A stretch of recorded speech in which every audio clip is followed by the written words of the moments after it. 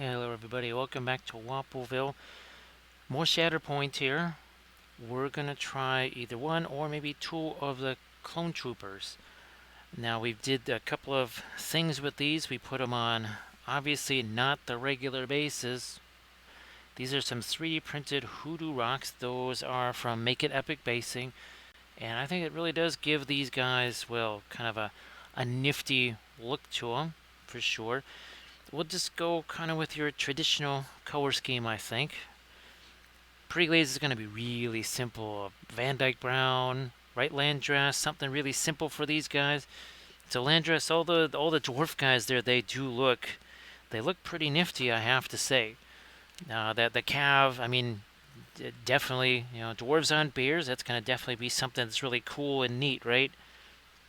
But yeah, those were looking really, really nifty. So Landrast, it seemed I actually have that video already uploaded to YouTube. I think we're onto something with that setup. I do think it worked out. So yeah, I was able to get all these guys based here, and I think it worked out okay. So and boy, it's huge. I mean, it is gigantic. So I'm already trying to get some larger scale things to some bigger things to try and mess around with for the next video for tomorrow on that thing. So yeah, we're just gonna. I mean, I might do both of these at once. I don't know. We'll see. We'll see. We'll try this one here, and then we'll see if we want to get to the second one. So what I need to do is just find myself, some old this here, whatever. We'll use this right Landrast here. Let's just get going on this. Again, keeping it pretty simple. Van Dyke Brown, Brown Matter. Maybe a little bit of our Mars Black in there too. Hey there, Mo's Magic. Nice to see ya. I know it's been a while, and nice to see you again, Grand Oracle. So yeah, I was able to successfully film on that new filming area. The sounds seem to be okay. The pictures seem to be okay. Obviously, I have to get used to the camera because everything is manual. You zoom in manual, the focus is all manual. Hey there, Deck Knight, nice to see you. So here we're doing another one of the Shatterpoint miniatures. Again, I don't know when the other stuff's going to arrive. Obviously, there's a bunch of pre-order stuff, but there is one box that is supposed to be available now. So we'll see if that will come up. So it's the Williamsburg Van Dyke Brown. It's either going to be Williamsburg or Gamblin, right? Because well, I remember it was Stila was the first one to actually use the Windsor Newton Van Dyke Brown, and she wasn't super happy with that. That's for sure. All right, so Grand Oracle. That's because we're also mixing in brown matter and a couple of other things. So it's not just that. Hey Aura, nice to see you again. We're also mixing a little bit of the Mars Black. Just a little bit of that, just for the heck of it. So yeah, there's never any just one color. We're usually adding something else to it. Sometimes like a Terra Rosa or something like that. I think that's what we did. Oh, what was I think it was on this one, yeah. I think here, especially on the tree, I think we chucked in a little bit of Terra Rosa over there. Now we're going to actually have to turn down our volume because for some reason I've got that cranked up for recording. So thank you so much, Sarge. Appreciate that. I also would appreciate some of this right here. Thank you so much. We'll rock a few shamrocks in there. So Sarge, I was very pleased that new area worked out, and it's definitely going to allow for some much bigger stuff to be painted there. So I finally, after all this time, I think we finally have an area where we can print things like dragons or paint things like, scale 70 or the 72 mil stuff, maybe even 100 mil stuff. Thank you so much, Grand Oracle. And how you doing there, Thranuel? Nice to see you too. Now, of course, I got to get back into things like, what's that? The asphaltum, right? It's been a long time since I last used that. That was always kind of fun. Here, I'm actually gonna chuck in a little bit of the Terra Rosa there, just for funsies. So Sarge, hopefully it won't be too late of a night for you there. As it says about 8 here, so hopefully, yeah, you won't be there super long, and then you can get back to the casa and have some yummy chow like always. So Thranduil, I hope that you're doing well. Happy Tuesday, yeah, happy Tuesday. Hard to believe it's already the 12th. That's crazy. Uh, so that's good, Storage. I'm glad it's a little bit more normal there. Now again, this is the just regular size Hoodoo rocks from Make It Epic Basing. So yeah, I think maybe we will just do this and not pre-glaze the other one, just in case. All right, I think we're good to go here. We have quite the variety on that, no doubt. So sorry, you're a little bit tired there, Threnio. I know you were kind of tired last stream. You got kind of worn down there. So okay, there's our pre-glaze in place. Now we're gonna have to. We'll take our makeup sponges to this, and we'll start wiping some of this away, cause well, reasons, right? Here we go. There's some of our makeup sponges. There's not going to be that much staining here. None of these are super staining colors, that's for sure. Yeah, not the Van Dyke brown, not the brown matter. Well, definitely not that. Terra Rosa has a little bit of staining to it, just especially if you leave it on there a little bit longer. Hey there, M-Tellies, nice to see ya. So M-Tellies, now have you seen some of the other figures that obviously they're not released yet? Wasn't sure if your game castle there in Santa Clara actually had some of those for you to see. And hopefully you've had more chances to play the game. See, there's more of this sticking onto this than you would kind of expect here. All right, well, Sarge, we'll see you in a little bit. See you in a little bit again. Hopefully you can just kind of get out of there, get back home, and have some tasty victuals there. So M-Toys, I hope that you're doing well, and hopefully, well, I'm sure the MetaZoo stuff is all going good. Oh, what's the other? Leviathan, is that the other thing, right? That's the big deal that everybody's really going crazy for right now. Alright, so I think, let's see, what was the one that I think wait, do I have, maybe this will show, wait a minute, nope, that's not it. There it is. So that must be the Twice the Pride Squad pack or something like that, because that's the one that shows as new arrival instead of as pre-order. So the You Can't Run dual pack, the Jedi Hunters, plans in preparation, those were all, they look like they're pre-orders. Hey, no time for bowl, nice to see you again. I hope that you're doing well. Again, happy Tuesday to folks. Boy, I really was trying to start at 7:30 here. I mean, I got close, about 7:45 or something like that. It's pretty close. All right, now let's look at this. Yeah, there's a difference, right? That ain't nothing. That's more than nothing. So we'll take that. Here, let me just get rid of some of these here makeup sponges. Start to find ourselves this here. Let's start the helmet. I was just thinking of kind of a desert type of a backdrop here. So, maybe there we go. That'll neutralize it. A little bit of that radiant violet. That should neutralize it just a bit. Hey there, Deck Knight. Thanks so much for sharing that. Actually, Deck Knight, I just realized that, yeah, I needed to share that. So thank you so much. So the link that Deck Knight shared right there, that's the GoFundMe. Again, that is for really big structural stuff on the house. Stuff that there was no way I could try and take care of myself, especially while all of the craziness was going on. And it was just something that we were, well, obviously right now she was supposed to be getting better because well, it was working. What we were doing was working.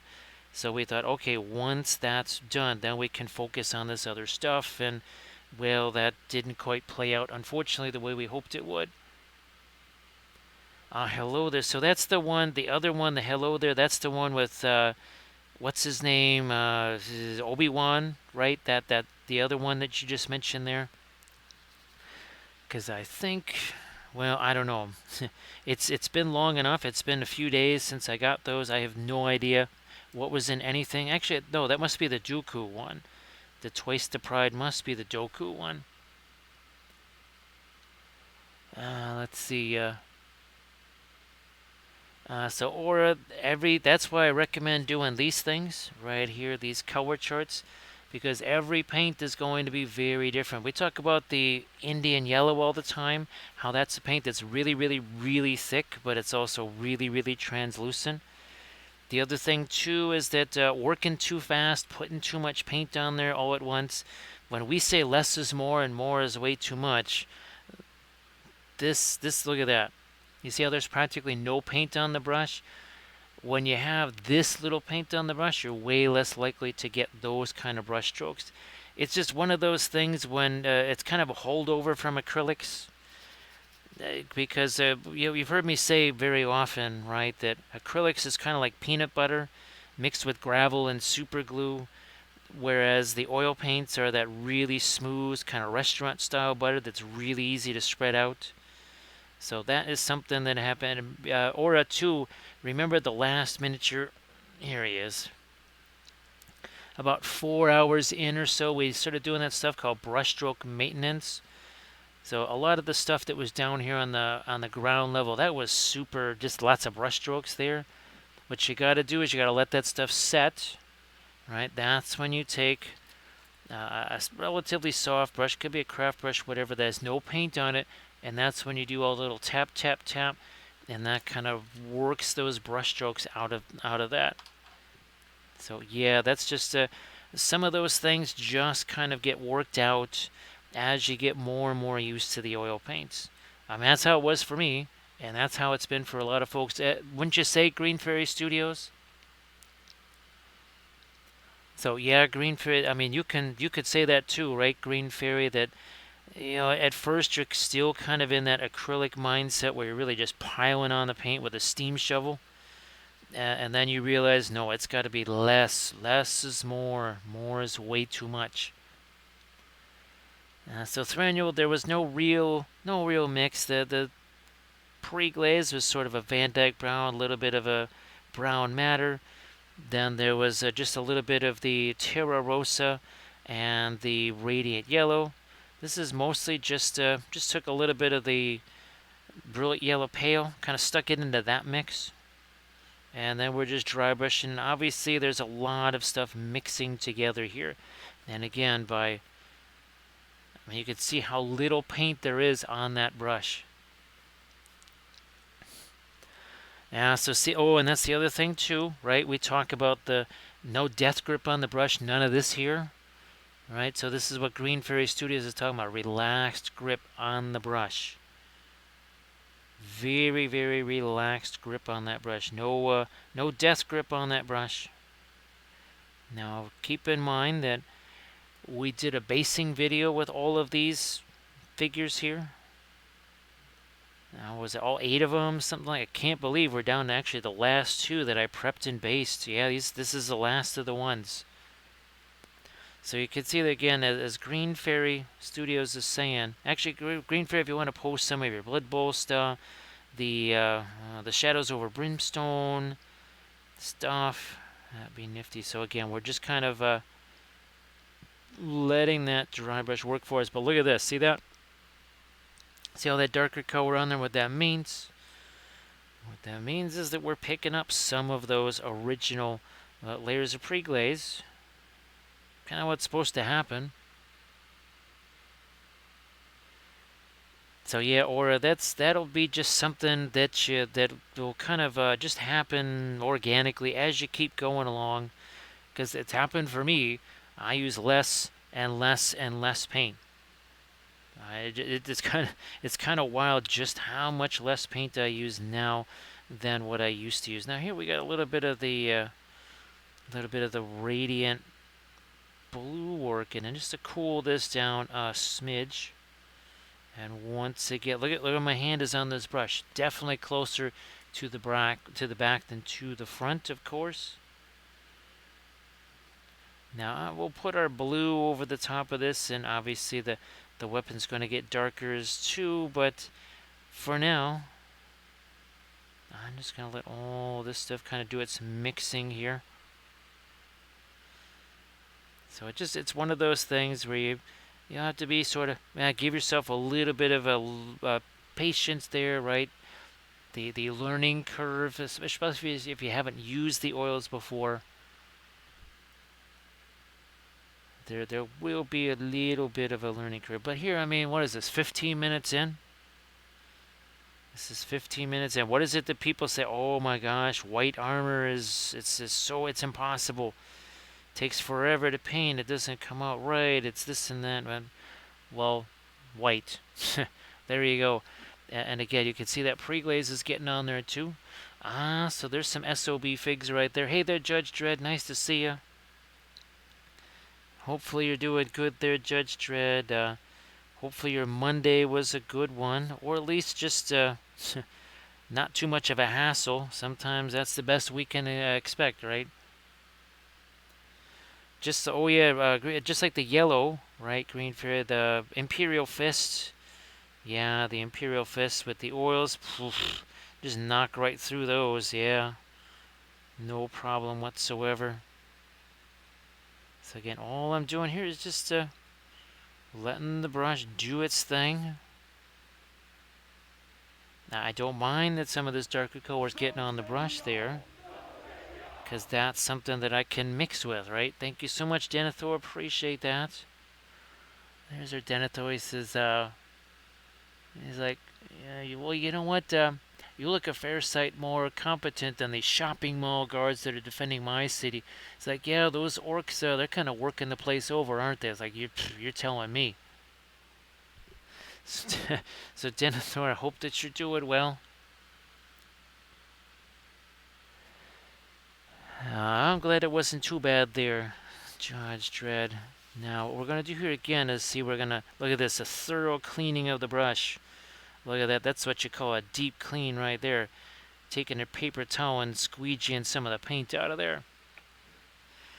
Which means now maybe we'll go back to that fast matte white, and we'll really do some dry brushy stuff here. And again, we'll bring the blue markings, whatever you want to call that, in here. Also thought maybe we could do a little bit of weathering or something on these guys, a little bit of chipping. You know how it is, something. Let me see if I can do a little bit more here. There we go. So again, just to grab a little bit of our fast matte white there. That's from Gamlin. Now, only the commander has a little bit of color on those, so we'll stick with this. Back to our, and again, it has to be very, very minimal amounts of paint. Let's see. So if you,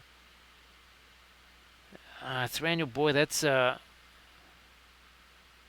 I'm trying to read that. It's a little bit tough to read. There's a lot going on there. So actually, Thranio, it's never a bad thing to use one of the radiant colors instead of just using the white. So it's never a bad idea. Like your thought there was using the radiant violet first, and then that's always a good idea. Yeah, that's never a bad plan, right there, Dave. How you doing, Lord Dave? Nice to see you.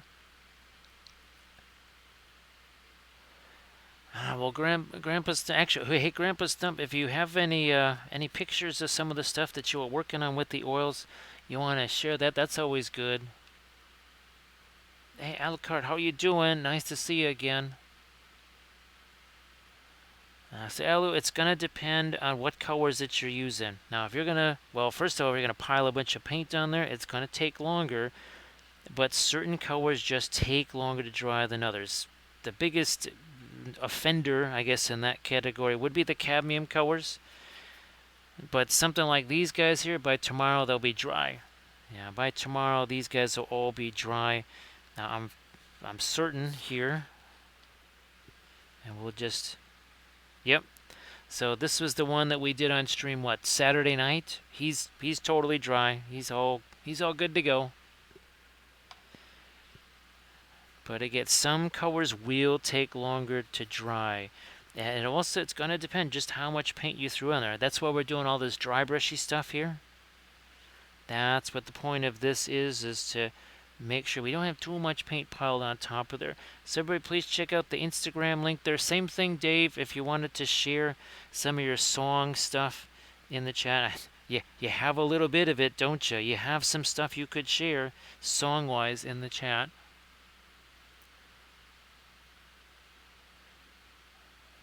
So Aura, the liner brushes, that's one of the key things actually, is the liner brushes where we go. This is, there you are. This is very, very helpful because this is going to hold a lot of paint, especially if you're using the oil paints and you get the right amount of thinner in there. Too much, it'll become a pin line wash and just kind of go all over the place. Not enough, it'll just kind of, it'll just sort of drag along. So that's another one of those things where the practice of it, right? The more you do it, the more that sort of muscle memory is going to take place and take hold. Hey there, Nessie. Thanks so much, Nessie. How the heck are you doing? So Lord Dave is down to what looks like maybe 1 unit left to go and a couple of NCUs there. So like Green Fairy says, choose wisely, not so long. Choose unwisely, it could take a while, right, Green Fairy? So Nessie, actually that video is, I think it turned out, I think it all worked out. That it was so wild using that camera, and I do think it had something to do with the Surface Pro being just so much newer than this ancient machine that I'm using right now that's got to be at least 6 years old.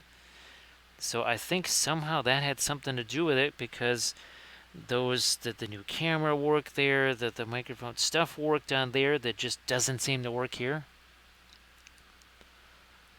So everybody, again, please check out Grandpa's Thump there. That link is, you got some stuff painted with the oils. And actually, well, Nessie, I hope that you're doing well on your preparation for your Gen Con classes. Now, if they're not, I'm sure they're all full, but if you wanted to, if you want to post any links about your Gen Con classes in the chat there or whatever, I'm sure that would be fantastic too. Alrighty, now we gotta start getting some darker stuff in here, I think. So 2 units. So one's gonna be Cav, so 4 guys there. And then, well, I get potentially just 11. No problem. Or well, it's very helpful, because there's been times where I've made tutorial videos just based on the questions that people asked. So people would ask the same question enough times, I'd say, ooh, maybe I should do a video that kind of explains that or illustrates that, just so that they could really see it, right? Instead of me just kind of talking about the concept of it. What if there was a video that really shows it straight away? So that's what's real. Oh, that is not my black right there. This one is. I'm just going to put this around the edge. That's all I need to do. You know what? I'm going to try me some of this here. Now, I do like the was it the black 3.0 so much better than this right here. Nessie, everything painted on in oils on the stream here for sure. Yeah, all of the Shatterpoint stuff all painted in oils. And oh, hey Nessie, if you wanted to post again any of your other regular stuff that you've been painting in the chat, that'd be fantastic too. No problem.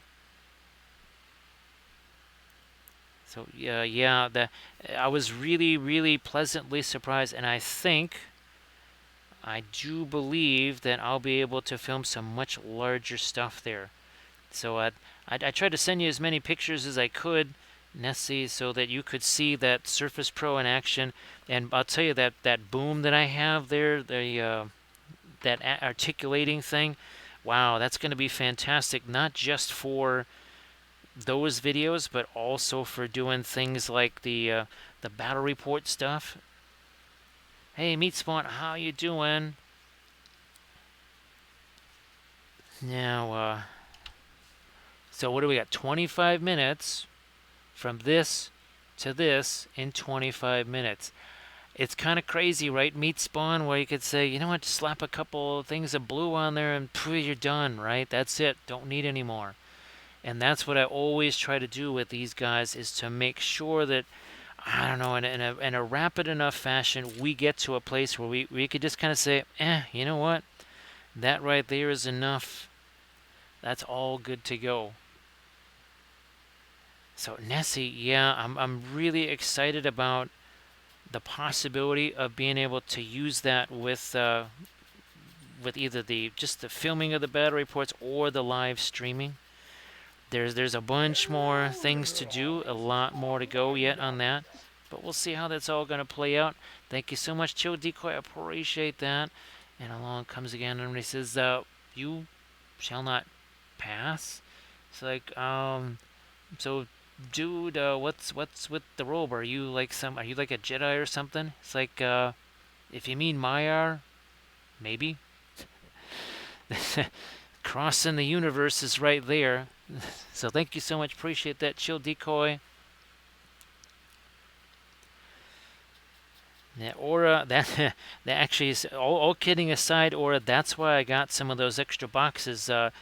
Actually, wouldn't you say, MTEL, is that each of the boxes, like those 4 that I mentioned, they have some lightsabers in there, at least, if not maybe, no, there's no more Mandos, but they at least, they're folks with lightsabers that offer some glowing type things, right? And it's just like what Green Fairy was saying. Where's those, the Ossiarchs? This was the classic thing where people said, yeah, you had me at pre-glaze. Well, then you did the dry brushy stuff over the top of that. Then you did a little stuff over the top of that. But at each stage, they just kind of said, you know what? I'm kind of good with what's there. That would have been more than enough. Now, let me see. You know what? It looks like their gloves are also dark here. All right, well, doing a little bit of pin line wash here. Maybe more thinner in that. Nessie, the fact that that camera boom just kind of swings over, oh my goodness, that is colossal. That is absolutely enormous. That the fact that, not the camera boom, but the laptop, well, the Surface Pro anyway, can be moved over somewhere, right over the top of the gaming table. That's going to be excelente. So again, I'm just doing a little bit of inline wash there, that's all. So everybody, if you want to see some Gundam and some Gunpla there from Nessie, please check out that link. Also, please give Nessie a follow. And those are all about Nessie's Gen Con classes. So please check those out. Especially, I know a whole bunch of folks are going to be at Gen Con, so why not?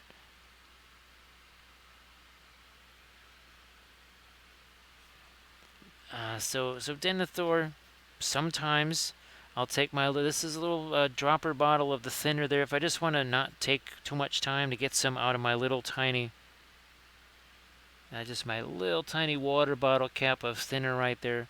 Especially in the early stages, sometimes I'll do that again just to get the thinner out there sooner. Oh, look, you can see a little bit of the crackle paste right there. So Grandpa's Thump, I don't do too much with the oil washes. There's not very much. This is kind of a rare thing right here, seeing this little bit of a pin line wash right here.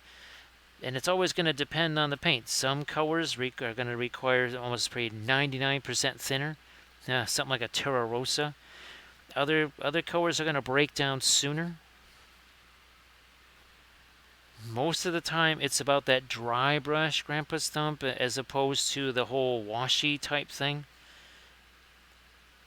Now, the one advantage, let's see here, you can see the paint was already starting to mix with that. So if you're just dragging that brush along, it's going to actually, it's not really going to be much of a wash. So here I'm going to just see another drop of thinner out there, just so that that's extra thin, and we're just gonna let this, see, we're just gonna let that spread out on its own.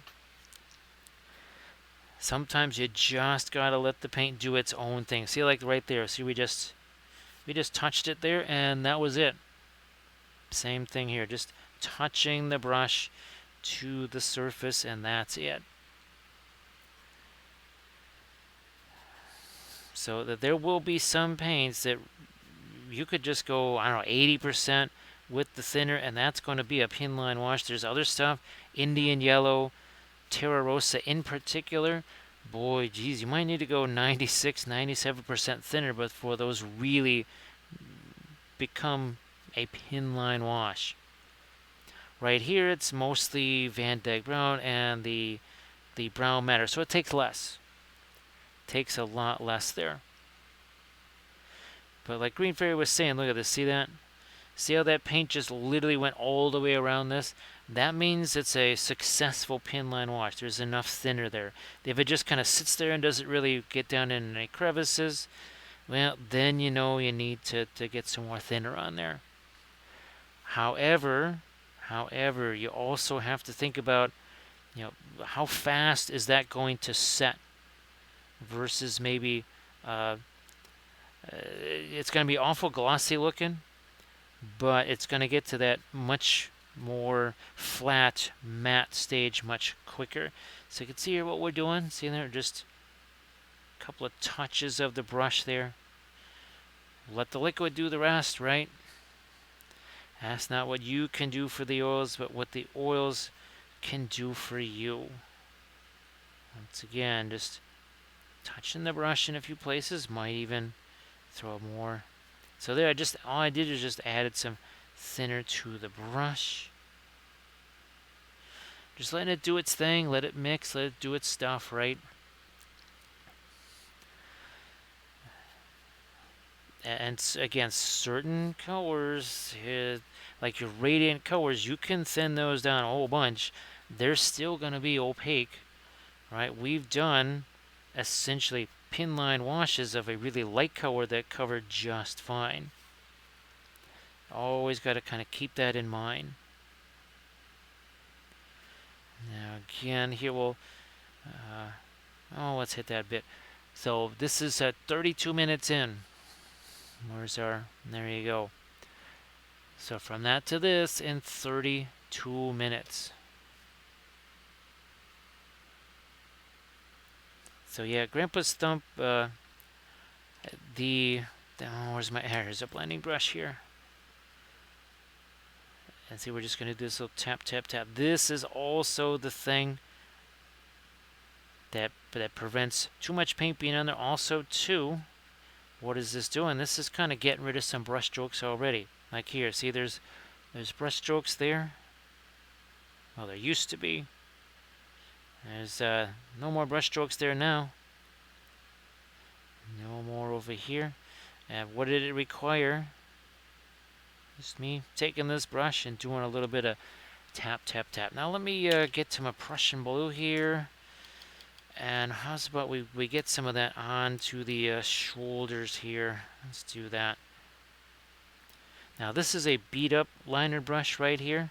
It's not really something that I would be using for any kind of finished details, but it works really good for this.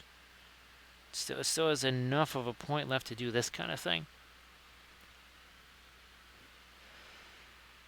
Yeah, Aura, that's why, remember we were talking about the Bones miniatures, right? Because, well, those are much cheaper. You don't really have as much literally invested in those, right? Now, see here, this is a bit more of the thinner on it because we're trying to maybe use what's underneath. And again, so Nessie, yeah, it's crazy to be thinking about, Gen Con all the way right now, but you kind of have to, don't you? It's not that far away. So, hey there, Arid. Everybody, please give Arid a can wife a follow if you can. Please go ahead and do that. So, Arid, if you want to post any of your stuff there in the chat, of course, that would be fantastic. Everybody, please give Arid a can wife a follow. And hopefully you're just kind of feeling better in general, being back from the Arizona trip there. And now back to my Prussian blue here. Yeah, let's get some of the marking up here. And it's going to mix with some of the stuff that's already there, so we just have to be thinking about that. That's why we're doing this little bit of tap, tap, tap there. So everybody please check out, again, the Pinterest link there from Arity Canwife, and then give Arity Canwife a follow. If you could please go ahead and do that. Yeah, and boy, Nessie, I'm telling you, you don't mess with the Prussians, that's for sure. Well, you can. Not going to end well for you. It'll end just about as well as it did for Cobalt Blue and Cerulean Blue. Now, yeah, you can see what we're doing here. So again, it's a little over a half an hour in. Now we're getting some of the blue in here, and then that's kind of the thing that most people would say. Okay, yeah, that's once I have that, that's what I need. Yeah, the Egyptian violet, man, oh man, that is. And after seeing it, especially the Williamsburg version compared to some of those other ones. Now again, this had a decent amount of thinner on it, but not a ton. It was not a pin line wash. So again, maybe now we'll let that blue set. You can already see it's starting to get a little less shiny there. When that is almost flat, then we know. Then we know we've got that just about where we want it to be. Well, Nessie, oh boy, Nessie, you saw some of the, I almost said Tomb Kings, some of those ring wraiths. There was some Payne's Gray done there, especially of the Williamsburg variety. That Williamsburg Payne's Gray is very much more of it's much more blue. That there was kind of almost shocking amounts of blue there. So yeah, something like that. I guess you could have used Payne's Gray as a pre-glaze color there. The problem is you would have wiped away a substantial portion of it, as in 99% of it. That's kind of the unfortunate part of that. So meat spawn, it's just about, that's going to set faster because it's so much thinner. If I was to just, and remember, hashtag no layers, which is why we're doing this. See that? We just did there. We just did that, and now we're going to take this, and we're going to do the same thing. All right, Grandpa's Stump, I hope that you have yourself a good night's sleep there. Thank you so much for being here, of course. Thank you so much. Now, I don't know. We might be painting one more Shatterpoint figure. Now, it kind of depends what's here, what's available. So again, we'll do one more here, but again, hashtag no layers there. So we're going to take this. We'll take our blending brush to it here. And as the Mandalorians would say, the plop and push, this is the way. Now, as we do this, we could also, like I said, we could do a little bit of weathering if we wanted to. Again, a little bit of tap, tap, tap with our blending brush. Let's do same thing on the other side here. See this? Hashtag no layers. We'll take our blending brush here. So that big old block of paint. A little bit of tap, tap, tap here. And as you can see, that's nice and smooth. Also, a whole lot less paint. So instead, that's now here. You can see that's already less shiny up there. That's already less shiny. Had I just painted the Prussian blue over the top straight away, ooh, that'd be shiny for a while. Now it will be shiny for at least a good couple hours, I think. Now that's as much just a camera thing as anything else. So there's certain things that I'll do just because maybe they show up better on camera. Like an Arathu shows up better on camera. Hey, Arathu. Well, yeah, I think we've painted 10 of these already. What, we're 40 minutes in. Yeah, I think we painted 10 of these guys already. Just, with the freehand. We even threw some object source light on some of them just to be a little bit facetious there, of course. All right, there. So again, we're just going to slap that on there. So meat spawn, and I work straight out of the tube all the time. Yeah, that happens a lot. Just me working straight out of the tube there. It's just a matter of when are you going to do that. Hey there, Happy Heretic. Nice to see ya. Where did my... Here, let's again take our blending brush to this, and we're going to do some tap, tap, tap here. And just let that get smoothed down just a little bit there. And like Denethor says, don't blink. If you blink, you are literally guaranteed to miss something, aren't you? Yeah, but definitely guaranteed to miss something.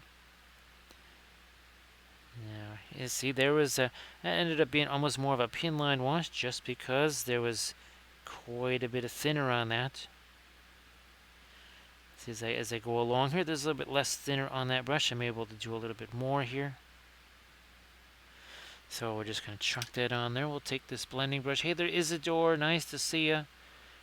If everybody could please give Isidore a follow, that would be sensational. So Isidore, again, if there's anything you wanted to share in the chat, I'm sure that would be fantastic. And like Green Fairy was saying, with the oil paints, your lighter colors, those are going to be the ones that cover. It's not like the acrylics, right? The darker colors, those tend to actually be the ones that are more translucent or less opaque. So I'm glad you're doing good there, Arathu. There's a Dio in the chat as well. Everybody, please give Diomedes Industries a follow if you could. That would be great. So Dio, I hope that you're doing well. And Dio, if you want to post the link to the different, like the charity thing and stuff, I'm sure that'd be fantastic. Here, we'll lighten this up a bit more there.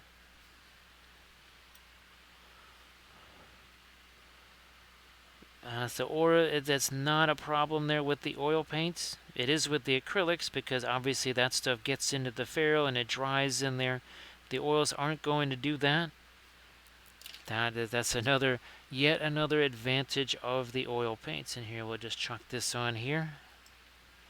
So yeah, with the acrylics, that would be a major problem. With the oils, definitely not. Because it also just does not get down in there. And of course, our Winsor Newton brush cleaner does a really fantastic job there.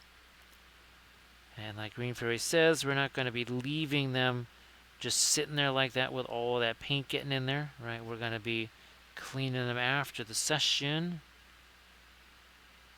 Look at that here. We're just gonna plop in some of this, and then we're just going to take that blending brush and do the rest. Do the rest with that. Yeah, meat spawn. That's why I always advocate working on multiple figures at the same time. I kind of wish I could do more of that on stream. That's really why I want to get the Saturday challenge going again, is so that we can really show that off. But you can see again how easy it is to do white, right? And again, you don't want to just leave the stuff sitting in the brush forever, but you do have some wiggle room there. Now here, you know, I'm going to do this. I'll do a little smidge of reflected light there. So Happy Heretic Conquest is about 45 millimeters. This is more like 40. I would say it's definitely smaller than Conquest, because I mean here you can even see. You can see how much bigger Conquest is, and this Conquest is like 100 millimeter scale. At least it feels that way by comparison. Hey Delta, nice to see you again. Delta, it's hard to say. I think it's really as much of a issue of you just won't be able to do much in the way of posing with those. So yeah, they're all gonna look alike. Now the thing is, those are also potentially easier to convert, because essentially what you do is you put them together, then you chop them apart. So, I mean, all kidding aside, that's oh, we have some more of our Prussian blue to do in there. We'll get to that too. And of course, again, I just use the Winsor Newton brush cleaner that works really, really, really well. Really fantastic stuff. Here it is. Look at the added benefit. Oh, look, dried acrylic, also oils, not hazardous, also no vapors. Now, if you choose to eat the chocolate-covered raisins, it's a different deal right there. If you go for the chocolate-covered raisins, maybe, well, then maybe a little bit of the vapors might apply. And again, it's really more a matter of they're going to look, well, very, very, very similar to each other, as in exactly alike. Let me see. You know what?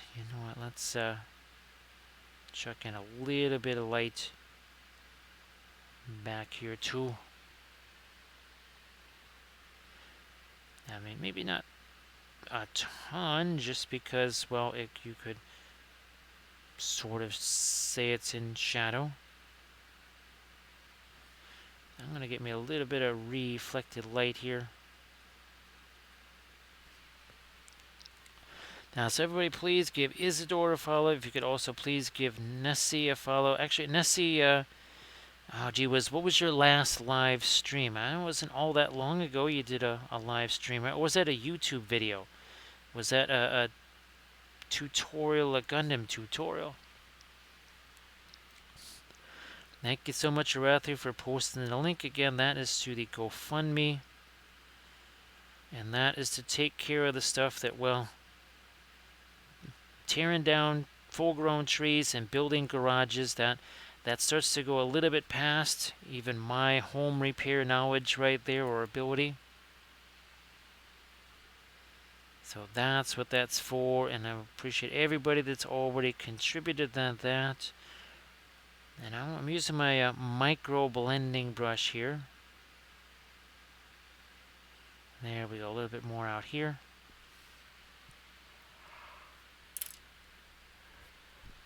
Now we're getting back to our lighter white here, and I realize we got the chest plate there. That's got some blue that it needs on there as well.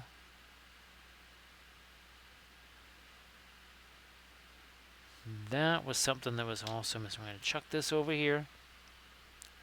We're also going to welcome in Trader Legions. Trader Legions, nice to see you. Well, happy Monday to you. Happy Tuesday also. Again, for our European and Australian friends.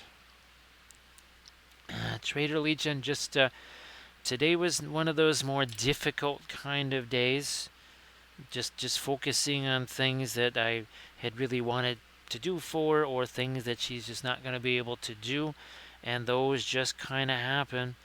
Sometimes even in the same day. There will be a day where it kind of starts out okay, then gets a little bit on the not so fun side, and then there's a day like today where I get to stream, get to hang out with all my friends here, and it's a little bit a little bit more of a happy thing. But there, yeah, some that lately the last 4 or 5 days, just kind of focusing in on the things that I just was not able to prevent. Hey there, JP. So yeah, we did the Hoodoo Rock. That's from Make It Epic Basing.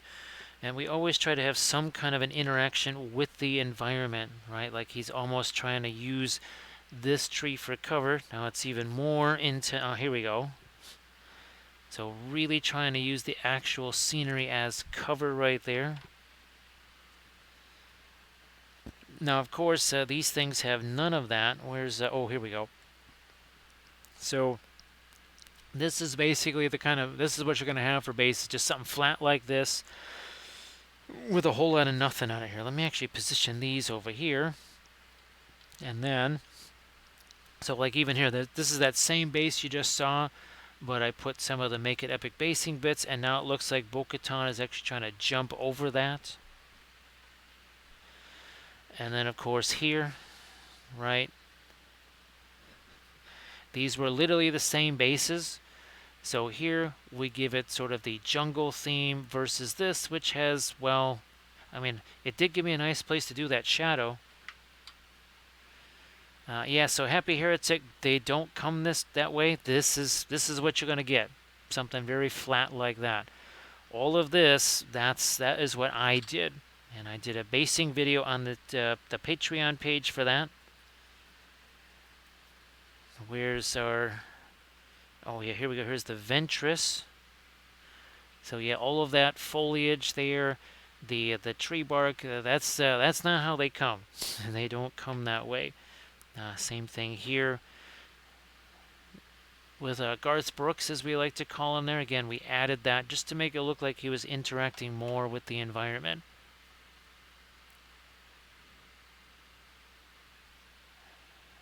So Nessie, with the YouTube shorts, are you just kind of doing those?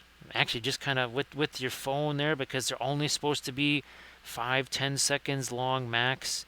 That's just, I think I'm still going to try and film them more formally. And then I guess just kind of do the editing thing, because you can actually set up even XSplit to do vertical. And then you can also set up your editing software to do vertical there too.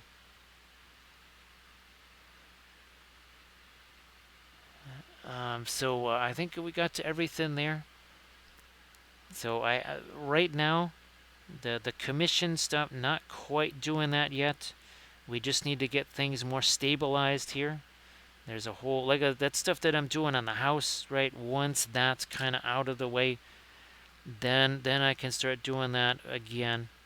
But boy, oh boy, with the situation here, there was what, over a year that I wasn't able to do any commissions at all. Now again with TikTok, I was gonna do TikTok, then I sort of just went away from that, just because, well, you never know where they might just say, well, if you're at this place, you can't look at it. If you can't look at it over here, so that YouTube is weird enough with its restrictions and such. So I said, well, I'll stick with the Instas, with the YouTube, and make that work. Alright, so there, again, we're just trying to get a little bit of the lighter stuff right here. Now, Happy Heretic, glad that you're able to get some streaming going on your YouTube channel there. Oh, if you wanted to share that there in the chat, Happy Heretic. Sorry, I should have thought of that right away. So it took me a little bit to think of that there. Again, you can see now that we're starting to add our lighter color to that. This is 54 minutes. 54 minutes ago. This guy was just like that. So yeah, Meat Spawn, that's something that I'm really hoping to be able to do again. Because believe it or not, that used to be our entire income source, was just commission stuff. There wasn't any videos, there was nothing else, just commission things. That's how it used to always be, and then things kind of started to change. And then, of course, the mysterious disease of completely unknown origin that also had a big impact on stuff. So Nessie going back to is the Grimdarks. Actually, Nessie, if you wanted to, again, post any of your Instagram stuff there in the chat, that I'm sure would be just nifty. Now, these do show up as being lighter on my reference picture. I'm just basically, with all of these things, pretty much just doing whatever box art, official color scheme, whatever the term you want to use there. So there we go. Please check out the YouTube link there by Happy Heretic. Alright, so Green Fairy, you have yourself a good one. Thanks for being here as always. And again, if you wanted to share any of your Insta stuff, maybe some of your Blood Bowl stuff now that you shared the Shadows over Brimstone, that'd be fantastic. So actually, today was the first. Well, it's all loaded up now on YouTube. I'll be posting it to the Patreon page tomorrow, where I was able to use one of the new filming area that I've been constructing for weeks. I think I finally got all the equipment to finally cooperate and work. It was just a basing video. I know there's been a lot of basing videos lately, but that is a lot easier for me to kind of control things just doing a basing video. And what I'm going to try and do tonight is to make sure I've got a nice large-scale thing, something like from Loot Studios, a 75mm, whatever, and then try to maybe paint that on the new thing, testing out just how big we can go. So again, starting to really work in some of our lighter stuff there. Like maybe we can even throw a little light on this so it can't all just be practically black. Now there's we're gonna have to go back to our Prussian blue, and I just realized that on their chests here, we need to do that bit right there. So Prussian blue here, and it's gonna be relatively thin down, not a pin line wash, but relatively thin down.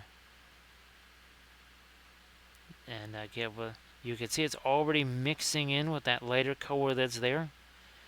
It's essentially like it's highlighting itself by virtue of just letting it mix with what's already there. This is the nifty part about the oils, where you can just be very sneaky and save some time there. Right, Elite? How you doing, Elite? Nice to see ya.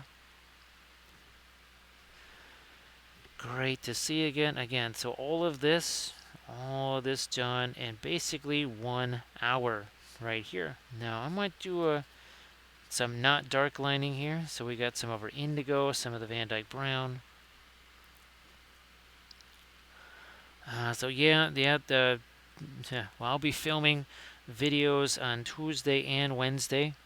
Well, actually, I'm going to be filming 2 videos tomorrow, because I'm supposed to be working on that giant mural. So that's the one where we're painting Bag N at 90 inches by 134. So yeah, that's and we've been filming the process. So yes, technically I'll be filming 2 videos tomorrow. So it will depend on the colors, like the brown matter over here, that'll just be dry. The fast matte white, that's going to be dry. Those are just faster drying colors. The Egyptian violet could potentially, a tiny little dot of that could last for weeks. It's crazy.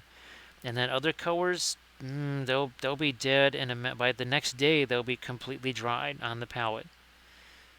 And everything in between. The radiant colors, those tend to not dry quite so quickly on the palette, because, I mean, they do have white in them. What's interesting is on the figure, though, they have a tendency to dry. So yes, I've been painting that really gigantic, basically landscape with the oil paints. We've been filming it just so that people can see that all of the same things that we do here, Even when we're painting those little 5x7 paintings, same stuff. So Isidore, there's nothing I'm going to do to make them dry quicker. Anything you would do would be meaningless or just kind of cause the paint to actually crack or something you don't want to have happen. Like I was saying before, what's going to really dictate how long it takes to dry is what colors are you using. If you're using a bunch of cadmium colors or slow drying paints, well, then it will take longer. But here we're not using anything that's going to take a long time to dry, like say a cadmium color or an Egyptian violet or something like that. That's why this one took longer to dry, because there was a ton of Egyptian violet on this thing. And Egyptian violet just happens to be one of those slow drying colors. So Aura, a lot of these, at least half of these, I was using them, last Saturday? Some others, they were no good, so I just chucked them in the garbage. So yeah, it was about half of the stuff that I could essentially kind of rescue and use again. And there was another half that just was like, all right, this is dry, no big deal. It'll also, too, depend on the brand that you're using. Williamsburg paints, those tend to be really rugged and last on the palette. Other colors that maybe they're a little bit weaker, well, maybe your Winsor Newton stuff, well, maybe those just dry a little bit faster. So everybody, please check out Nessie's Instagram post there. So Isidore, a couple of things that are happening there. It's a lot to do with some of the colors that are slow drying, but it also has a lot to do with essentially too much paint on there. When stuff is taking weeks to dry, that's when you know that there's just too much paint on the miniature. And that's something that, again, just happens with time. I use less paint on the miniature now than I did 6 months ago, way less than I did a year ago, and a ton less than I used to use 2-3 years ago. So my miniatures dry a lot faster now, just because I use so much less paint. So the same, like this miniature here, if I had painted this 2 years ago, let's say 2 years ago, it would probably take longer to dry. So it's going to depend, meat spawn, on the color. Some colors you really want to let those sit on there longer because they're really not that much of a staining color. Here, kind of just the stream dictated that I just kind of wipe it away faster than I normally would. Obviously, my ideal thing is I'd be working on 15 of these guys all at the same time. Working on a whole bunch of them all at once. That way I wouldn't have to worry about, oh geez, did I let that pre-glaze set long enough? Because I'd be working on so many of them, right?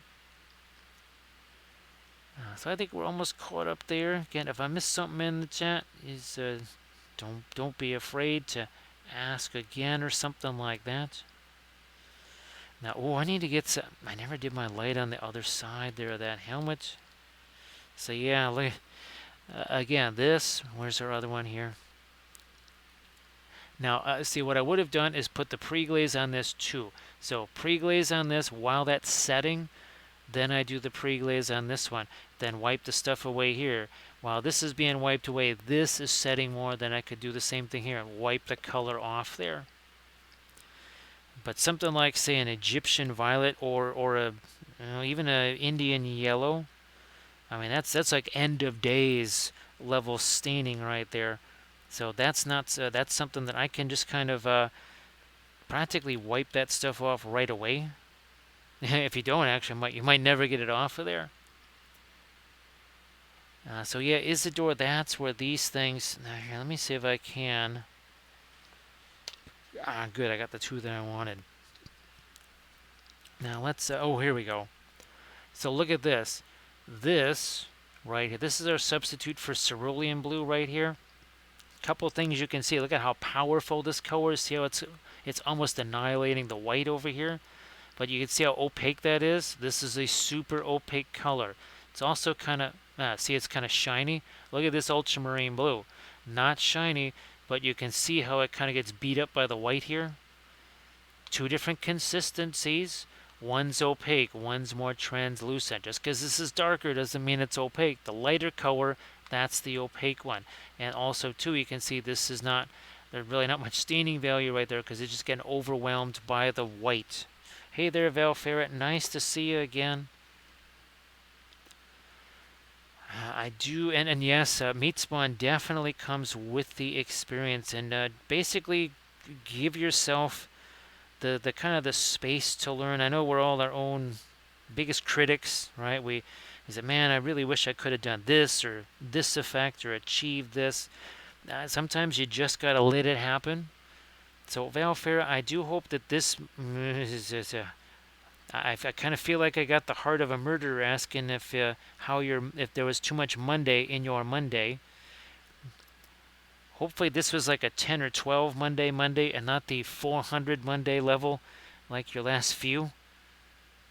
Again, I don't mean to ask you because it always seems like there's just one new weird crazy thing happening. I'm just hoping that you get a little bit of relief from that. So that was the Williamsburg Severus Blue. Yeah, well, a pun expected, right, Denethor? He was really big on that. I think Green Fairy, too, really recommended that. So these are the two regular guys. I haven't actually assembled whoever the whoever the leader is. I haven't assembled him yet. He's one of the few figures left.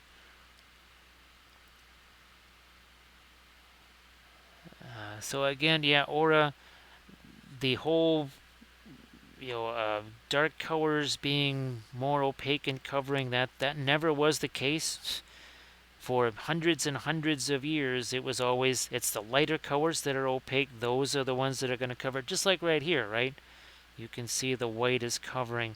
Super, super easy. Now here, let's again take that blending brush. Hashtag no layers. No layers. Look at that, just tapping that around here. Where's our impure? Here he is. That's why this took no time to paint at all, because it was essentially Indian yellow with a little bit of brown matter, Van Dyke brown in some of the darker places. Brilliant yellow pale over the top of it with the filbert brush, and poof, you basically had instant Imperial Fist. So let's see. So yeah, the captain figure, haven't had a chance to assemble him yet. Well, at least Velfair, I'm glad there was. Boy, oh boy, it was a little less Monday. Because yeah, your Mondays have been pretty intense. Not that the other days haven't had too much Monday in them also. That's for sure.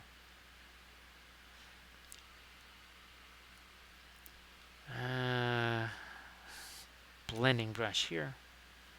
Again, and this is a brush that's just too beat up for doing any kind of precision work. However, it does work for this, like that. There you go. Oh, why don't I get a little bit more of my light over here too? And again, the blending brush.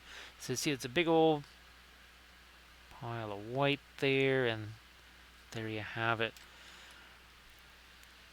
And now we could maybe think about our shoulder pads there. So Prussian blue, or I'll do this. Yeah, we'll go with a little bit of our.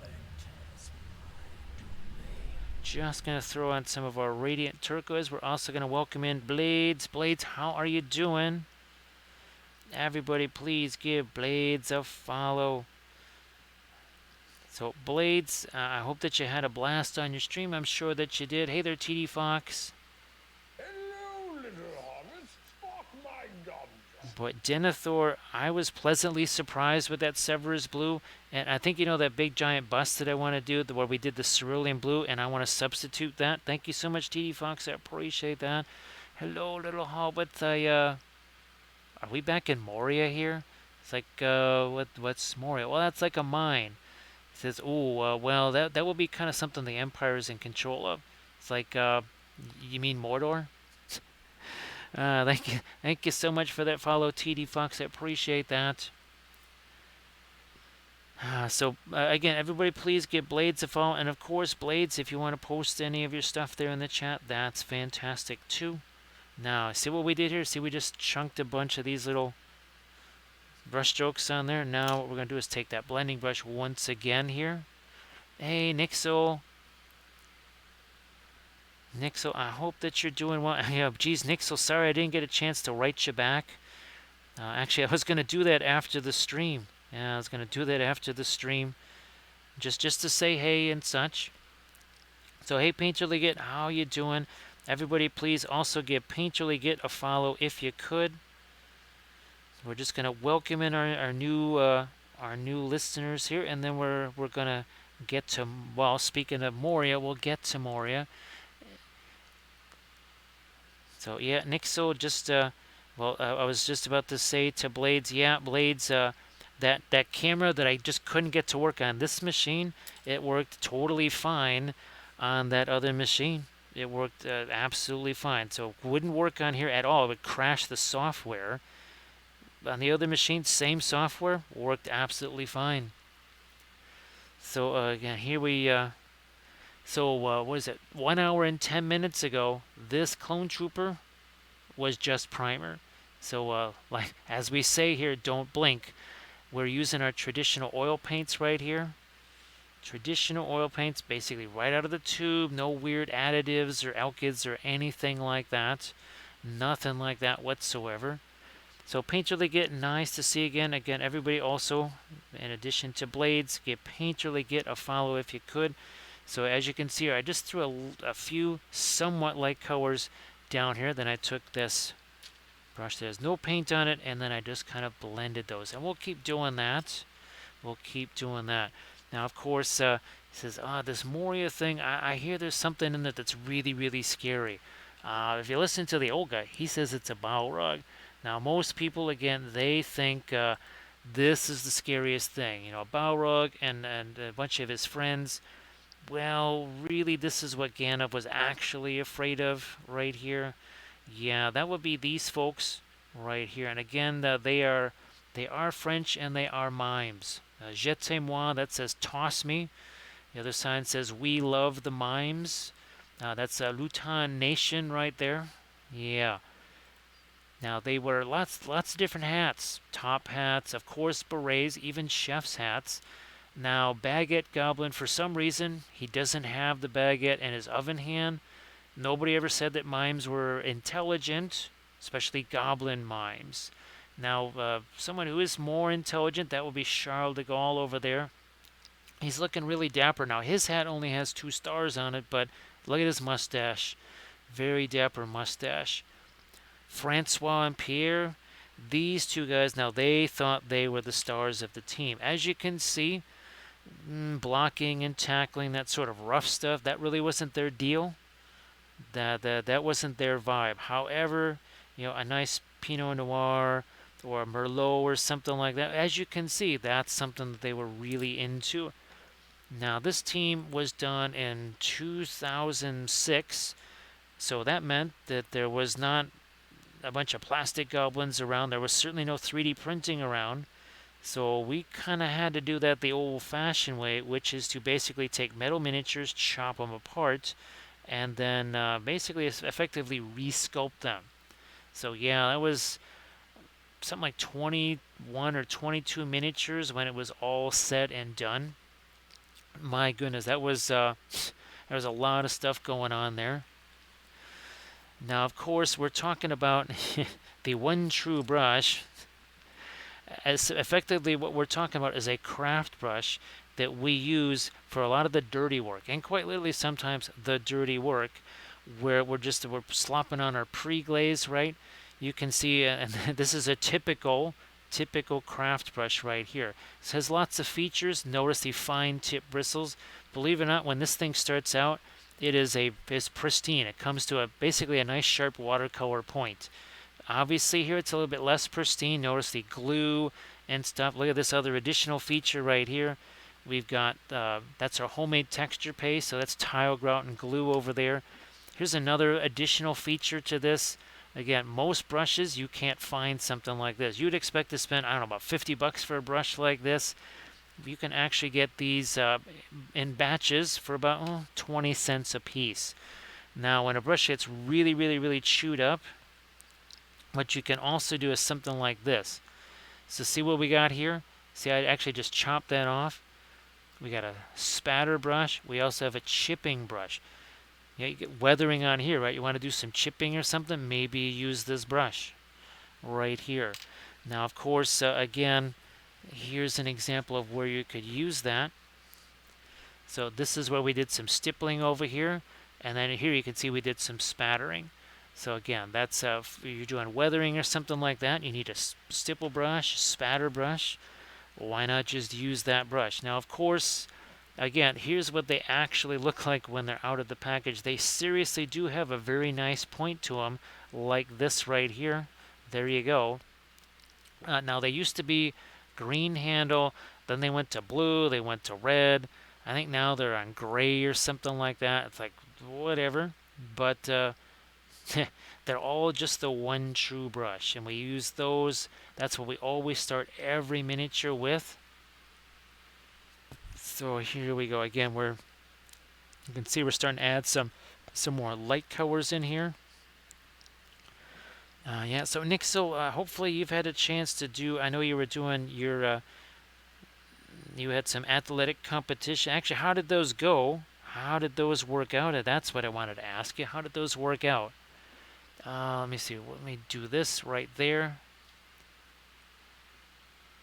Let me see. So yeah, these brushes right here. Even this one here, this is the most expensive brush that I have. It's basically $5. Okay, I'm glad that you're able to do that there, Nick. So, because I know that was something you were really wanting to do, and you were training really hard for it. So I hope that was very fun, and you're able to really get a lot of enjoyment out of that. Looks like you did, which is very cool. Now here, oh, well, actually, this is actually not a bad one right here. I think. Whoops, wait a minute. Do we? Nope. Here we are. So if a color goes somewhere, it must go everywhere. Effectively, every bit of this was covered with Van Dyke Brown and Brown Matter Preglaze. The parts that are blue even had the same stuff on them. Yes, indeed. And look at this. See that? No sable brushes. Craft brush first. Craft brush first. Now I'm going to see, I think. No. Well, hashtag no layers. Hashtag no layers. What I'm looking for is a caress the brush, don't crush the brush. Look at this. See that dry brushing type stuff? That is another way of making sure there's less paint on the miniature. Less paint, less brushstroke stuff, less drying time, all those good things. Let's see. So Nick, so all of this stuff is the new Shatterpoint, which what was it, about 10 days, not even 10 days ago, 9 days ago or something like that. It basically was its release. So it's pretty darn new, that's for sure. So those were those were some of the original commandments right there. So chapter 1 of the Book of Wapple is, if a color goes somewhere, it must go everywhere, because that's talking about the preglaze. Yeah, maybe. Okay, fine. I am gonna go a smidge lighter on our blues here. Maybe especially on the shoulder here. Not too crazy, not too much. And maybe we also think about maybe some chipping on that or something. We could do that too.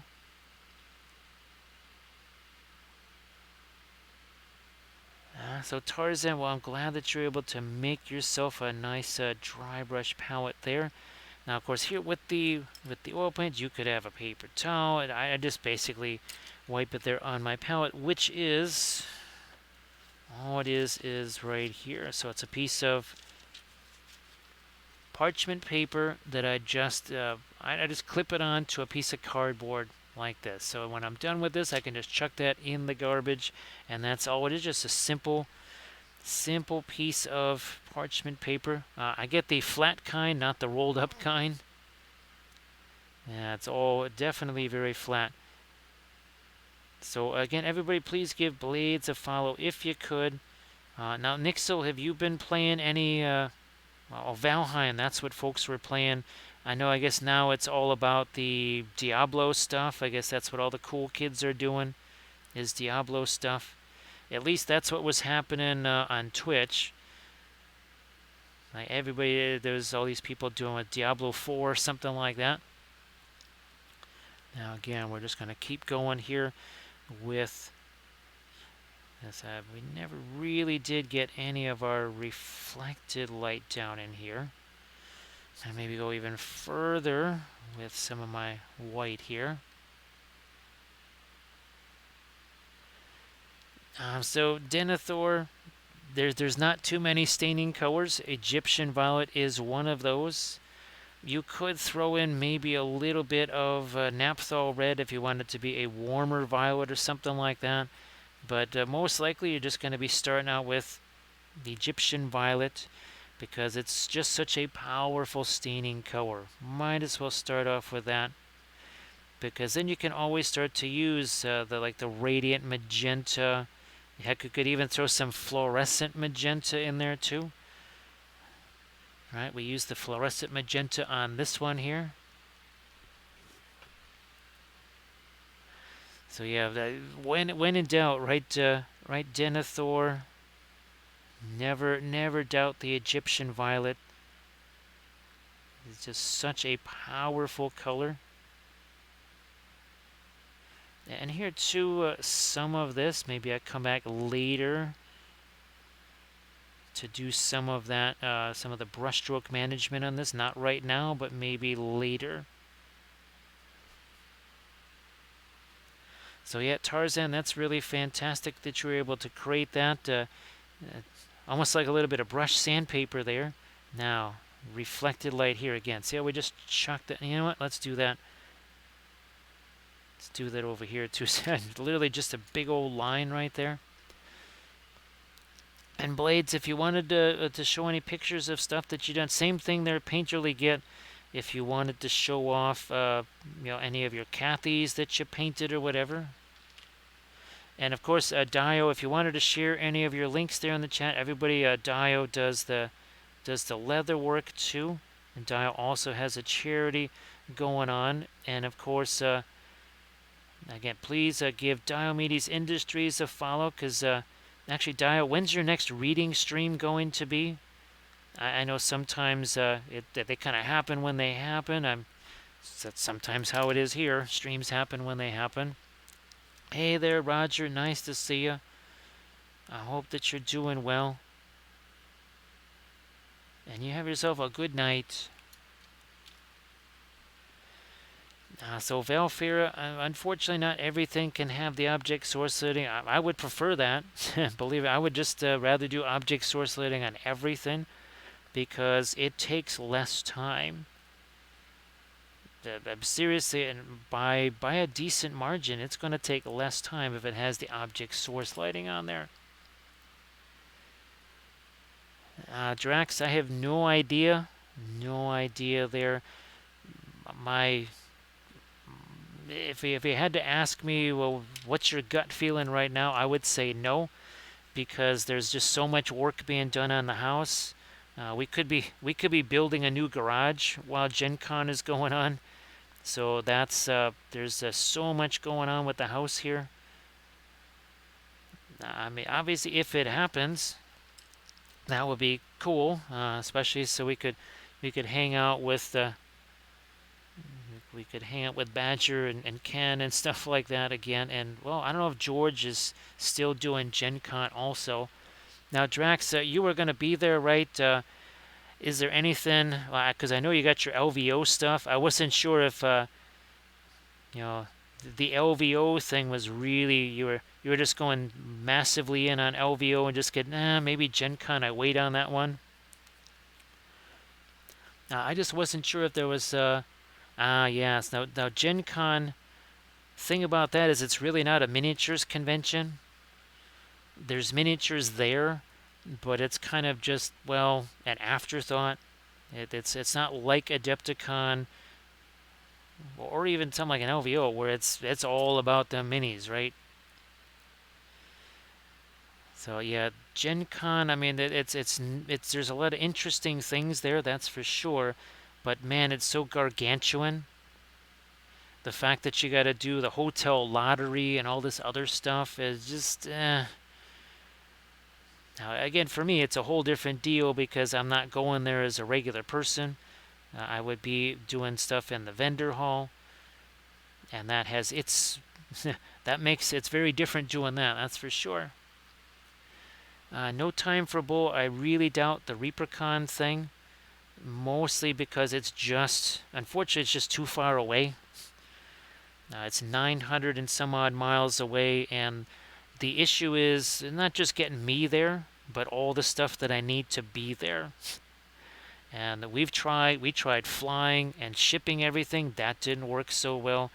We tried driving with all the stuff. That also didn't work so fantastic either, because it essentially added several days onto the convention. Yeah, believe me, if there was a TARDIS or something like that, and I could just kind of magically show up there, well, I'd be doing that all the time. Because ReaperCon is really fun. I love ReaperCon. And I miss doing that because, gee whiz, 2019 is the last time we were there. Really miss ReaperCon.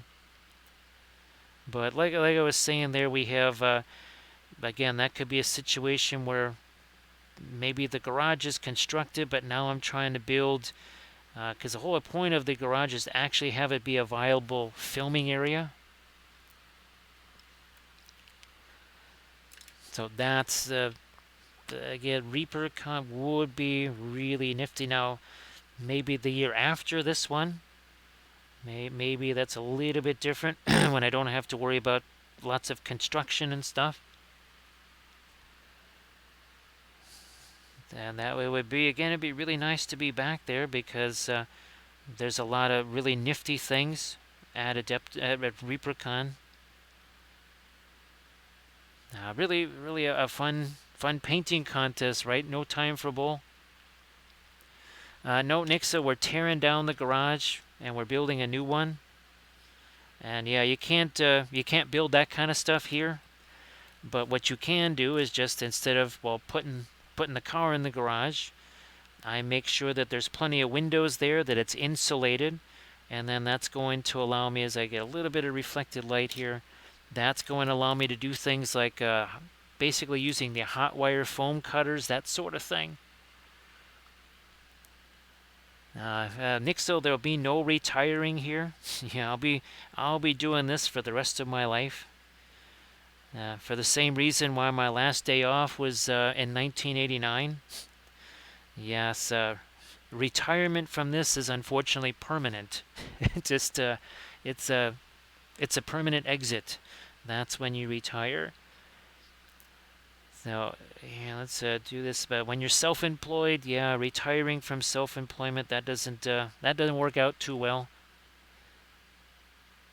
And also too, well, renting things, that's kind of on the illegal side here too. You're not supposed to do that. People do that here. They ain't supposed to. They're not supposed to be doing that out here. Let's get some more of our really light color in here. So yeah, that was actually that was going to be our initial reason in 2020 why we weren't going to be able to do much of a ReaperCon was because the cost, right? Because gas was getting to be so expensive. And that, well, then a few other things kind of happen on top of that, change the paradigm a bit. Now, yeah, we could, oh, yeah, reflected light over here. Again, you see, oh, I'm doing, look at that. Those are precision brushstrokes right there. You don't just get that anywhere, do you? So thank you so much, Arathu. So the link that Arathu just posted there, that is supposed to kind of help with that project. Again, that's something that I have constructed garages in the past, but not by myself. There was at least 5 other people working on that garage with me. So this is something, again, I can't do, but We'll find other folks that can do all that. All right, see, once again, we're going to take our blending brush here and then do a whole bunch of little tap, tap, taps. This is our micro blending brush. We're not doing this. All that's going to do is smear the paint. There you are. Now, maybe a little more reflective light on the underside of this too. Why not? Down here. Like so. Let's take our blending brush to that again. So, see, no layers, no need for washes or anything like that, because all we have to do, plop that paint down there and just push it around. Doesn't get simpler than that. Yeah, maybe we will harden up that edge. Same thing with this one. And then also lighten that up too. Rathu, this is the Wile E. Coyote rock right here. Yeah, that's where again, it's a errant blaster shot or something like that. Hits it right there and down it goes. So again, these are 3D printed from Make It Epic Basing. And the nice thing about the 3D printed bits is, first of all, you get as many as you want, right? You can print as many as you need, but you can also size them to what you need. So I can make these things way, way bigger. And of course, well, let me see if I can get our Eowyn figure. This is the other time we used our Hoodoo rocks. This is our Eowyn diorama here. Now, where the miniature went, I'm not quite sure where she went. There she is. Alright, here, let's push this out of harm's way. And there's our Eowyn miniature right there. We'll just get her down into her. So there's the same Hoodoo rocks, but those were used for the glittering caves. So same thing, we painted this one up on stream. I also did a basing video with this because, well, reasons, right? Now, hopefully at some point I get to redo that again. Adding the Urukai. Now there's a whole bunch of 3D printing folks that are doing Urukai. So I think we'll be able to print out some Urukai and then maybe make that diorama finally in the glittering caves. Where's my blending brush here? So again, see, we got that hard line right there. You know what, maybe we can zoom in a little bit like that. And we're going to take our blending brush here again, just a little bit of tap, tap, tap. See how it softens all of that, gets rid of those brush strokes. What is it doing here? It's not blending the colors together. What it's actually doing is quite literally, it's just removing some of the paint. That's it. It's just getting rid of a little bit of that paint, and that's what takes the edge off of those brush strokes. Now, yeah, this needs more refinement. Just like that that last figure that we painted, where just a few minutes in, boy, that looked just fine. But then we kept adding refinement to it. And that was this guy right here with the shields. So again, we kept adding more and more refinement to it, and then we kind of went in and took care of things like brush strokes and such. Now, film noir here. Let's do a couple of things here. Let's get another one like this. And let's see if we can get, there we go. Okay, so now we've got some object source lighting, and we've got this here, and we're going to do this, zoink. So, all of a sudden, right, there's no glow here anymore. In some ways, this almost looks like it has more intense shading on it, right? Because this is more about value contrast. This is more about color contrast. Oh, thanks, Blades. Appreciate that. So again, we'll spin this around here. Ooh, maybe there. That's about it. So when we bring back this color, as you can see right here, you can see a color contrast. Cooler blues, very intense warm orange. Here, all you've got is that little bit of blue here on your shoulder pads and such. A little bit of a warm color here on the Hoodoo Rock, but other than that, that's about it.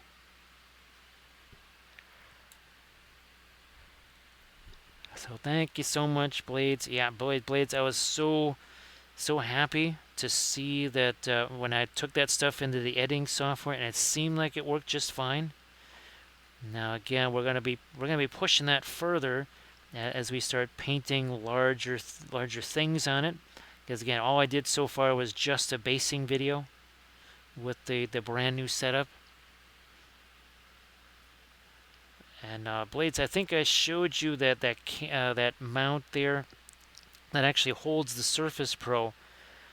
That was really amazing. Talk about getting that computer, gets it up off the table, gets it out of the way, gets it out of the line of fire from basing materials or paint spatters or whatever's going to happen. So that's really fantastic.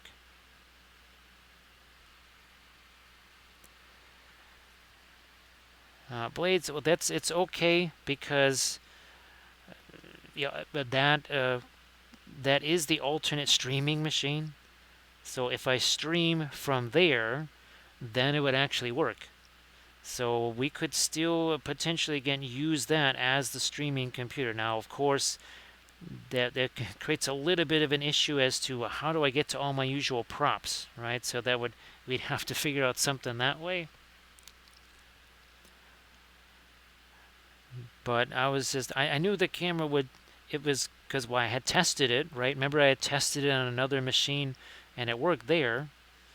I said, well, I know this camera works. And then it just had to be in the proper setting and boom, it works. So now we're just using some brilliant yellow pale here. Again, on our Hoodoo rocks.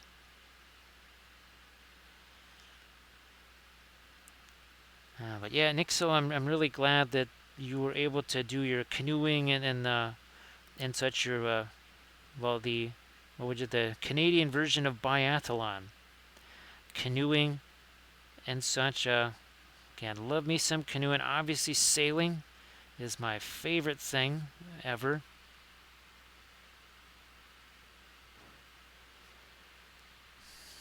So here we are. And just also finding a couple little edges right there. Now let me see what we want to do here on the fingers and also on this gun. Now we want to take Radiant, yeah, the Radiant Violet and some of our Van Dyke Brown here. Yeah, Blades, the sailing, it's nice, it's quiet, but yet you can go pretty fast, and you know when you're going fast sailing, right? You know when you've got some speed going there.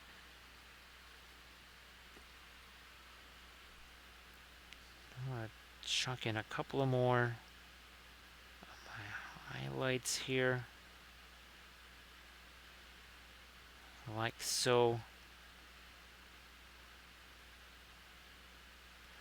Yeah, I don't want to go too bright on the highlights there because then that will diminish what we've done down here. Now again, we'll get the fast mat once again. Now here we're not mixing a whole bunch of thinner into this, just enough to get the flow a little bit more, just a teensy bit more. And I realize there's some other edges that we haven't gotten to, and then look at that. There's some reflected light there we need. Once again, not going to do that in a gentle fashion. See that? And then we're going to spread this out like so.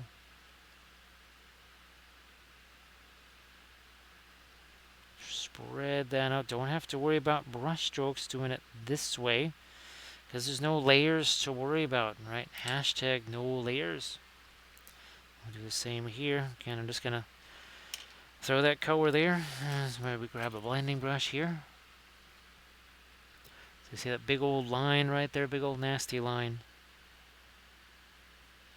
I'm going to take the edge of that and we just fade that. Same over here. See, we got a big old paint blob there. Oh, we did. Not anymore. So yeah, blades. I lost track of the oxalis plants that I had saved for the Cathy miniature, right? That I was going to do a base for. I actually have to find the Wapelius figures so that I can actually base that, so that we can paint that on our streamiversary/birthday stream. I just like can't believe I've already lost that, but yes, that's gone. So maybe I'll just have to print more oxalis plants, because that's when I found them the last time, is when I printed new ones. As soon as I printed the new ones, boom, there was the old ones. All right, there. I think we got a little more light there. Maybe something here too.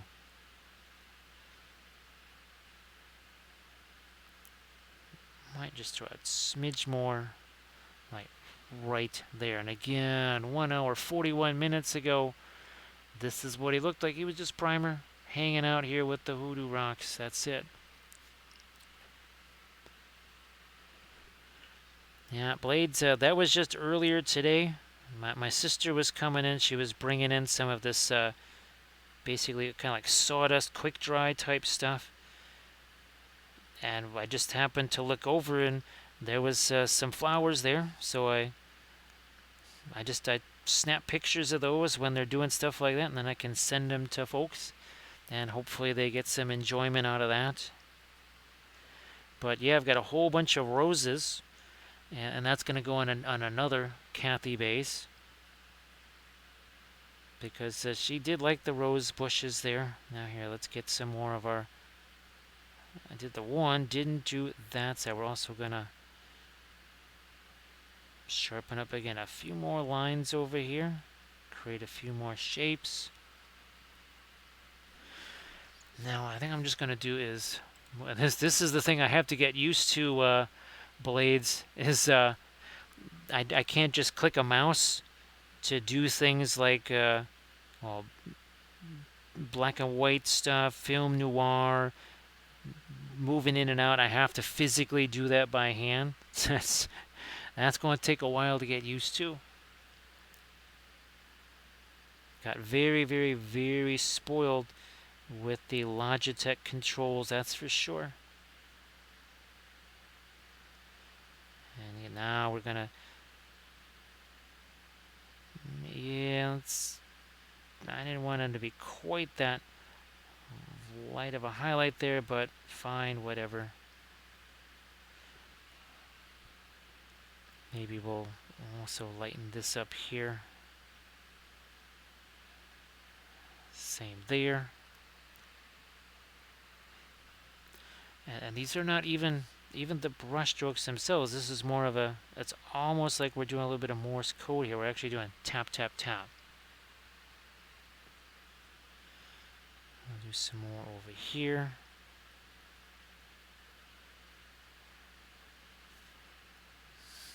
Yeah, I'm going to get this bottom edge. That way you have to just kind of determine, okay, are we going to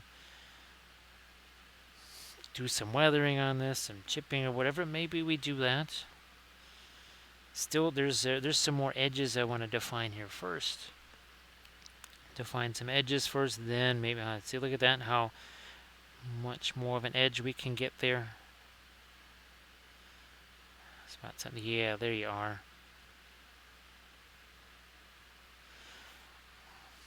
So on here too, we need some reflected light down here. Same over there and here.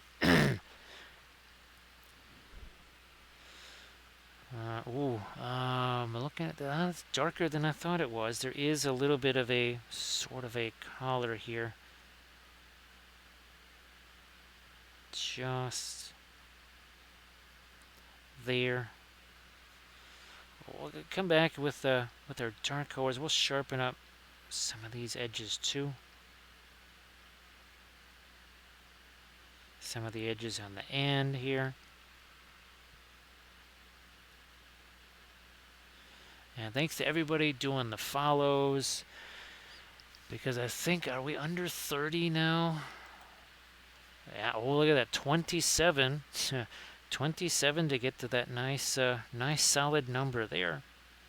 So yes, we're at 79, 73. We just need 27 more, and we can get to our 8K. I know we were talking about doing the whole push for partner thing. Twitch math pretty much makes that impossible, so that not really something I'm counting on there. And again, the only reason I would want that is because you tend to get interfered with less when there's something like, okay, that Diablo stuff that happened, was it the weekend before last? They basically take bandwidth away from non-partners and give it to folks that are streaming, well, stuff like that, the big name streamers and such.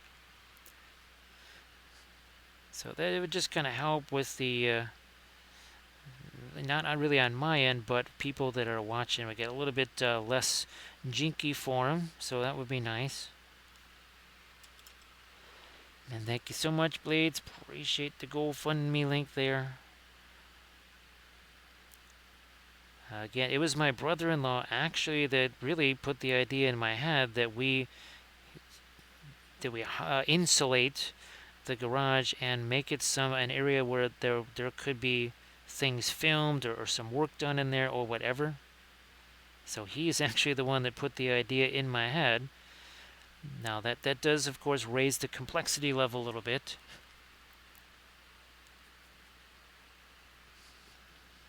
But the way the house is, there's really no way to vent anything out of the basement. So the way those windows are, they're glass block windows. And if there's a garage with windows in it, it's much easier as we add some more highlights to this to the gun here. Then I would be able to take my Proxon and all those shifting lands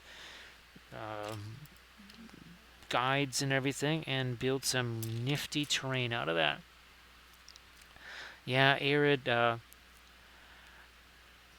of course, it does mean we have to, got to be some security cameras and good locks on the door, that sort of thing. But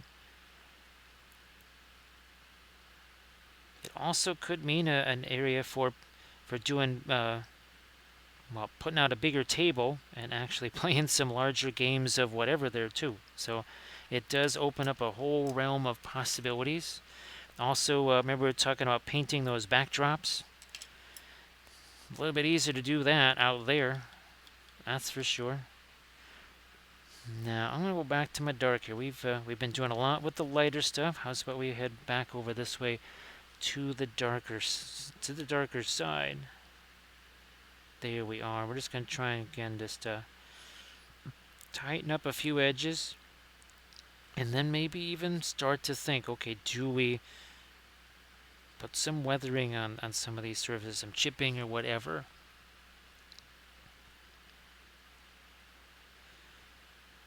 Because I had thought about doing, well, all the foam cutting down in the basement. There would be room for it, for sure.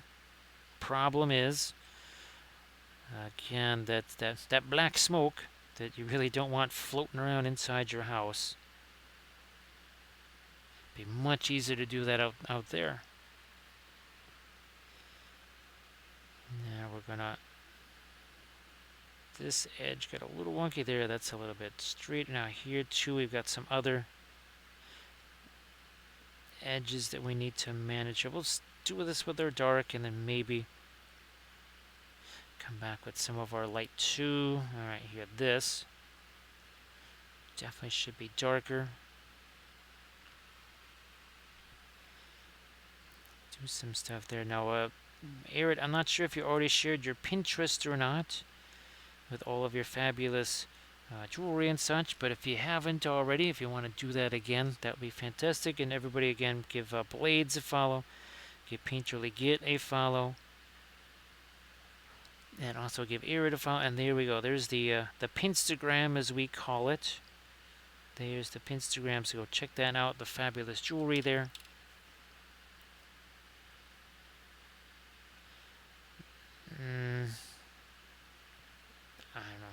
little bit of our brown matter. Maybe some terra rosa. Because where's our tree here? There's also, again, print all this stuff from Make It Epic Basing, these ferns. You can see all the different colors there. There's blues, greens, yellows. There's even some of this terra rosa and brown matter mix like what we're doing right now. And again, everybody please check out the link there from Arid. Alright, and here we are. So we're just going to add a little bit of this in here. Couple of areas. That's why we call it the not dark lining technique, because we're adding some darks there. It's vaguely line-esque, but it's also a very different color. And see, we can take our blending brush here.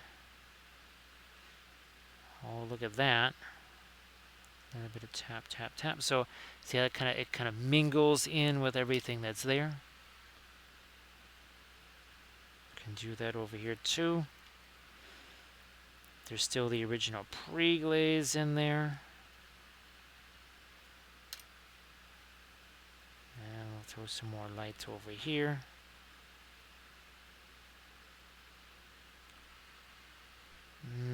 Yeah, it's a little bit of that terra rosa work its way down there too. And then we'll use our micro blending brush. Now, what I might also fool around with, we're almost getting back to the original color that we were using on some of our rocks here. And again, you can see some of that little bit of the crackle paste right there. Again, that was, we filmed this as a basing video for the Patreon page. Actually, I just filmed another basing video earlier, well, last night. That was Basing Techniques, episode 59. However, tack on a dozen more from the original Painting Pyramid series. And then all the diorama, I think there's 11 or 12 diorama ones. So you've got, and then there's all the army painting ones. So there's well over 100 episodes of just basing. Basing of all kinds, whether it's sci-fi, fantasy, water effects, no water effects, printed plants, printed whatever, carved stuff, you name it. You have a little bit of everything. Now, you can see there's a little bit of a tan look that's going on there.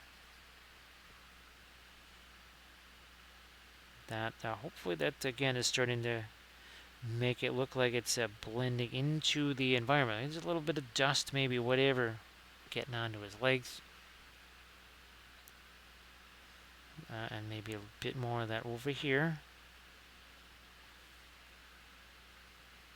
So we're reflecting some of this. I mean, this is kind of, it's not shiny metal armor. It's just kind of that weird shiny plastic or vinyl. I'm not sure. Maybe they're into that. I don't know.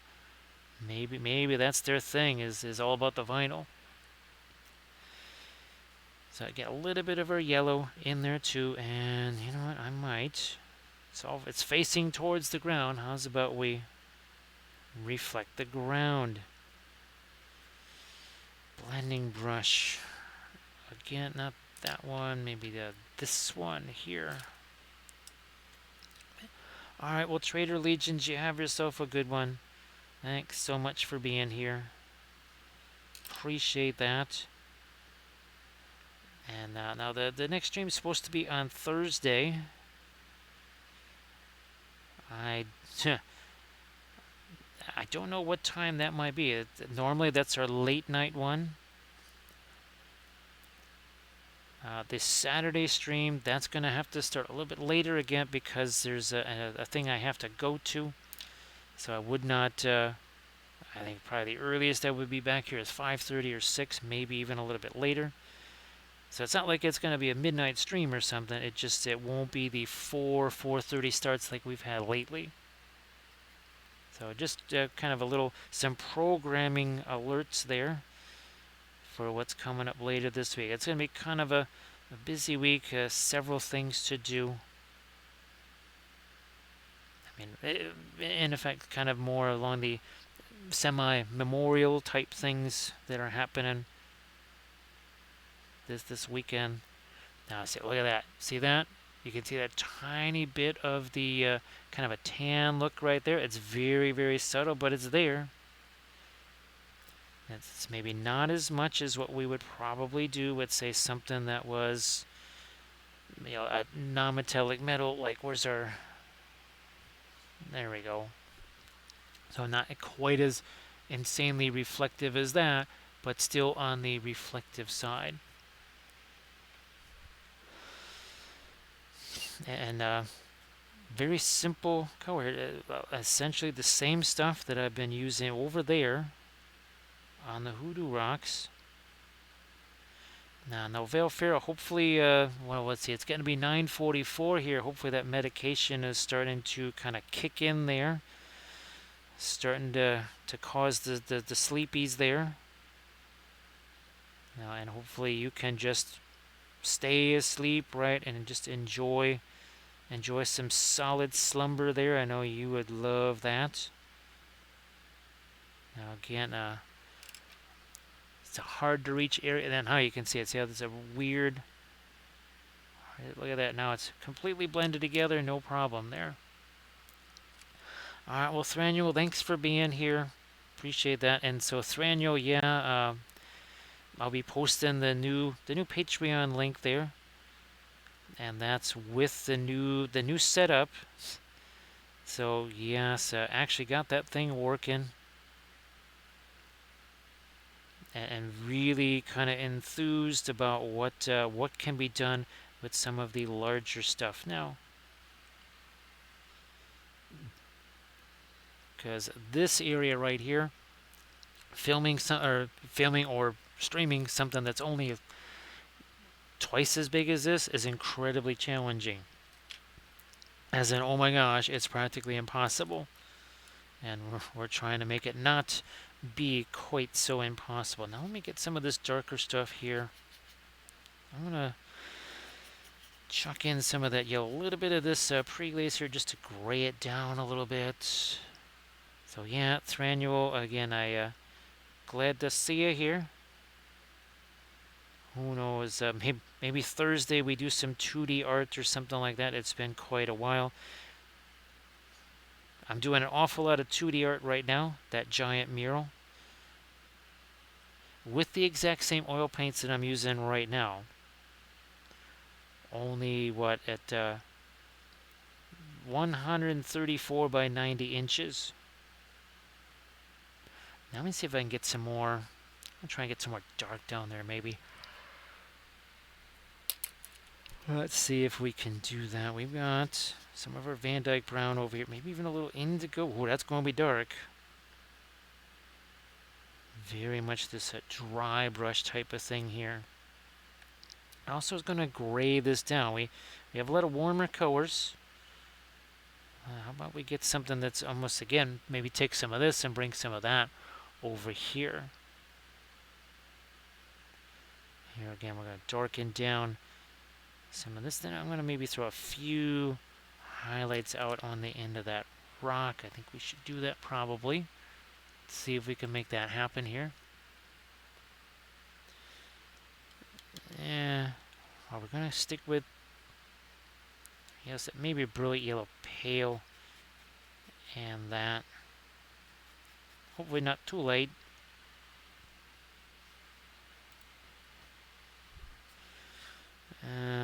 Alright, down here maybe. And I can still add some of my more desert themed or whatever grass tufts that I've got. That's another video that I'm hoping that I can now more safely make. It's a new video on making your own static grass tufts. These are much bigger ones with much different colors than you typically see. Using a bunch of Green Stuff World materials, including their static grass machine. And now the computer is safely out of harm's way from being covered in static grass. I only say this because the last time I did one of those videos, the computer was covered in static grass. Hey, Monster Painter, how you doing? Nice to see you. I hope that you're having yourself a good Monday evening or Tuesday morning, as the case might be. I know, well, for Thranduil there, it's what, 5 a.m. there.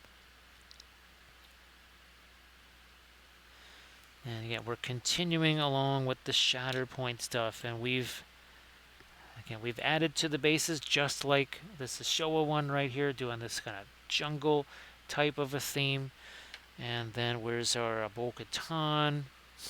Well, we added to this, right? That's just your standard base, and then with some more basing elements. Obviously, we've had a blast doing the object source lighting. Asmo, how you doing? So yeah, Asmo, I'm doing the thing with the static grass, right? And guess where all the static grass wanted to go? It was all over my phone. It was all over the computer.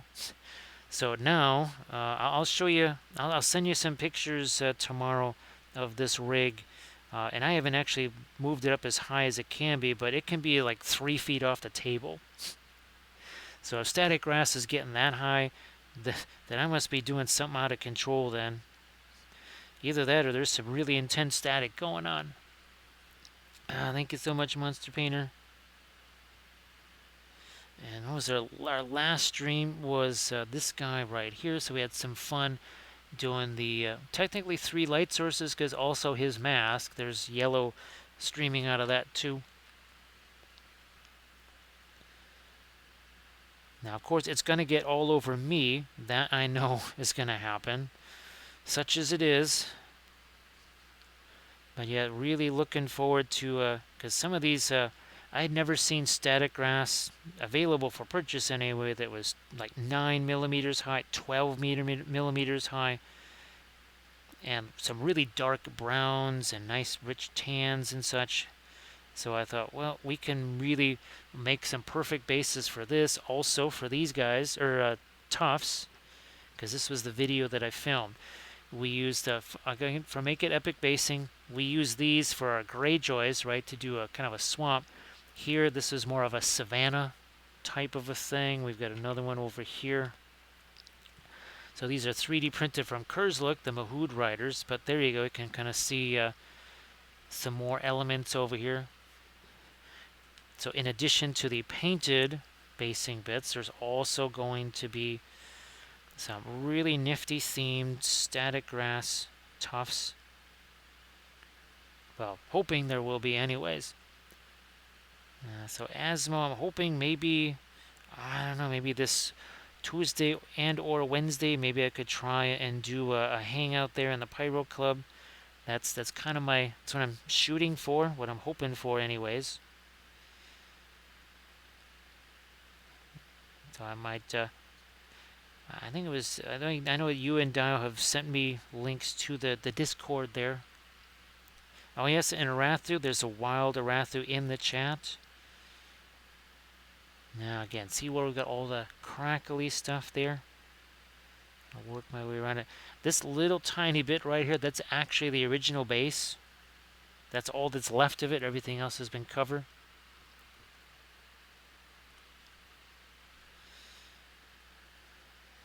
Yeah, we'll do, no. Let's lighten this up a smidge more here. So again, first what do we do? We darken things down, then we sort of hit this with something a little bit lighter. We can go much lighter than this. Even this is not white. This is brilliant yellow pale right here. And again, just a couple areas here where it's going to be lighter. This a little, don't want to do too much there. Don't want to go too crazy with that. There we are. And again, let's see, 2 hours ago, that's what we had. That's the difference in just 2 hours. Just 2 hours. That's all it took. And again, everybody also please, again, if you haven't already, give Diomedes Industries a follow. Also, the Pyro Club. Pyro Club does all kinds of really nifty RPG stuff. I'm hoping hoping that I can join them for a little bit of cobalt goodness at a certain point. Join join all the little kobolds, because you can never have too many kobolds apparently, especially when one of them is a hard rock bard.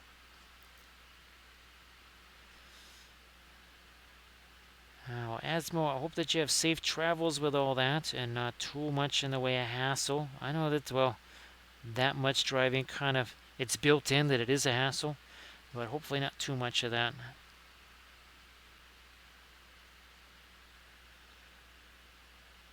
Now, let me hit this again here.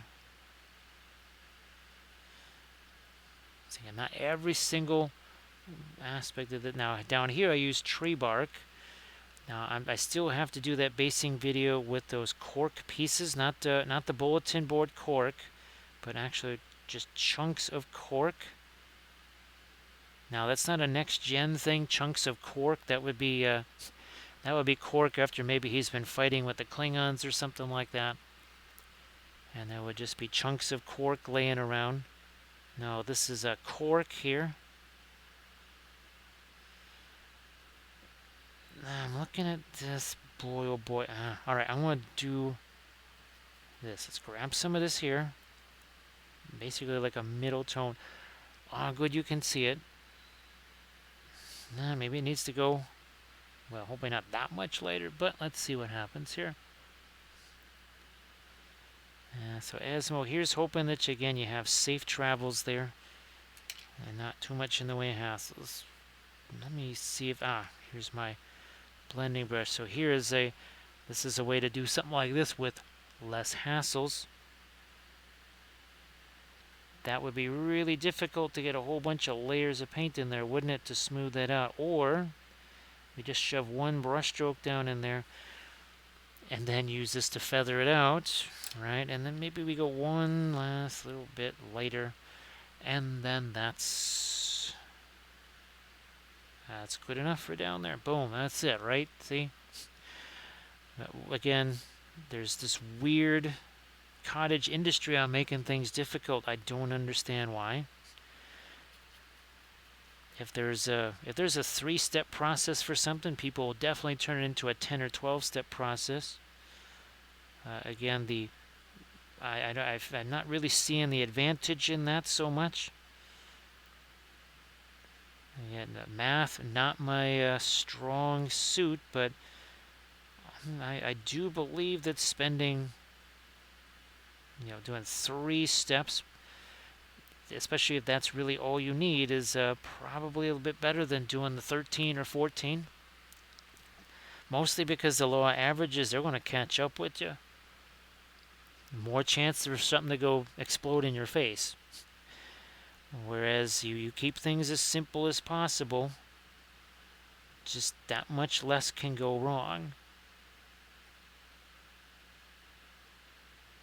I mean, suddenly I just kept thinking of the U.S. space program that spent $1 million to create a pen that worked in 0G, and the Russians used a pencil. So this, again, we're kind of the variety of, well, why don't we just use a pencil? That'll work. Keeping it simple, keeping it safe. Now I might. Yeah, we're gonna do some chipping and stuff like that on here. Let me see what we can maybe do with this here. I'm gonna get back to my reference. Doesn't show a whole bunch of that. I know. Let's just keep refining some stuff first before we really think about doing that. And oh, look, we have some of our nice dark, all right there, nice and thin down. And just gonna, there we go. That the white there had gotten really, really thick. Yeah, this mask here. What I haven't done, I haven't actually put any either darker Prussian blue on there, or dare I say even some indigo. So here we got our Prussian blue here. Oh, well, a little touch, and that was more than a little touch indigo, but let's see what this, let's see what we can do with this here. Oh, there we go. That's nice and dark. Yeah, like so. Some of that over here. And a little bit of tap, tap, tap, like so.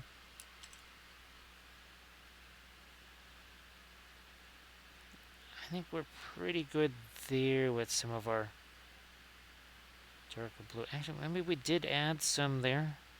I know there was the raid from Blades just as we were getting into some of our darker blues here. Isidore, you have a good one there. Everybody please give Isidore a follow if you could. And go Isidore if you wanted to post anything in the chat there. Things that you've been doing on stream and such.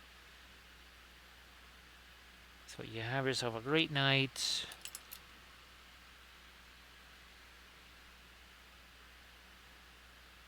So I do believe that this one is Egyptian violet free, because if it had any Egyptian violet in it, it would be pretty much taken over, except where the Prussians are. Yeah, that's why this is dangerous real estate here in between the Prussians and the Egyptians. That is some hazardous real estate right there. And that's why the brown matter is just, it's a very neutral. It's very neutral. It doesn't take sides in between the Egyptian violet and the that's this. Now there we got the radiant violet, Van Dyke brown, looking to make a bit of,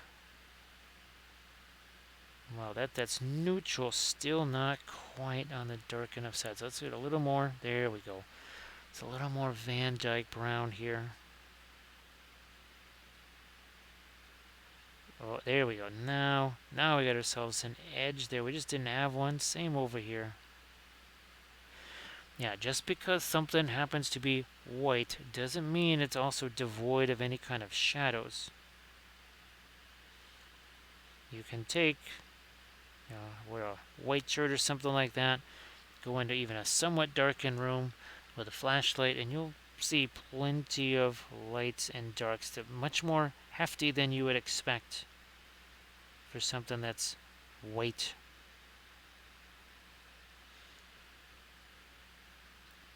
Now there was almost like I was trying to put in a little bit of weathering in advance.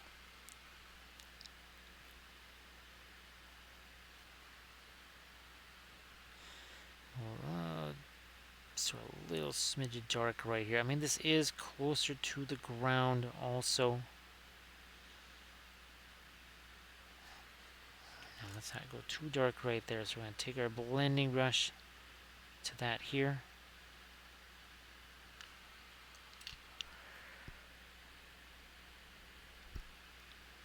I'm going to just throw in a little bit of dark there. That's maybe this, right? Reflecting down here. Take my blending brush again to soften the edges on that as much as possible.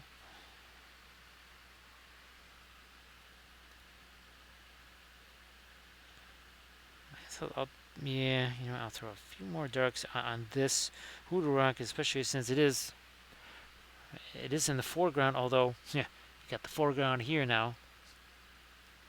Now, I see an area back here. I'm going to just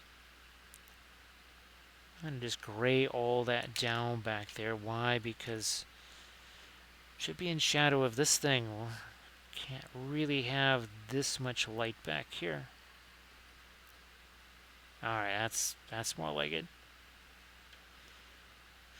Looking at this, why didn't this make any sense when you have this big old rock hanging over the top of it?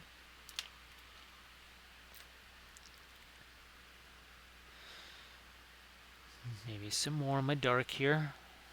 Let's move this out of the way. And we're going to really reinvigorate some of the shadow areas in there. And if I wanted to, maybe I would throw a little bit of a pinline wash in there, but this should be just good enough. Hey there, Llama Ness, great to see ya. I don't think we've had a Megan in the chat yet. I haven't had a Megan in the chat. I hope that you're doing well. So, Llama Ness, at least the new setup with the new cameras and such, I was able to get that to work. At least the video sounded and seemed to be okay from a visual standpoint. So hopefully more videos from that machine to come. And well, I still haven't taken that thing off the build plate yet. It's another mission for after the stream tonight, is to get that taken off of there and then somehow try to make a build plate of at least maybe the faux Hiram from Kurzlook, if not the pirates from Printing Goes Ever On, the Corsairs of Umbar.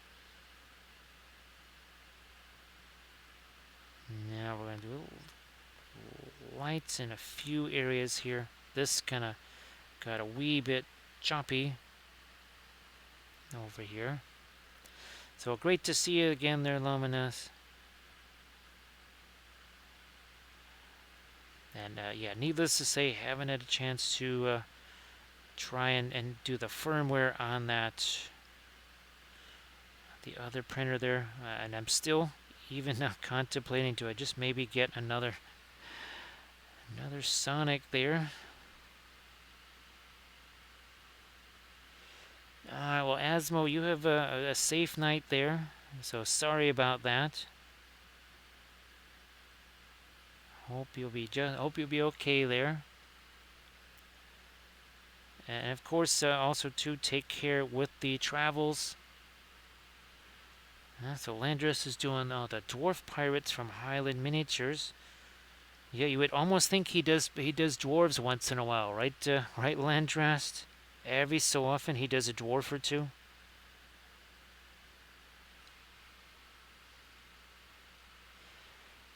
So Laminess, yeah, that will be something. So say we all. If that gets it off of your hand, I think that could be. Hey, Blazing Tree Terrain, how you doing? Thank you so much for that. I hope that you're doing well. And while this tree's not on fire, but it is a tree. It's a 3D printed one. So yeah, Laminess, of course. That way I would know exactly who to go to for firmware updates and say, okay, so what do I need to do on this, and what weird booby traps are there? Blazing Tree, again, if you wanted to, if you have any pictures of things you wanted to share in the chat, there's stuff you might have been working on. Yeah, I'm going to take that down just a smidge more here. So yeah, Laminessa, I think that couldn't hurt to have one of the. It'd be weird going back to Elegoo. The very first printer I ever had was an Elegoo, of course. Well, as you know, that one was so old. That one had that was one with a color screen on it. So Blazing Tree, I'm I hope like what I almost said Meatsa there. What Meat Spawn says. Hopefully those are nice and chill to work on.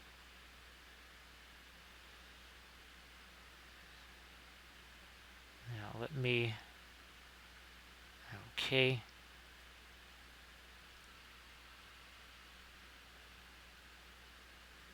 What's going on here? I think we need to. I might even use this as a blending brush. Yeah, why not? Hello, little hobbits. Spark my gums. So I haven't done the droids yet. I've pretty much assembled almost everything else except for the droids. Thank you so much, Dadbot. Appreciate that follow. Along comes again up and he says, yeah,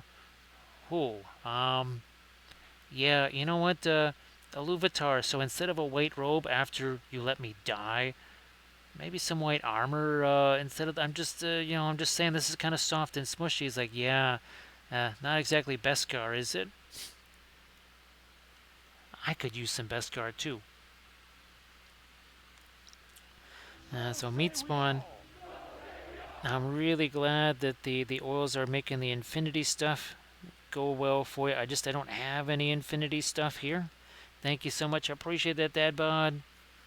Thank you so much for the sub. Thank you so much. Now, oh, that's I just keep thinking of oh yeah, from our fiefdoms, right? Forlong the Fat probably has the Dad Bod. I would well, and I think we've got at least one version of him printed up, maybe two. I think printing goes ever on, and then maybe even oh gosh, Medbury might have both of those. So thank you so much, Dad, but appreciate that. Now, of course, I have to get my Saruman figure out of the case there, so that Saruman can do more of his dad jokes. Hey there, Midwest Miniature Guy, how you doing? So Landras says that he may have one or two Infinity miniatures sitting there. So he might have a printed dwarf army or two or three, and he might have kind of like we have bolt action armies here. Landras has Infinity stuff there.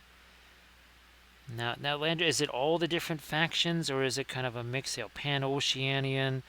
Uh, who are the well, they were new back in 2007. So yeah, Laminus, I think. Well, again, if you don't want to have to try and list it somewhere, something that could save you some time and hassle there. Couldn't be the worst thing in the So world. say we all. Thank you so much, Eric. Appreciate those gift subs. Thank you so much. So everybody, please give Midwest So say Miniature we Guy a all. follow. And Midwest Miniature Guy, if you want to post any links to stuff that you've been painting there on stream, right? You have Discord, InstaLink, something like that. You go ahead and do So that. say we all. Let's see. So, we also have a hype train. Sorry, we got we got ourselves a hype train. We haven't had one of these in a couple of days here. It's like, what is this? What's going on here? All aboard! All aboard the hype train. There it is. There you go. Hype train. Hype train. There it is. So say we all. Hype train. There you go. And we also sort of had a level 2 there as well, which means thank you so much, Grand Oracle. Appreciate that. That means that, uh-oh, there it is. There's your hype train. Hype train. There it is. Hype train. There you go. Thanks again, Grand Oracle. Appreciate that. And yeah, so Midwest Miniature Guy, definitely, if you want to share links to things in the chat there. Hockey Slump, that's the one. Now the other two I'm not familiar with, or was, but Hockey Slump, that was the one that was new the last time I was painting Infinity figures. So that kind of gives you an idea just how long ago it's been. So yeah, Lamines, I'll shoot you a message after the stream and stuff like that, and I'll just let me know what I gotta send you, of course. So yeah, we've been working on them. Of course, we added things to their bases, right? Because, well, I mean, while it was nifty to be able to do that shadow there, I think it was a little bit more fun to actually add some stuff to the base, make it a little bit more dramatic there with that Ashoa. And then, of course, we've got our Mandos over here. We did Bo-Katan as well. So, had a blast. See what I did there with these guys, huh? That sounds really good there, Midwest Miniature Guy. Again, if you want to post links to that, that'd be fantastic. So it's doubly new. It's like it's new instead of old new. And by old new, I'm talking about, yeah, about 2000, what, 6, 2007, maybe older than that. Yeah, so that's very old. Again, going to use this. This is one of my normal brushes that I use actually for just for painting here. We're actually using this as a micro blending brush. Ah, that's really cool there, Midwest Miniature Guy. Again, if you have got some pictures, things, again, you've been doing stuff on stream, you want to share that. I'm sure people would get a kick out of seeing that. Now, what do we got here? Oh, okay, that is and definitely darker. Let's see what we can do with that here. Again, look at this. Light grip on the brush, right? Light grip on that brush. So, Valfera, hopefully you haven't wandered off to sleep there without me getting you a film noir. If I missed that, I apologize.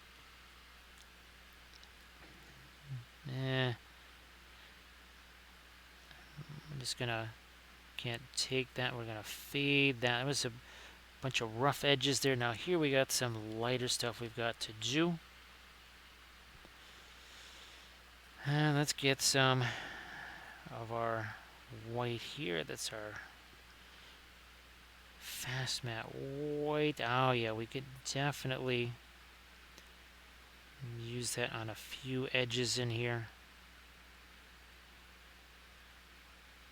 Maybe a little bit there. This also needs to be a tad bit lighter right here. And then we've got to do almost a little bit of blending right there. Alright, Meat Spawn, thank you so much for being here. As always, appreciate that. So Meat Spawn, yeah, the Thursday stream, it could be 2D art.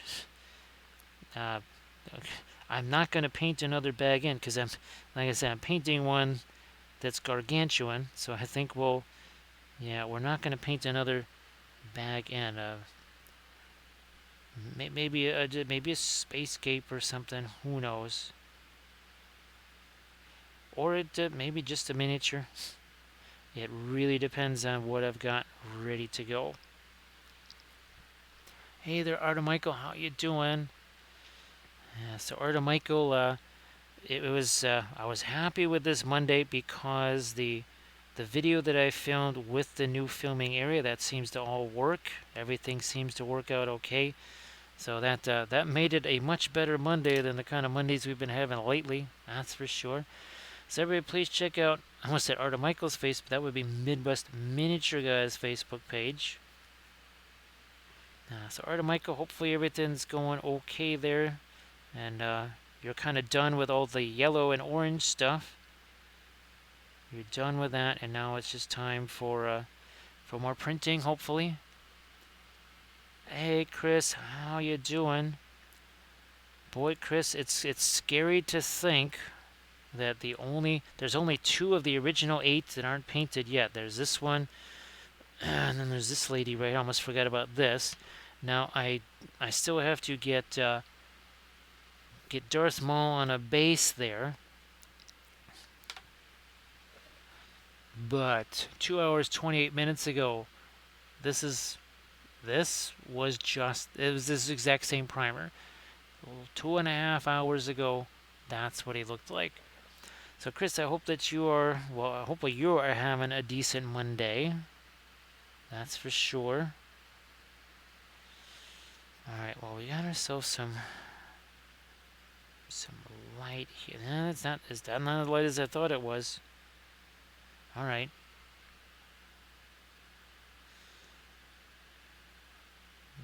So after the stream, I've got to...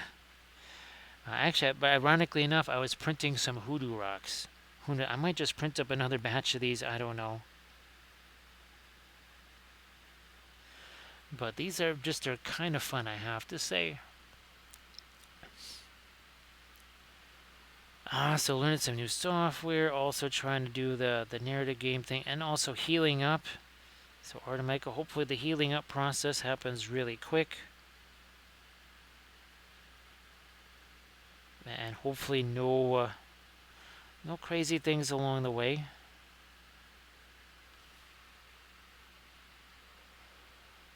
So Chris, well, obviously we'll be doing the reddish glow. I'm saving that for hopefully maybe a tutorial video where I mix up the fluorescent red powder again, because here I didn't have the fluorescent red oil paints for this. So I'd like to do him, but also mix up the fluorescent red. I just have to find that stuff.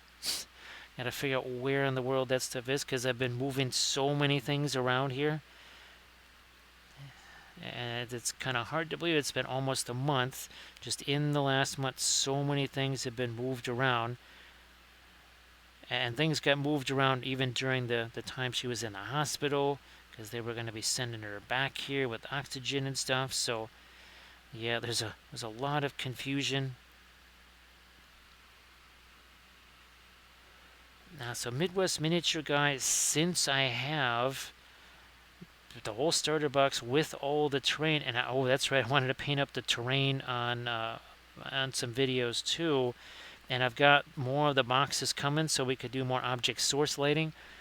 And I have my filming area for Lord of the Rings, Armada, Warcry, and this is kind of about, it's Warcry on a bigger physical scale, right? These are 40 mil versus like the 32s of Warcry, but the terrain kind of works the same way.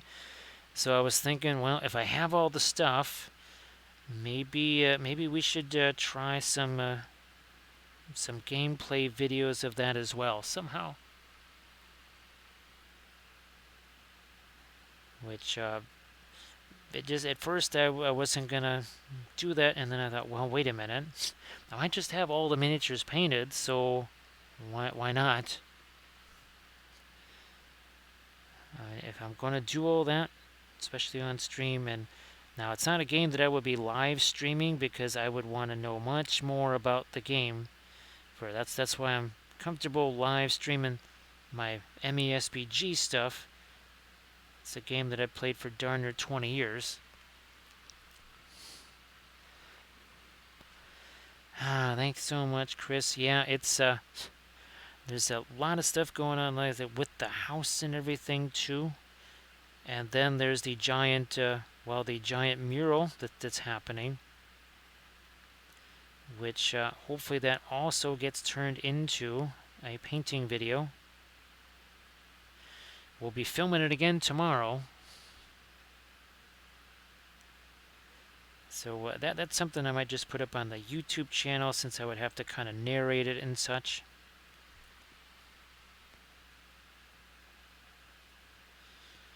Let's throw this over here.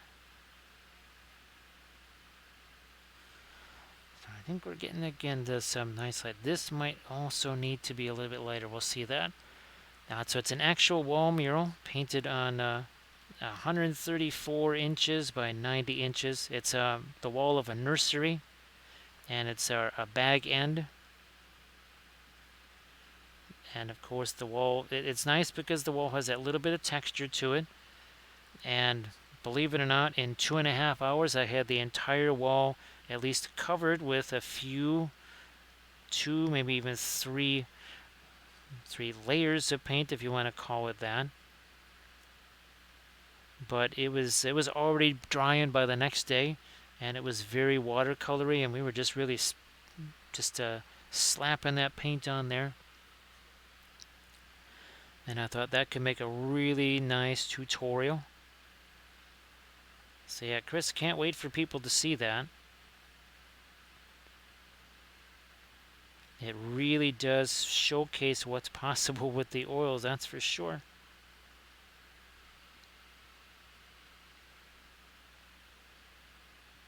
Now I'm going to throw a little more light here too, maybe. Just something like that. So again, 2.5 hours, right? That's all it took for this guy here. Let's see if I can lighten up the blues here a little bit more.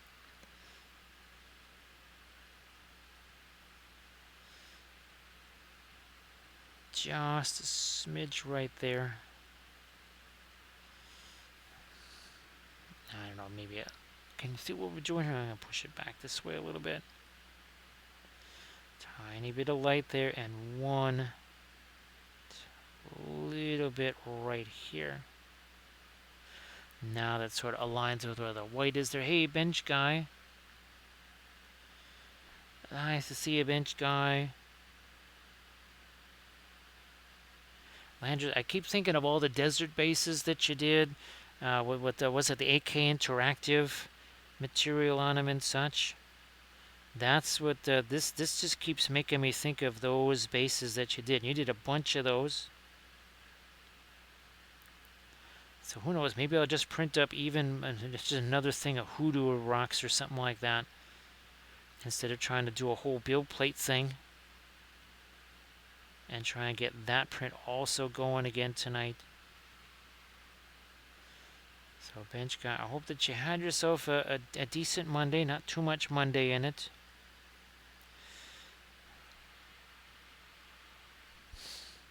Let me look at... Okay, so maybe I will try to sneak some kind of light there under the eye. I don't know. We'll see how that goes. I'm going to try and tone some of this blue down. That just, well, it's basically just white there.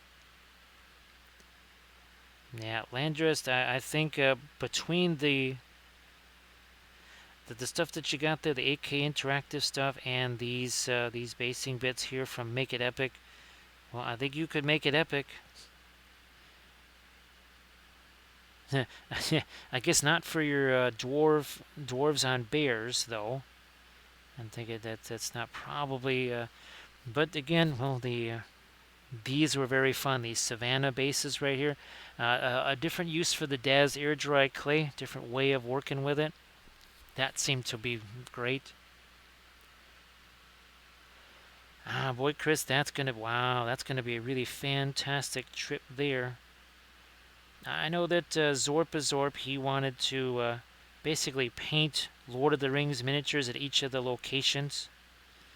You know, so some appropriate miniature at whatever that location was. I don't know if he ever got to. Well, I guess he'll be able to do that much easier now that he's well, basically moving to New Zealand there. Let me see if I can lighten this up a smidge right here. There we go, just a bit there. Maybe even a little more there. Now, I didn't want to get this too light down here because, again, the rocks should be doing a shadow thing here. Boy, Landress, you know, I never got a chance to use the...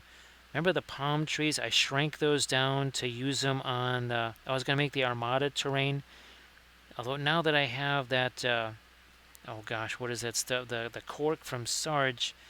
I think it really would be interesting to do those Armada terrain bases with that rock stuff.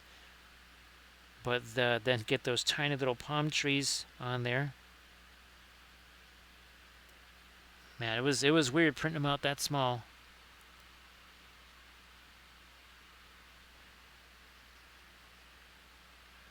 I mean, I never got to see his video of the. I know he has the giant Osciliath board that he was doing, and plus the Midas Tirith board.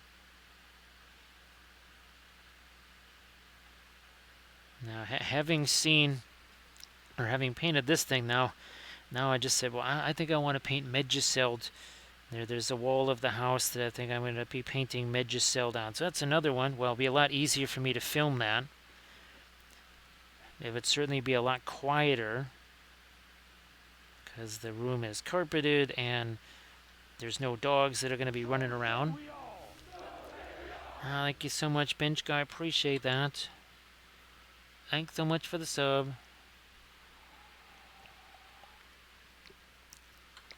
So, Chris, that's going to be a really fantastic trip for you there. I might have to, I don't know, as I lighten this up, I might have to darken some of this back down again, maybe. Well, yeah, you know what? When in doubt, make things darker. It's in the Book of Wapple, so how's about we do that? Where's some of my brown matter here? Not so much the, yeah, not the Van Dyke brown. Let's do the brown matter here.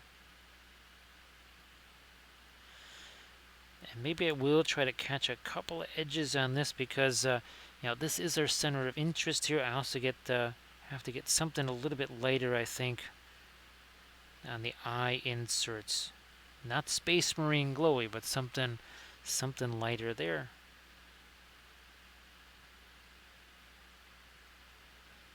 So again, this is the new Shatterpoint stuff, and we got some more of it on the way.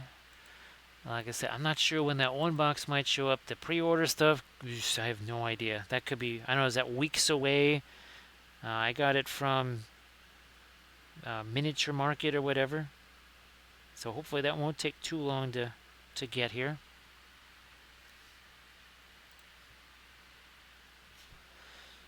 Now, yeah, let's really crank some dark into here if we can. Not looking to do lines. What I'm actually there. See, we're gonna do this. We'll take this. So see, we got that weird hard lines. All we need to do is take this blending brush. We do a little bit of tap, tap, tap. And now that's not just darker, we also have kind of cooled that area down a little bit. It's not quite as warm of a dark there.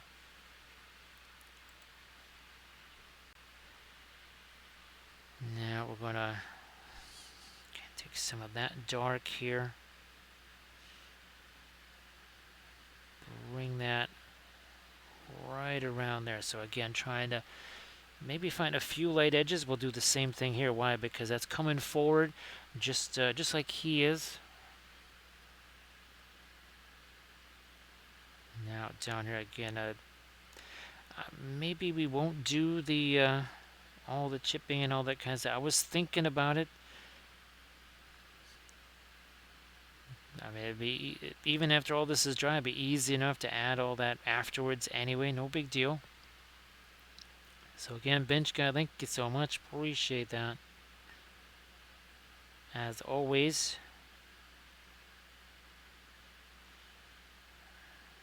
Yeah, I'm going to hit that too. Now, let me get back up here again with maybe something that's a little lighter. Probably Brilliant Yellow Pale-ish. Brilliant Yellow Pale. That's a little bit of the yellow get in there. That's my Radiant Yellow. It's thinned down somewhat, not too much. And now we'll go right along this edge here, see if this is enough. I think with the darker colors we have there, we should be able to see a little bit more of an edge. Thank you so much, Bench Guy. Appreciate that. Oh, there we go. Ooh, look at that. Yes. We're going to have to do a little bit of a refill there soon. Because that's now empty there. So I think in a few minutes might just skedaddle to get some replenishment on that.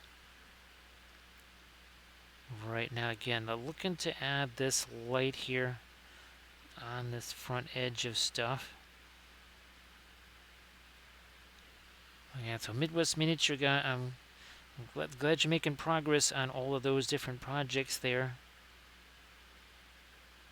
Kind of, well, when you do what we do, there's always a whole ton of projects going on at the same time, aren't there? Now here, I think maybe I could also give you. Oh, here's also another area where we used that crackle paint. That was the Green Stuff World crackle paint there. So again, Bench Guy, much appreciated.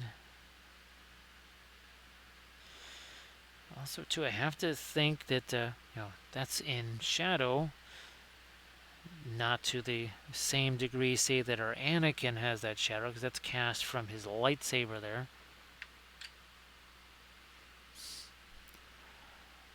So Chris just dropped a little bit of Star Wars humor on you there. Boy, it's too bad Rathu. I don't think Rathu's in the chat anymore to defend his Star Wars humor. Yeah, that's a direct challenge there to Arathu's Star Wars humor. Yes, indeed. So apparently there's a whole bunch of Star Wars jokes out there to be had. Yes, the obscene clone fall. Well, some of this terrain is so tall, but I believe that you can just push somebody off of it and probably cause some kind of an injury, right? So yeah, here we're just gonna take the last little bit of this here, and then I'm gonna go again. I'm gonna go try and snag myself some new stuff there, some new stuff, and we'll be right. I'm just gonna throw we're just gonna throw up our Rohan screen here. Again, I wish I could do my slideshow thing, but that kind of disappeared. So here, well, let's see, where's my Rohan? So that's not it. Where's my Rohan one here? And we will be right back as soon as we can. Well, but 1 second, still trying to find that. It's around here somewheres.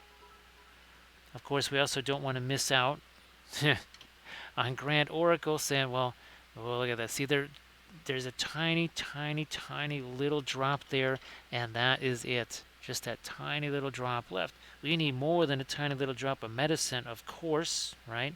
We need more than that. So let me see here. Where would that... Ah, wait, there it is. So I shall return in just a second.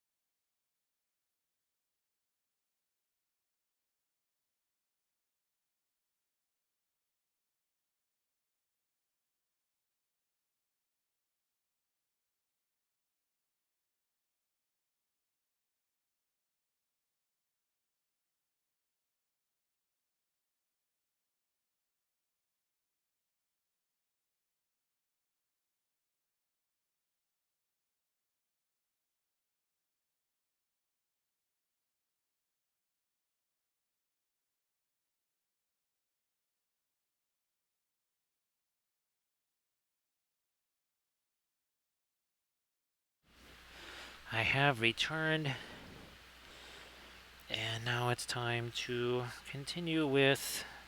Well, let's get some more darks in here. A little bit more in the way of darks.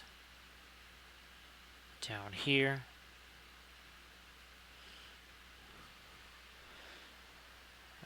Yeah.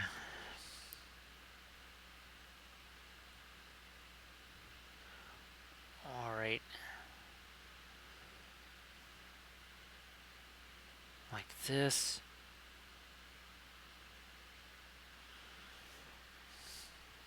This was printed with this... Actually, this was the Soraya Smoky Black. I think the ones that I printed now, they're kind of like a mix of the two. Well, Laminess, I guess... It'll be interesting to see what the Soraya Simple Resin does on the Saturn.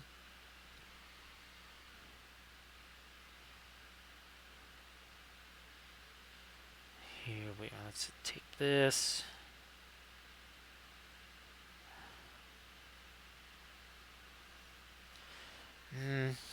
Take this brush here.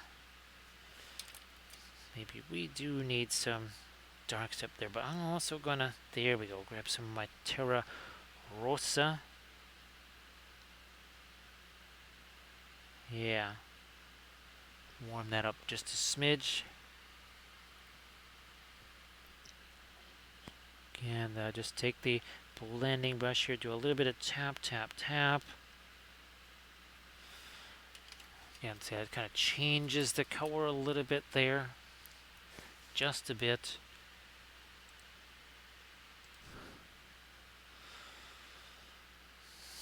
Maybe even here. Two. Yep, that. Again, I wanted that to be darker just because shadow, right? There was a time years ago where we painted all the miniatures separate from the bases. But once I started doing the oils, that was not necessary anymore. Because the oils can really get into all those hard to reach places. Now here, this is another place we're going to redefine some things. It's all got a little bit wonky there.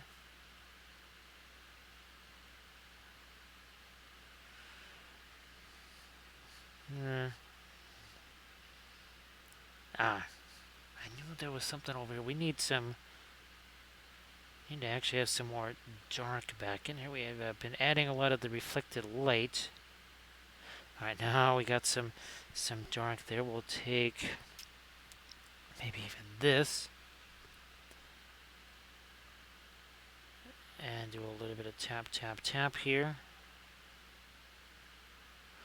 There we go. See that? That was a hard to reach area. That was really easy to do that there, wasn't it? It was very, very, very easy. And again, I just had 2 fingers on this brush. That's it. That's all I needed to do. So this, just essentially using this as a micro blending brush here. All right. There too.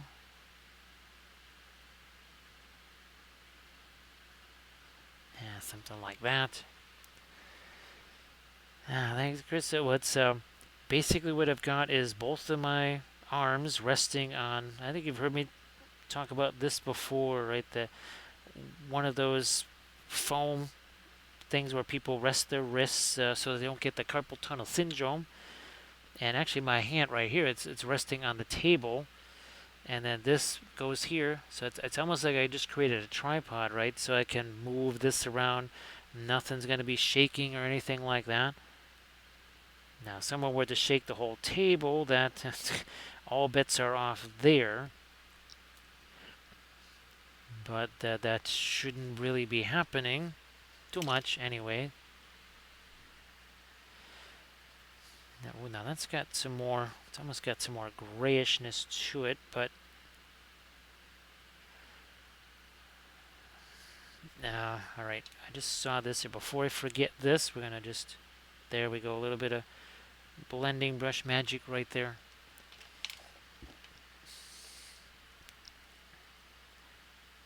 All right, back to this, get a little bit more of it. There's some yellow back into that.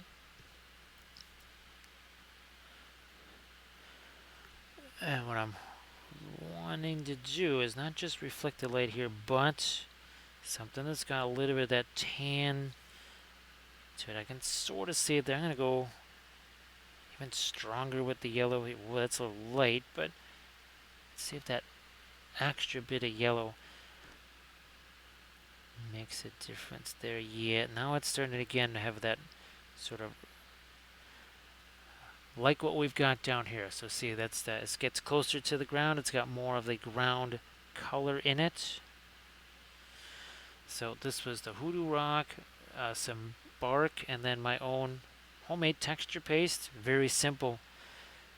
Tile grout and glue.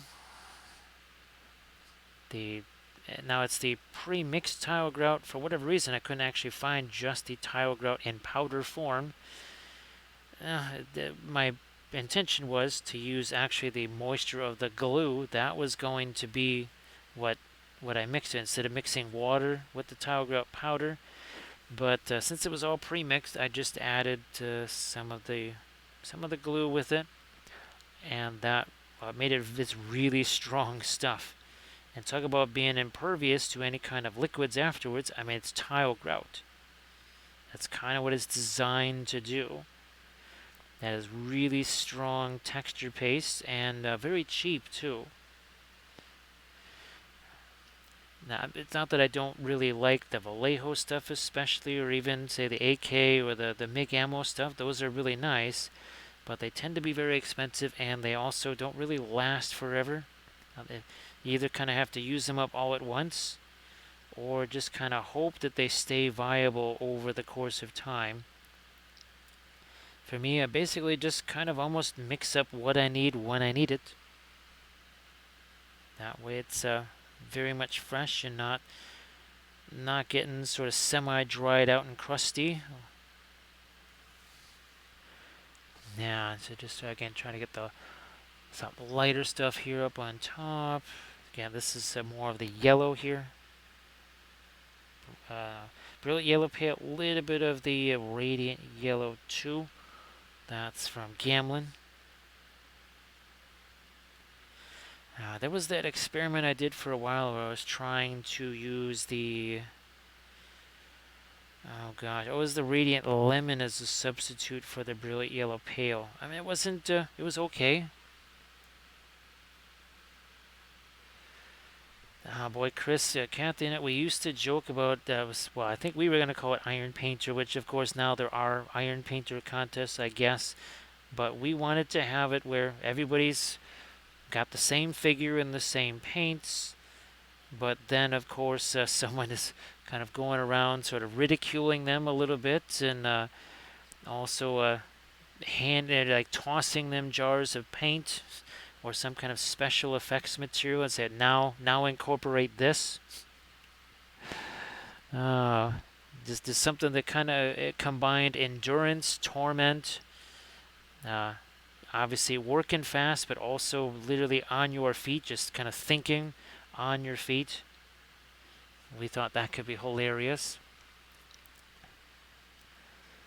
So yeah, Art and Michael, there's I'm sure. Well, I know the British Baking Show. Now that's much more mellow format right there. They're not exactly tormenting folks there, but there was the one with the guy where the guy yells at everybody. I forget what that one's called. But I think there was an Iron Chef, right, where it had the dramatic music and all that kind of stuff going on. I think that was called Iron Chef. Now that's from a while ago, though. But we just thought, yeah, something that involved kind of endurance and ingenuity. Yeah, JD and Chris, that's I think that's got to be the other one there where the guy yells at everybody. Now, of course, not having cable means we don't necessarily see a whole bunch of things. So I might not be familiar with all of them. Alright, you know what? I am going to throw just a little bit of this brown back in there. Okay, so again, it's that trying to reflect what's down here, somewhat on the armor right there.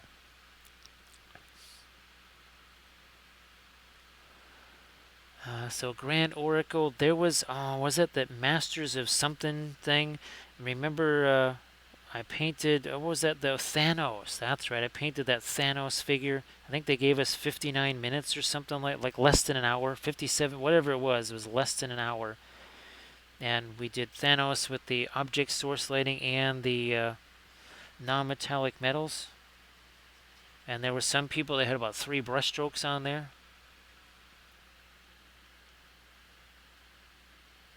So yeah, that was. I think there was one where it was more in person, right? One of the last times I was at there, and I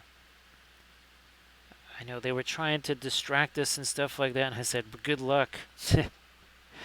With the kind of usual mayhem that goes on here on every. And this was even before I was streaming. It's like, are you kidding me? Unless you pretty much set me on fire, there's really no distraction you're going to be able to use. Hey, Galadriel, how you doing? Great to see you back again.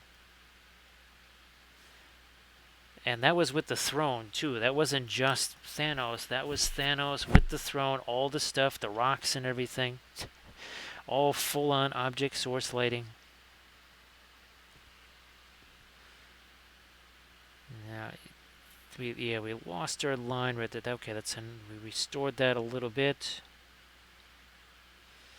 So, Galadriel, hopefully your Monday was okay.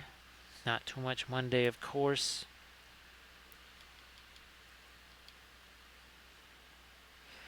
Alright, I'm just gonna... Here, let me get the paper towel to make sure there is no moisture on this thing here.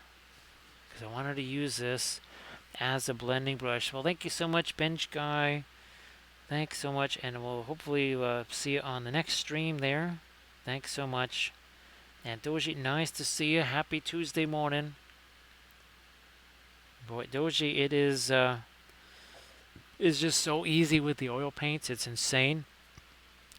3 hours ago, pretty much exactly 3 hours ago, that's what he looked like. And on Doji, I did film a new video using the new setup. So I'll send you a picture of that. And I have been talking to the folks there.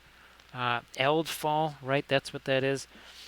Apparently that Colossus, I guess there's a male and a female version of that Colossus. And well, something like that, this new filming area, nice and large, that would be perfect for those figures for sure. So great to see you again there, Doji. Now we're going to throw a little bit more of our light down there. Right there, too.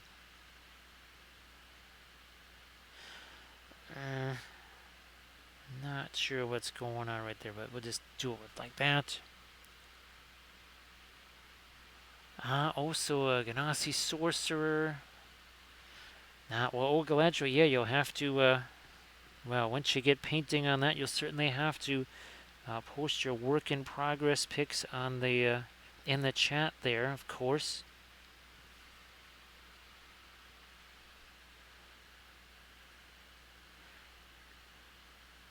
Yeah, of course. I was just saying how I really, really, really need to get. There's some of these June releases that I really need to print. Not just the Lord of the Rings ones, but also the Lost Kingdoms is another one. I really, really want to print those. And of course, on Doji, if you wanted to post any of your stuff too, and stuff that you've been working on in the chat there. See if we can lighten this up a smidge more here. That might be too much, but let me see how that works. Okay. Yeah, I think that's a bit better there. Maybe we'll lighten this up too, yeah. Right here. And this. There.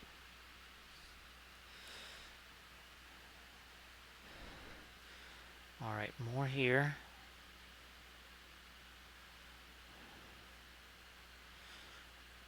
Now what about these? Oh yeah, I see another area here where we just don't have, it's all looking kind of flat there. We need to lighten this up. That's coming towards us here. Hopefully, well, you can't see it. Alright, now I did that little bit here. We'll do the rest with our blending brush. I'll just sort of push this out here. Again, it just makes it so much easier to do something like that than a whole bunch of layers, layer after layer of paint. We don't want to be doing that. So everybody please check out that Discord link there. Again, that's from Doji.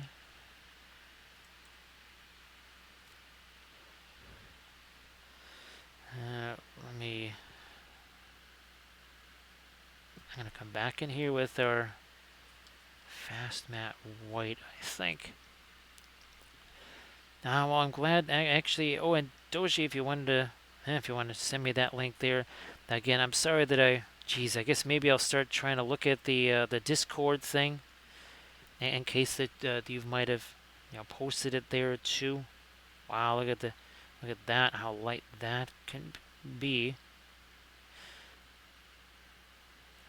Now let me get my blending brush here. So please check out that Discord link from Doji. Yeah, using this as a micro blending brush here. And all that's doing is just see we take some of the edges there, right, and calm those down. There we go. So see, it's a Galadriel approved there, Doji. It's Galadriel approved. Let me see if I can lighten up this too, maybe. Something like this.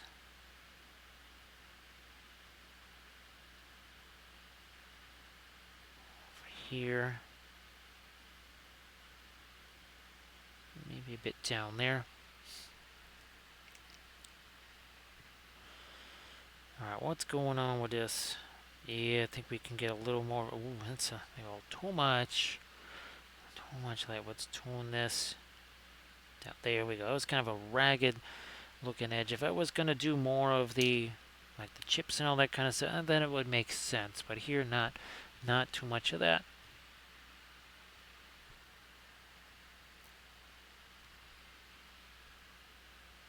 And now, you know what? I'm going to try and get some of my lightest light up here. Let's do that with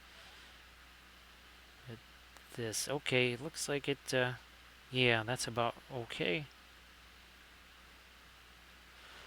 On the leading edge of this, so these other edges kind of recede towards the background, just like I would do that here. So we turn this around here, like this. And some more here.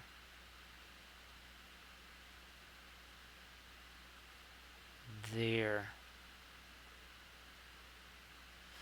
So again, that's on the leading edge of that. Not too much down here, right? Because that's going to be casting a shadow there.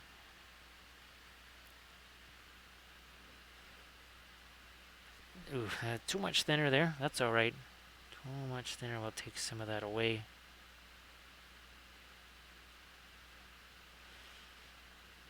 Throw a touch right here. All the way out here again, far away from where this is, so no shadow getting there.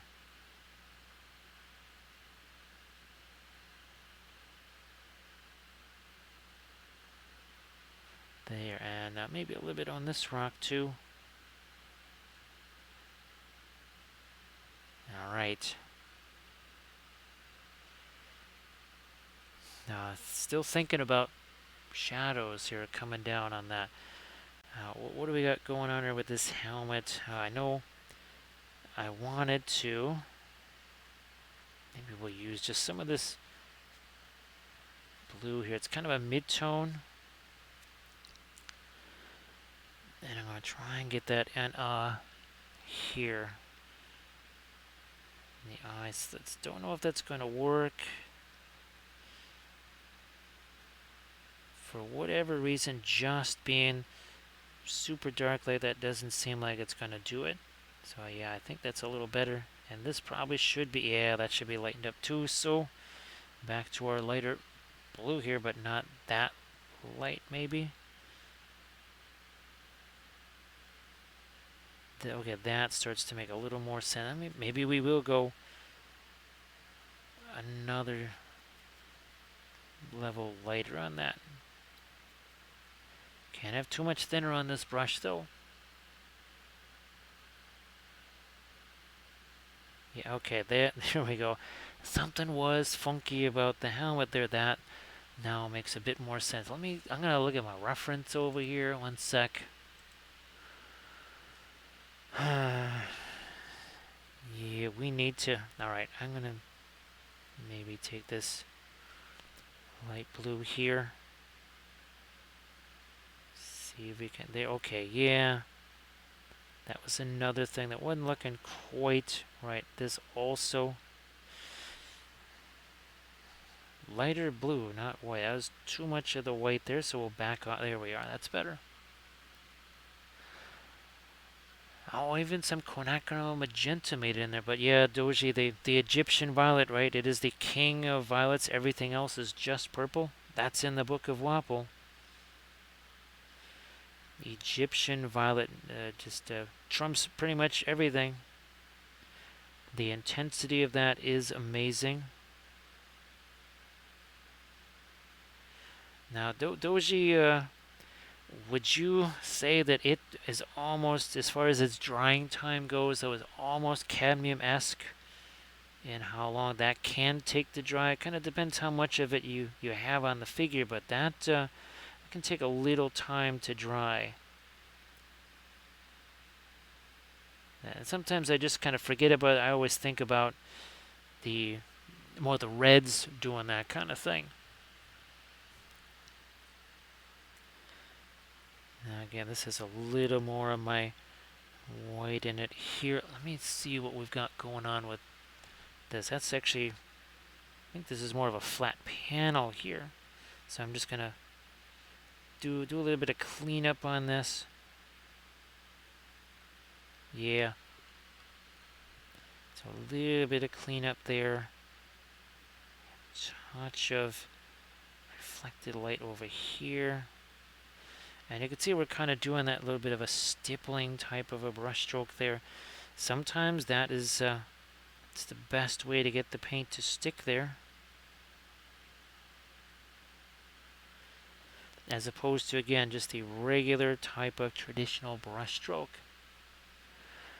And Doji, the cadmiums, I mean, now I haven't tried any of the Williamsburg cadmiums. Actually, oh Doji, I meant to ask you about the cobalt there. Your cobalt teal. What the drying time on that? I actually meant to ask you last time you were here, because it's been so long since I last used the cobalt stuff. And my other question was, does it dry matte? Because I think actually cobalt blue does tend to dry pretty matte, and because I'm seeing some of it right in here, and it does tend to dry kind of matte. So that was on this one here. I need to print out some more of that release. My goodness, that's from so long ago. I don't remember when the heck it was. I probably have to just re-download the files again and just start them from scratch. Just go into My Mini Factory, download those again.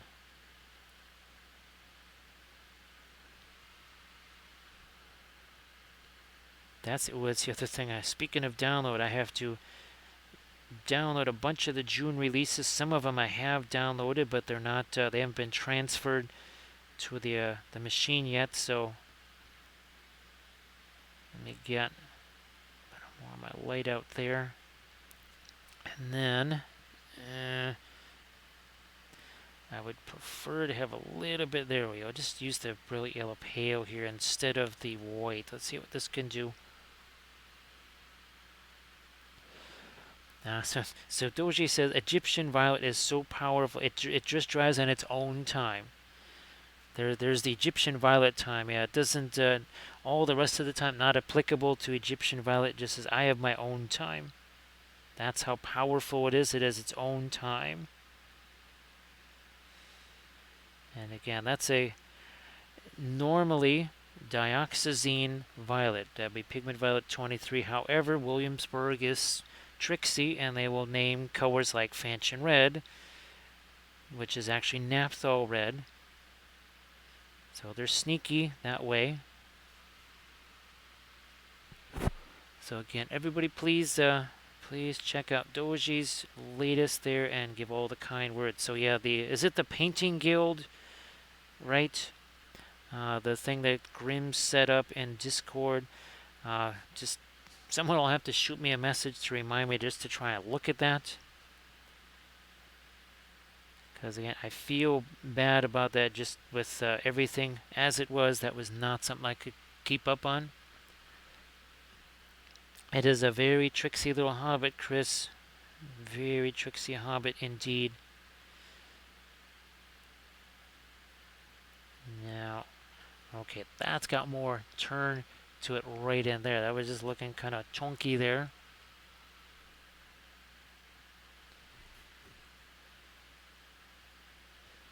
And again, we're just at 3 hours and 15 minutes ago. That is what we had, and all of the blue stuff there. That's all just kind of free-handed in. They didn't. It's weird on some of the other stuff. They have it clearly say like the facial tattoos and other things. That's actually, well, somewhat sculpted in, but here they didn't do that at all with the markings on these guys. So that was kind of interesting that they went that way. All right, we'll lighten that up just a smidge more. Also here. Oh yeah, yeah. Let's go back to our sort of yellowish brown color here for some reflected light. Oh boy, it's kind of hard to get you around the rock there. I think we got it.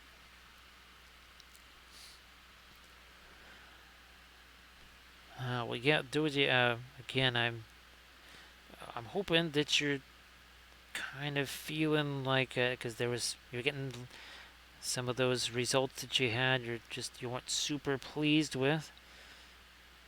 And geez, yeah, actually, Doji, you remember there would be times like Grim, I think, and a couple other folks and Green Fairy would say there's that miniature where you sort of make the connections, everything kind of clicks, and sometimes it's just when you least expect it on a miniature you wouldn't necessarily expect, and for whatever reason, all of a sudden it's the eyes just kind of opened and what was really either difficult or whatever all of a sudden becomes much easier. And that was sort of the same thing for me with the oil paints. There was, and even with the acrylics, there were breakthrough miniatures, that's what I called them. Well, Galadriel, I hope that you can have yourself a nice night's sleep. Yes, well, it's going to be somewhat early morning here too, because again, I'm going to be painting that big old landscape. Literally a mural, the biggest thing that I've ever painted. I think before that, it was a 6x4, basically space skateboard for BFG, yeah, for Battlefield Gothic. That was fun too, because spacescapes.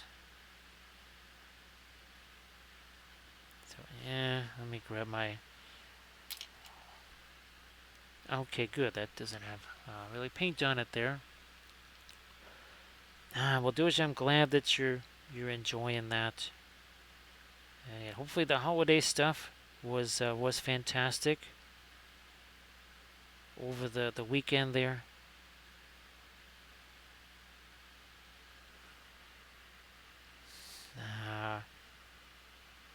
I'm gonna take my blending brush that tone that down a little bit. It is supposed to be in shadow. This thing here,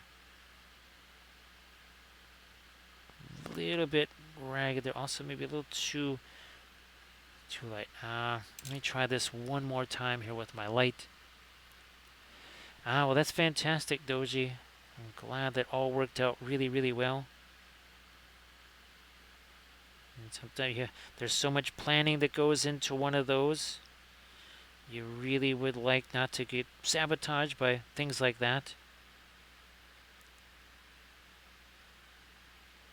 There's another case where and this thing too. There, that's more like it now. That looks like it's actually kind of going over that joint there.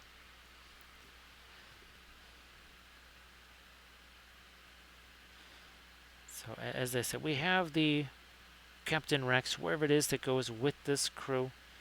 I'll try to get him assembled, and I guess I will just, well, with the new Hoodoo Rocks that I'm printing out, we'll just do another base for him, so at least all three of these guys can go together. My my set of figures here is going to have some radically different basing because obviously I was trying to use them for tutorials, not so much for playing the game.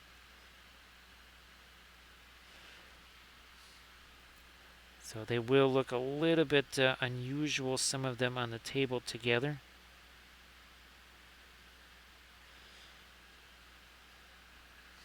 Let me see, I think I can still, yes, I can actually still lighten that up a smidge.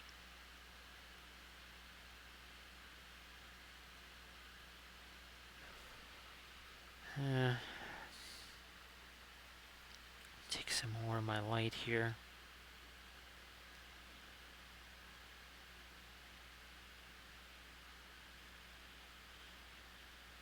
Some of this, well, I don't really want it to make it look like it's glinting or whatever, but I think that's about it for the lights on that on the gun there.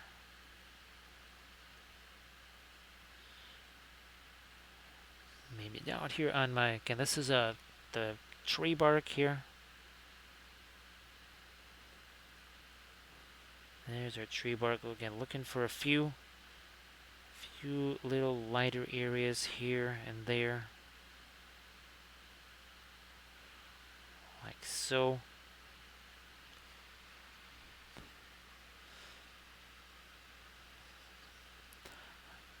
All right. I'm looking at his.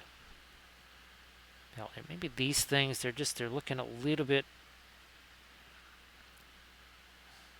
dark here. Let me see if I can lighten these up. Yeah. Now that we are, well, 3.5 hours in, I can actually, yeah, see this. This wasn't covering really before. Sometimes you just gotta give the paint, again, time to set. You'd be amazed at what you do if you just kind of move away from an area for a while, or, well, again, you work on a different figure. Maybe you just start prepping some other stuff or just do other things. Maybe go change the build plate on a printer or do some Chidu box or Liche build plates or something, then come back and do some more painting. So that makes a little more sense now, I think, there.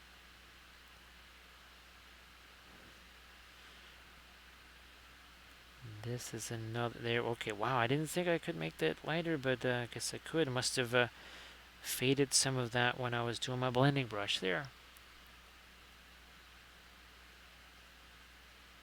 Again, a little bit more with my light filling that in there. And we can maybe make that shinier. I do this, and then we'll take our blending brush there and then just take some of that away. Like this, there we go.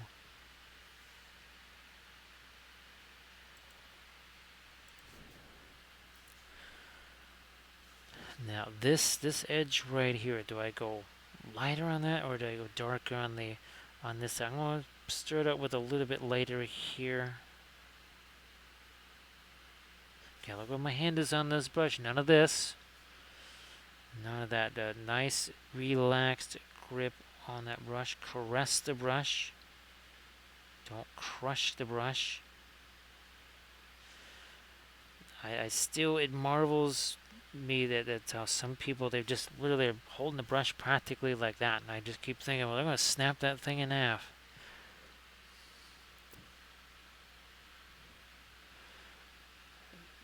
So Elite, the material of the miniature can affect how long something might take to dry, and also something like a printed resin figure, I can probably get away with more thinner on that, and they pre-glaze than say, well, something like this. It's a traditional sort of a plastic, the shiny plastic, or a metal figure. We're also going to welcome in Night Whisper. Night Whisper, how you doing? As always, everybody, please give Night Whisper a follow if you're not already doing so. So, Night Whisper, well, yeah, look at this. 3 hours, 24 minutes ago, he looked like him. Yeah, look at that. So, the printed Hoodoo Rocks, we're finally getting down to these things here. And of course, Night Whisper, I don't know if you want to skedaddle off to your photo booth or whatever, but whatever pictures you might have of things, you want to share them as always. As always, that would be fabulous. So yeah, we're having some fun here. Another one of the Shatterpoint miniatures from the starter set. We're starting to run low on those. There are not that many left. Haven't assembled the droids yet. I was hoping to do sort of a multi-basing on them. Who knows? Perhaps even with the Hoodoo Rocks here.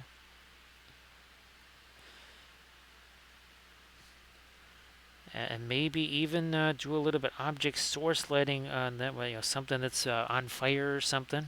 Not sure what that could be, but maybe something like that.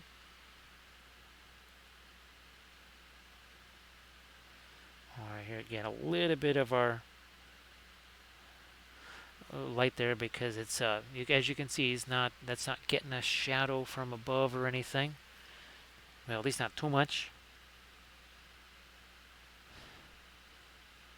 So, Night Whisper, glad that you're here.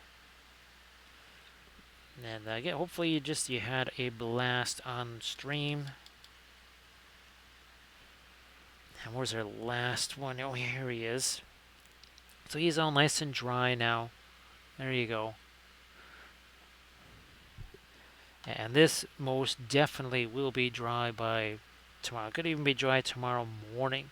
Just again because, well, a lot of the fast matte white, the brown matter. So colors that are, and Terra Rosa, colors that tend to dry somewhat on the faster side.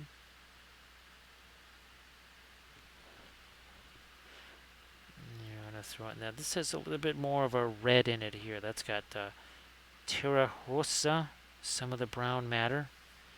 Right, because we want to have a little something interesting here, just like on this. If you remember this tree, basically no brown on there. There's blue, green, some red, some yellowish colors. So this had all kinds of different colors happening on it there.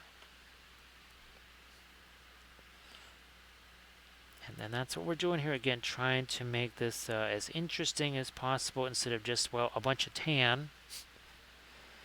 Do the same thing even, say, for stuff like skulls, especially, well, now here skulls might actually be somewhat bleached, and we even did see we used the crackle paint down there. Now that was the Green Stuff World version. I know that, I forget, was it Agrex Earthshade or something, whatever no, that's the, whatever their version of the kind of brown crackle paint is. Hey Zito, how you doing? Zet of 75. Nice to see you again. So still charging through here on all the Shatterpoint stuff. More boxes are going to be coming here. And those should have all kinds of object source lighting again. Be interesting to see some of them on this Hoodoo Rock stuff with also the object source lighting. So we'll certainly think about that when we're coming up with when I go to base them, because yeah, this is not how they come out of the box. This is how they come out of the box with more of a base like that. Just everything very flat, very open. I mean, it's nice, okay, to do things like the shadow there. However, when we do our own base there, we have even more things that we can reflect the light on. And I think I'll be doing another Instagram post tomorrow with, gosh, would it be pictures of either Bo-Katan, maybe No, I think it's going to be the other Mandalorian here. This guy. Yeah, we'll be doing the pictures of him. Bo-Katan, we did a tutorial video on the Patreon page of her. That one's already up. Then we did, of course, the, was it the Ventress figure here? Get more multi-light sourcing there. Had a lot of fun with that. And now, yeah, Doji, the Egyptian Violet finally is dry on here. It was taking a little while, I gotta say. But I mean, we used it as the pre-glaze. There was a decent amount of it on there. Now here's another. See this element that's right here. I'm not so sure about that. Now I'm gonna actually tighten up that edge there. This one too. I'm just not quite sure how light that should be. I'm gonna see if I can tone that down here. We'll just grab our blending brush. And we'll do that. Okay, yeah, that was way too light there. So there was no paint on the brush. Actually, I was taking paint off of the miniature, believe it or not.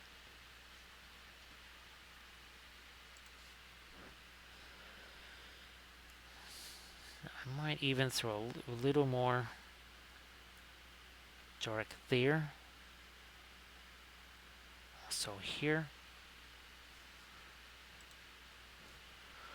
So I hope that everybody is really having themselves a decent start to the week.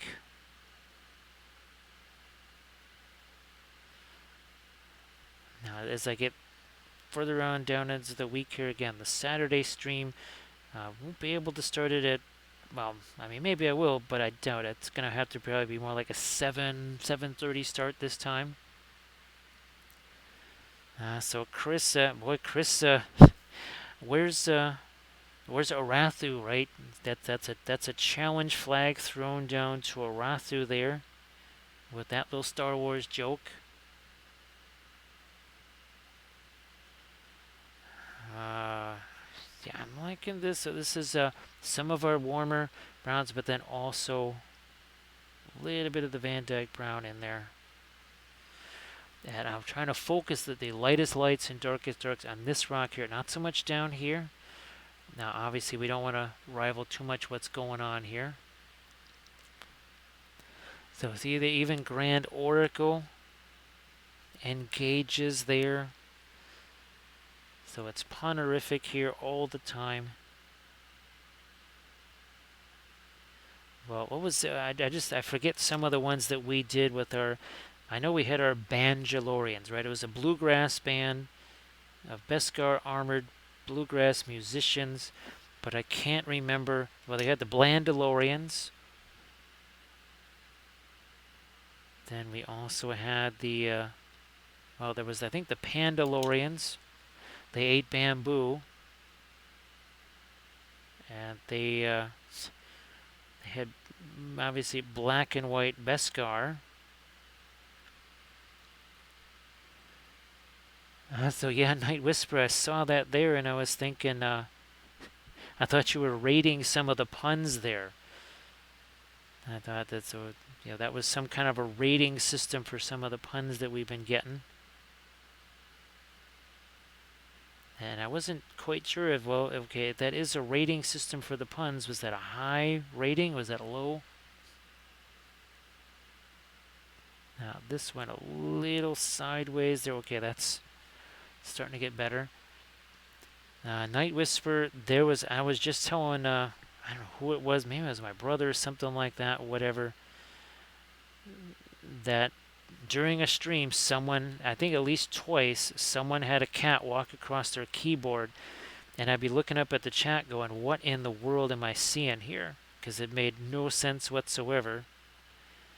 And it was because a cat had walked across the keyboard. Now, Chris says that they 0.3, that they can accept that rating right there. So again, that's not the highest rating for that particular pun.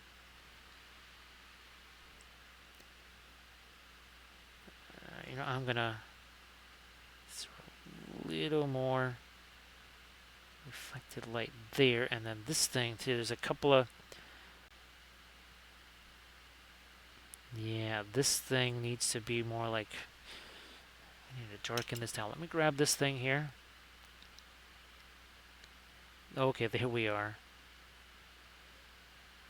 I mean, it's in not just in a shadow area, but you also have a wholeness over the top of it. It's like shadow on top of shadow. It's almost like, well, Babylon 5 in the shadows. So I'm going to go more to the brilliant yellow pale here. And once again, trying to catch it. Some of the same edges like we did up there. Like that.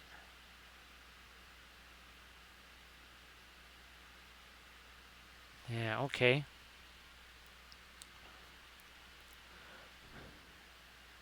Now we'll continue with our quest for some lighter edges, maybe even on this side too, up here. And you can see I'm just taking the brush, dragging it this way. You can't do that with a stable brush, not going to happen. I mean, you can try. It's not gonna hold that shape whatsoever, because this is it's just a synthetic brush, just like our other. So even our filbert brushes here, these are both by Princeton, the Velvet Touch. The Winsor Newton Cotmans would be very much the same. These are in that area of basically $5 or so for a brush. And they last a long time. One of these will last me 3 times as long as any sable brush would. That's for sure. Which is, and of course they cost 1/3 the price. So it's sort of like a, you get 9 brushes out of it.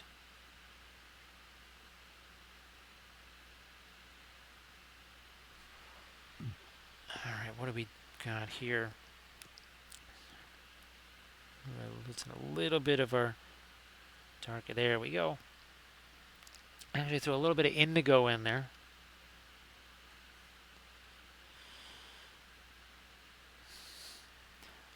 I'm going to make a little quickie change. Oh, that's, there we go. Now it's more of a gray. That was looking awful warm there for a second.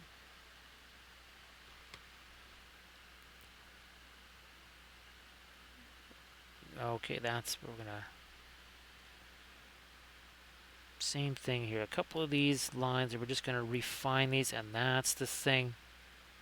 You know, we're 3.5 hours in. Now we can really get into that refinement and such here.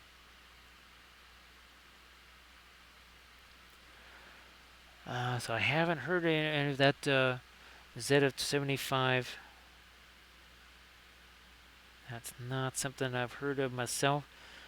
And obviously I can get the Mona Lisa high quality thinner.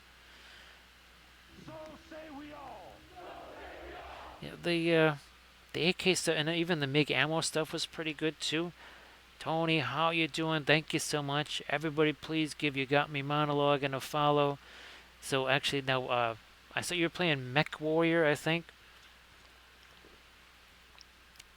Hopefully your stream was a blast. And of course, if you wanted to post any of your miniature painting stuff in the chat, that'd be fabulous. So everybody please give YGM monologue and a follow. Yes, indeed. So again, hope the stream was a blast and you were able to have some fun. Let's see, what are we here? So yeah, 3.5 hours in from this to this. Now, actually, I still haven't had a chance to assemble the train yet. However, that one machine that I was trying to work out as a large format filming area, I tested it for the first time, a true video, last night, and it seems like it worked. I actually edited the video, rendered it and stuff. So I think we actually have a place where we can paint this terrain. So So now I can actually put that stuff together, and then maybe we can also paint that too. So it's Mech Warrior Mondays for Tony on the channel there. And again, everybody please give You Got Me Monologue and Avalo. So hopefully your Monday didn't have too much in the way of Monday to it. We've had lots of puns here. That'd be fantastic there. Yeah, Tony. Uh, it'll be really interesting to see just the scale of that, how big it is, right, compared to, well, a lot of the other terrain that we're used to. So that should be interesting to see. Now I'm gonna just try not just darken this down, but yeah, see oh yeah, this is all kind of very raggedy here, and we need a little bit of reflected light, I think, too. So tomorrow, actually, oh hey, Tony, let folks know when you might be streaming tomorrow. Then, yeah, let folks know. And again, everybody, please give a YGM monologuing a follow. That way, you'll be able to get to see some Shatterpoint there. Now, I have. I think there's 3 of the pre-orders, and then I think it's the Dooku box is supposed to be headed this way. I don't know when they would be shipping that kind of a thing out, whether that's something that's available right now and they're going to ship the Dooku box, or is that something I'd maybe have to wait on if people have also pre-ordered that too. So 7 Central tomorrow night. Be there or be square, or not get to see YGM monologue and painting some Shatterpoint. Now I'm guessing that you've got also those expansions coming, so that you can fill out what you're doing there and have plenty of choices there for playing games. Let me here try this again. Also over here, so that's a little bit right now. That's a bit yeah, it's a bit less ragged. Also has a little bit of reflected light. I think, yeah, we'll have that be less dark. We can actually move the light towards that a little bit. Yeah, Doji. Now, of course, just in case you're really, really, really thinking about that, then I'm definitely going to have to get is that the Rose Madder color? There we go. Now, we'll see what those expansion boxes look like. Okay, we got that in there. Okay, now I think I'm liking that a little bit better.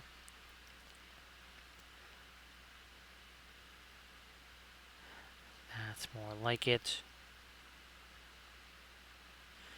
Now, Tony, did you do anything special with the bases, or did you just say, all right, look, it kind of matches with the terrain, I'll just keep the bases as is? Gerstecker is, they actually have something now. That's the one thing I haven't had a chance to do yet, is to actually snag some of that rose matter. We'll see. It'll be, well, I don't know, if we don't use it for our skin tones and stuff, we'll have to find some sort of an army to find a use, right? Some kind of army painting color scheme to make use of that rose matter. Maybe our elves or something like that. Who knows? Maybe there's a House of Gondolin that would work well with that. Okay, good. You can at least see this here, right? Be tough for you, but there we go. That top edge there. Now, you know what? I still need to go a little bit more with the yellow down here. So Doji's next order may or may not have the rose matter in it. Yeah, I think we'll give that a shot. And I do actually have those figures. If I remembered which the heck one they are, I could try and print more even.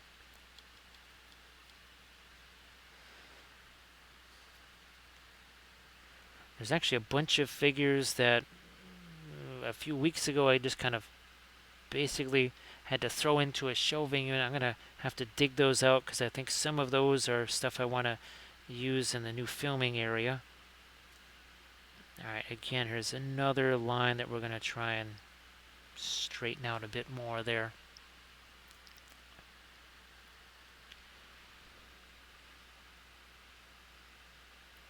These guys also more refinement, and this is yeah. There was some folks that just even after the pre-glaze, they said, "Yep, that is enough for me."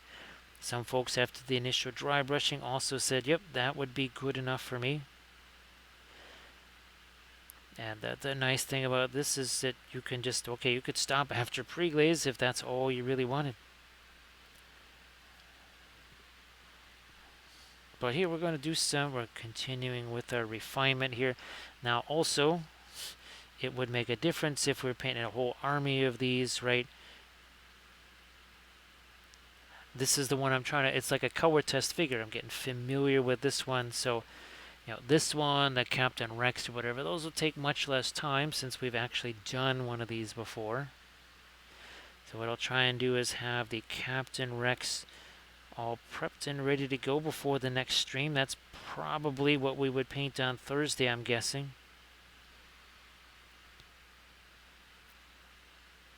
I want to see if I can, yeah, a little bit more of my light there. And so Doji, I'll let you know when I have to go look on the Eldfall Chronicles, right? That's what it is, on their website, and really start looking around to see, okay, what would make for good tutorials or streams or whatever. I saw that one figure that you sent me the picture of. Well, I guess, that's, if you could send me the name of that, I could put it on the list then, and maybe they send that here. So Doji, believe it or not, it was mostly just Van Dyke Brown, a little bit of brown matter, and everything got it. Him, the Hoodoo Rock. There was even a little bit of Terra Rosa that got in there. So believe it or not, no indigo. No indigo harmed on that pre-glaze. I basically just painted the Prussian blue over the top of it here.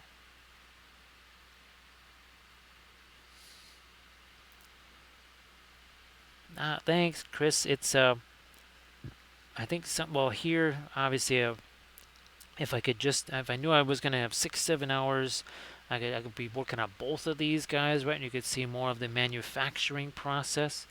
So Doji, that one was looking really fantastic. So yeah, I'll definitely, I don't know, even if you could just shoot them a message, say, hey, he needs to have that one so that I can see what I need to do on that. So we'll try and break that one down into some nice simple-ish pre-glaze aspects. Nah, too much. We're gonna take some of that away. There we go. So yeah, Chris, it really does depend. We were talking about it the other day, right? If it's a commission thing, if you're painting it for a contest, or if you just need it to throw it on a D&D table that night, that'll kind of dictate just how much maybe you do as far as this refinement goes or not. Thanks Doji. You know what? I'm thinking we're gonna hit it. There we go. A little touch of that. So see that sharpens that. It's not a complete line, right? We stopped here. See, we stopped about halfway through. Not a complete line. And again, back to my. Ooh, look at that. That's the fast mat. Wait, we really could do that edge a bit lighter. Now this again is another thing where I need just a smidge of reflected light there. I know here we were trying to use more of our Yeah, let me do this. We're gonna change tackle it. There we go. Okay.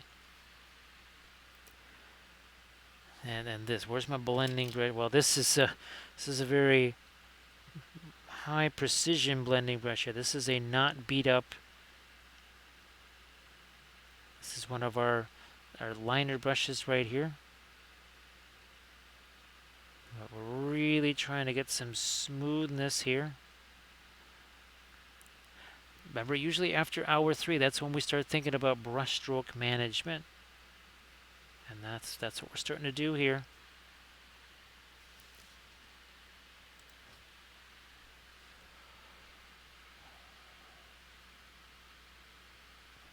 Yeah, JP, and there's nothing that says, right, you paint it as much as you can, and then after maybe you play whatever with it, maybe even a couple of times, you take it out again, and maybe then you do add some more to it or refine it some more.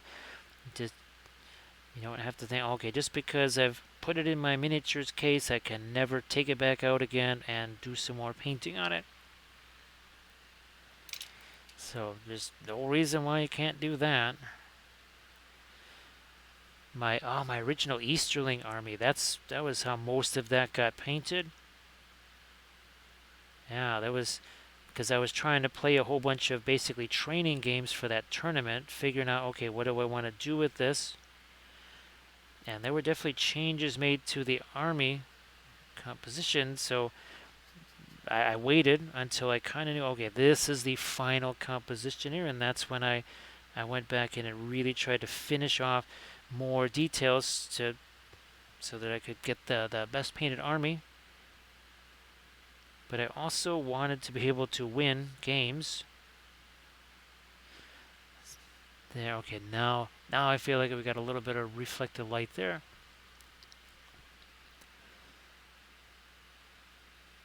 So yeah, you definitely want to at least, it's like JP saying, you want at least out on the table, right?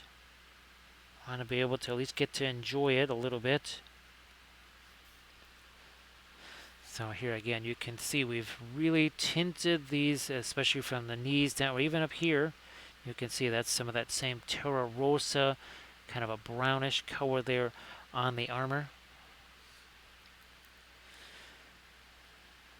And who's to say, maybe I might try these again at another time, and then we do a, well, for lack of a better term, Star Wars Grimdark, where there is more chipping and that sort of stuff that's going on.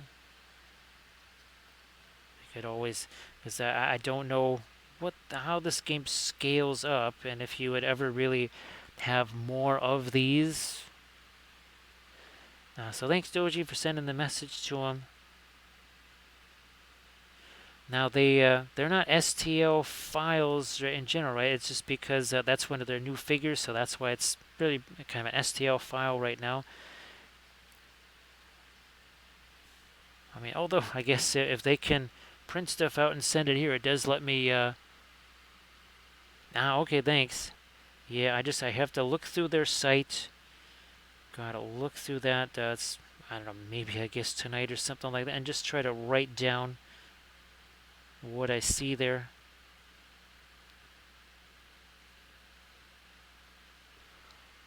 Now, I might send you some messages asking what size, because it might be hard to tell on some of them, whether it's like a really large creature. I know they do have some kind of pictures of here's the bundle, right? So maybe I'll just look at those first. Yeah, I know you were saying that was some really fine quality resin that you were super happy with. All right, what is here? Let me I'm gonna grab my this stuff here. Let me just do something right here. Okay. Just in case I didn't want to have any of that brush cleaner. I mean, it's really fantastic, but boy, it'll remove paint, that's for sure. get on the handle of your brush, it will remove that. Oh, thank you so much, Param Underhill. Appreciate that. Thank you so much. Let's see, what do we got? Yeah, less than 4 hours ago, he was just this very same color primer. He was exactly like the other guy there. Now, I do have this. Well, we have a little bit of indigo here now. And once again, looking to cut some lines or tighten up some things. Maybe even a little bit right there. There we go. Thanks, Param. I basically, some of the original ones that I painted, we just left it the original stuff. Here's one of the Mandos, right? So that's just the bases that come with it. And then I said, well, maybe we can do something to make this a little more interesting, like what we did here with the Showa. They're kind of given that nice little sort of a jungle type setting, even for Bo-Katan. And here we go. So we just took some of the Make It Epic basing bits, and those are still the original bases, but we added something to them. Now they look kind of like they're interacting with the train, right? Like Bo-Katan is trying to jump over that, or he's trying to leap over this.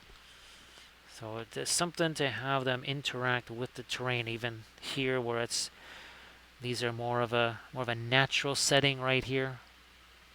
And again, all of those 3D printed basing bits from Make It Epic. Hey, Sarge. Ooh, that sounds good. That sounds good. All you need to do is have some mini wheats and some chocolate covered raisins with that, and you got the trifecta.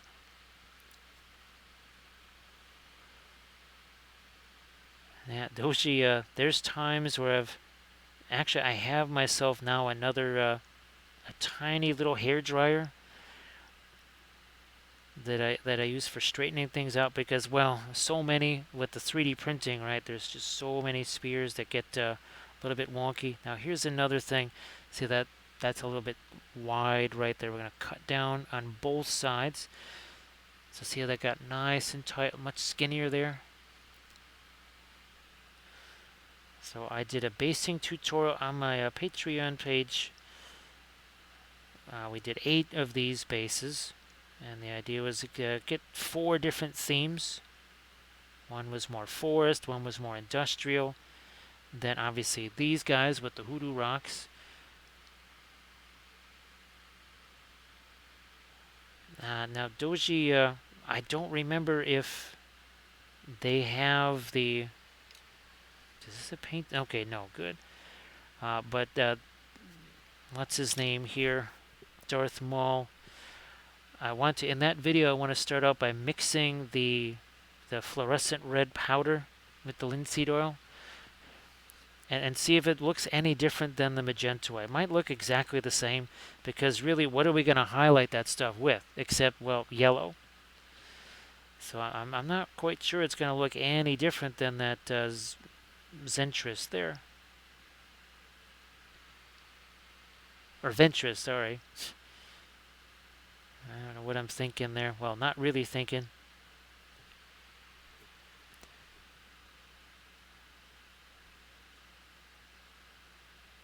Alright. You know what? I wheel it a little bit more of the Durko right there. Again, all I'm doing is just a little bit of tap, tap, tap with the brush there.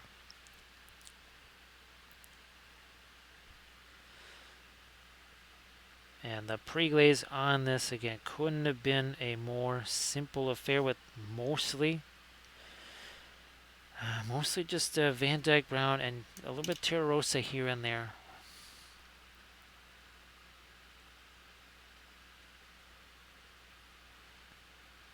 Actually, Doji, the early stages of that, I mean, you saw that fluorescent magenta. That was pretty spicy stuff, wasn't it? Speaking of spicy stuff, we have Wicked Minis. How you doing there, Wicked Minis? Everybody, please give Wicked Minis a follow. Wicked Minis, as always, if you want to share any work in progress or stuff that you've been working on in the chat, you know that's glorious. And if you want to skedaddle off to your photo booth so you can maybe take some pictures of what you were working on your stream, that'd be fabulous too. We are working on, these are some of the Shatterpoint figures again. Now, 3 hours and 59 minutes ago, this dude right here looked like him. He was just primer. So all of the now metallic stuff and everything, that's all been done in the last 4 hours. And of course, so we've been having a lot of fun painting all of these. We've done all of Bo-Katan's, Mando's, lots of glowy things. This had the 3 different glowing things on it. Where here he is. Yeah. We had the glowy shield. We also had his helmet, and then of course the fiery stuff over here. So lots of glowy stuff on this guy. And again, everybody, please give Wicked Mini a follow. And of course, Wicked Mini, again, if you want to share anything in the chat there, things that you've been painting, that'd be fantastic. Now here, what I'm gonna do is, yeah, see, we need something like what's happened over there. There's just too much of our line right there. So I'm going to do this. And again, this is another little adjustment that we're going to make here. Hey, Bithron. Nice to see ya. Boy, so, well, for the Bithron, there hasn't been too many clips to do tonight. Now, actually, does this week look a little bit lighter on the work schedule for you? Maybe you'll be able to get more of your painting in. Hopefully. Now, what's going on here? Of course, too, sometimes with these, the mold lines will be in funky places.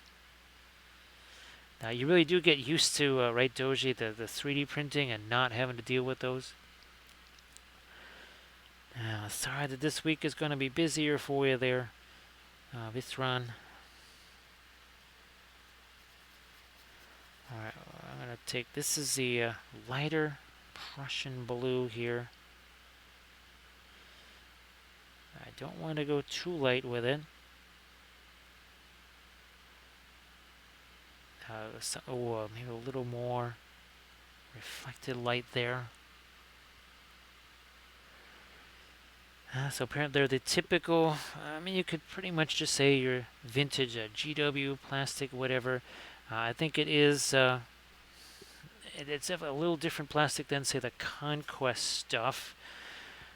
I can't really put my finger on the Conquest stuff as far as its consistency. And then, of course, well, things like Warlord and Mantic and their plastic. It seems like everybody's is a little bit different there.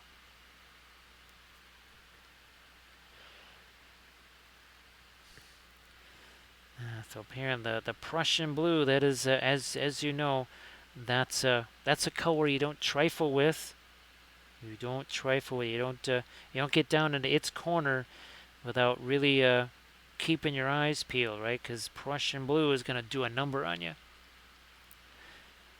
Doji, the 3D printing, obviously for stuff like Lord of the Rings, it's really helpful because so much of it is either not in print or it's just the same old metal figures.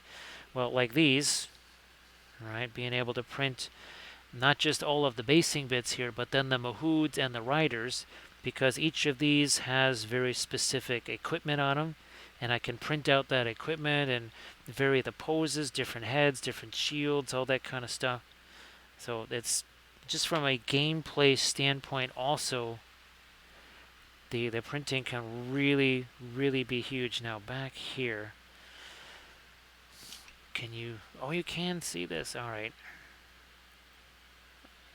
All right, here, let me throw a little bit of some lighter brown back here.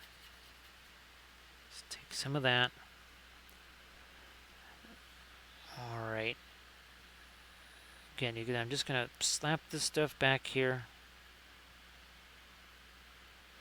And then we'll take another brush to blend that with maybe this one here.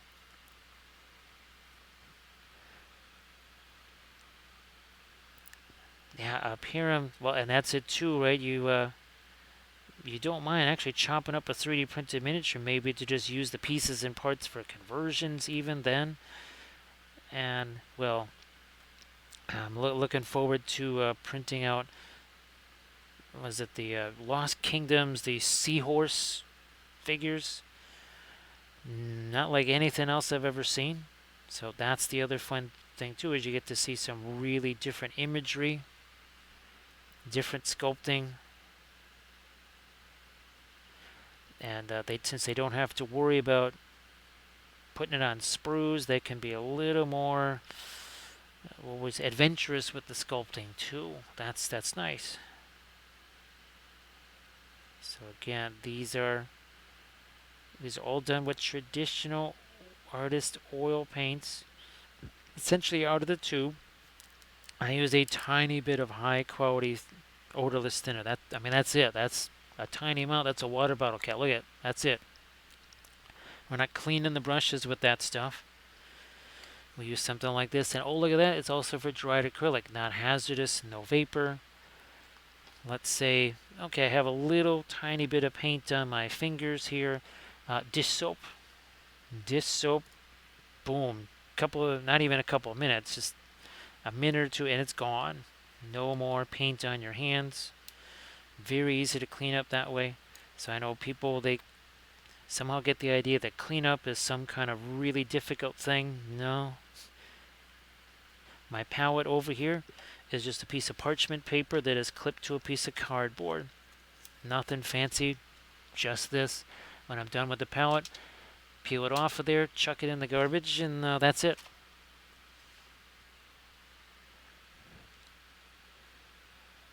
Now up here, yeah, when you're the arch villain, right? They're basically trying to come up with an entire new army each month. Now, I kind of like it that, like, say, I think they're on chapter 3, maybe, of Agama Rising, and even, let's say, Lost Kingdoms, Highland Miniatures. They'll do another release, fill out more of an army or something like that. Artisan Guild's another one that I really enjoy. And of course, then there's all of our Lord of the Rings. Printing goes ever on. Diwali, Kurzlook. Dark Lord miniatures. That's one of the new ones. And Diwali. I don't know if I mentioned them. We really love Diwali. Fantastic stuff. And obviously, they also do. A lot of those folks are doing terrain. Medbury miniatures. Love Medbury miniatures.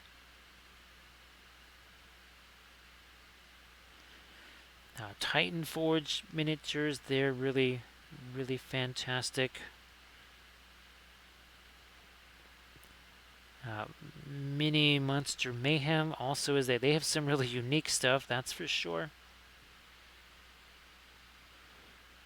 Yeah, but and Dandelions in Middle Earth, that's another new one. And I've got the let's see, a bunch of Fell Beasts from again Dandelion, and some of the dwarf stuff too. Now I see this has got a little stuff. Okay, that's a bit more of a hard edge, and then we have to do our light edge over here.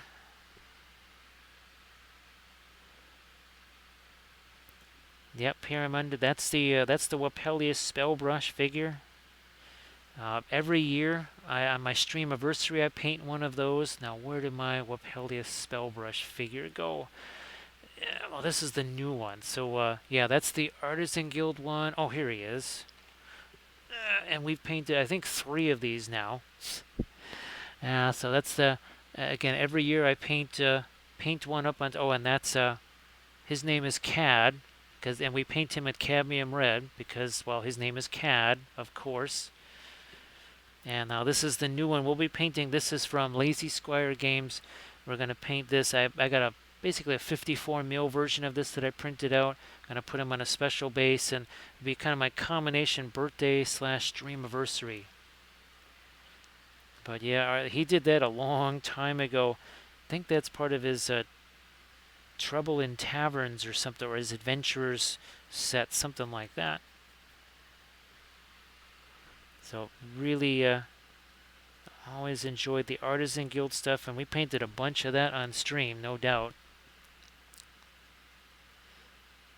Painted plenty of Artisan Guild figs on stream, and also here's one of our army painting series that we did with some Artisan Guild figs. So that was really, really fun. Had a blast with these. That was really fun. Everybody please check out Night Whisper's link. And then, of course, give Night Whisper a follow if you could as well. So again, everybody please check out the links there from Night Whisper. So Night Whisper, I'm glad that you had yourself a fun stream and hopefully got lots of stuff done. I know sometimes on streams there's a little more activity going on, maybe a little less stuff getting done.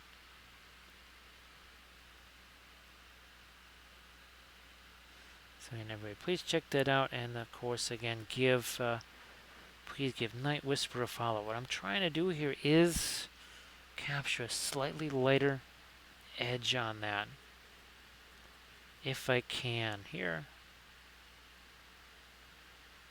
let me see if we can do this here. Just it's more of my fast mat there.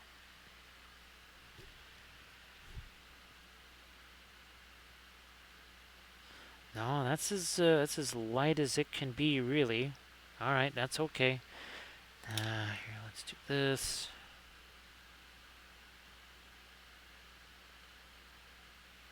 And a bit more like that.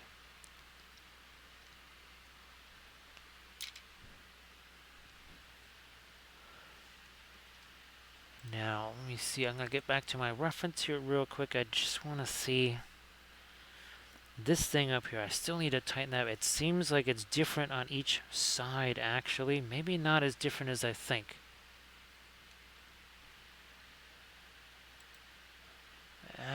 Okay, so I guess they are sort of the same. I'm looking at this. Well, they don't show that side of his face. Okay, well, that's fine. All right. Then I'll just go with this, and maybe we'll just work some of our darks back into this. Let's try some of this here.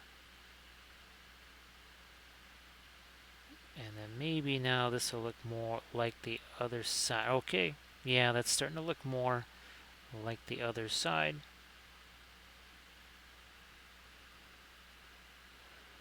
And maybe that just needs to be dark. I was trying to do some reflected light there. You know, maybe sometimes we have to just say, that's not really gonna work, and we make a little bit of a change to it here. And that's sort of maybe not that dark.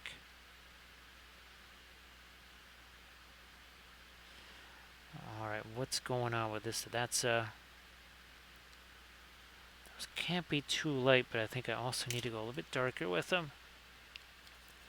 Maybe also clean up some of the edges here on this. So I'm going to take my, well, I guess we'll go with the indigo, some Van Dyke brown here. And something like this. Okay, so first we'll do the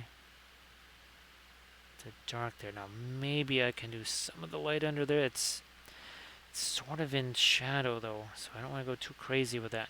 Also, don't want to thin that down too much. That'll just end up being a pin line wash, and that we don't want. So the liner brushes, the bristles intended to be very long because that allows them to hold a lot of extra paint there. It means fewer times back to the palette, even with the acrylic paints. It also means they're, especially in the synthetic form like this, they're going to be very, you can see I can really kind of go any angle. I can even push them this way. Also, too, they last much longer than the spotter brushes. So the spotter brushes, these things tend to get beat up really, really quick, and you can see they're basically only about half as long as the liner brush. Those get destroyed so quickly, it's shocking. It really is shocking just how fast those can get just destroyed. Not much use at all, and then they're useless. Whereas these liner brushes, they can really take quite a beating and still be very functional. Now this here, that should still be a little bit lighter, but I don't want to go too light. It is all the way down by the ground here. What about that edge there? Let me see if I can lighten up this one edge. See if that makes any difference here. Okay, that was a, that's, I'm going to go back in the other direction here now. Because sometimes, yeah, see, I'm just, it's almost like I'm, yeah, see, I removed a little bit of that brush stroke, that's all. Yeah, JP, it's, I think, oh, well, in, what was it, 2020, when there was all the supply chain things going on, it was, well, of course, I would make the mistake of telling people, oh, yeah, get these 18 zeros. Well, then, guess who didn't get any of them? Because there wasn't any left. That would be me. So, that's, I had to kind of go with something else, and I tried the, I had to go with some of the spotters just because there wasn't anything else. And as Arda Michael says, that's pretty much what they end up becoming. They end up becoming blending brushes. We have tons of them here. I've been using, whoop, that's not one of them. Here's one. Certainly been using these all during the evening here. It's kind of crazy, but it's how that goes. Now, I can't make that. I've been trying to make that lighter. Can't make that any lighter. This, though, maybe I can. Right on the top of this here. Now here we've got, I think I just need to use, well, speaking of blending brushes here, maybe that's, okay, I keep trying to make that lighter, and then as I make it lighter, it contrasts too much. Now this right here, I might need to make that darker. Let me see what happens with that here. No, maybe even darker than that.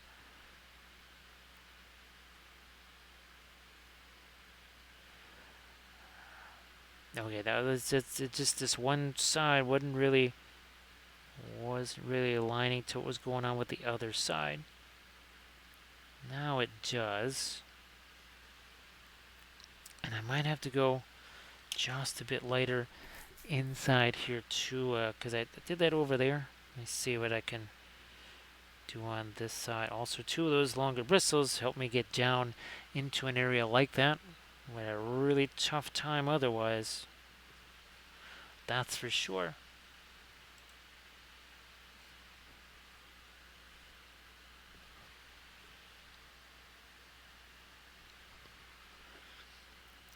And oh yeah, this is another little edge there I'm going to try and bring out, because I think I want the light hitting that. Now here, this is another thing. We've got this kind of variation in there.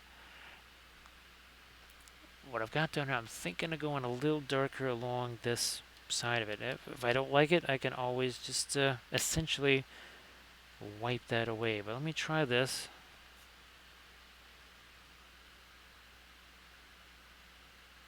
And there you go. So hopefully the Tyranids, Arda Michael, those are Okay, and I know, well, you got your Mumakil and stuff that you're working on.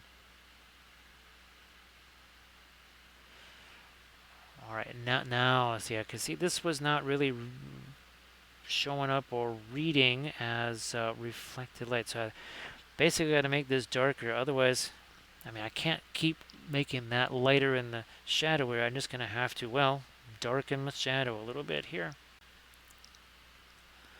And that's what I'm going to do here. You can see we're kind of breaking that up. It's not just a solid line. Now, why am I breaking up? Because we have this. So, in effect, maybe this part here is this chunk of rock up there. Oh, Sarge, well, I'm looking forward to seeing that. Also, I'm looking forward to seeing your that troll with the water effects and such. And there's quite the difference between the crocs and the skinks there. Uh, I don't think. Well, of course, these weren't GW crocs, I don't think. Let me get back to my lizard man army here, and it's one of my scrox units. Okay. No, you can't see him in there. That's a maybe. Well, let's see. Oh, there it is. There's my skink and croxigore unit. Actually, it's a couple of those word GWs. I know I've got a closer pick. Maybe it's the lat. There it is.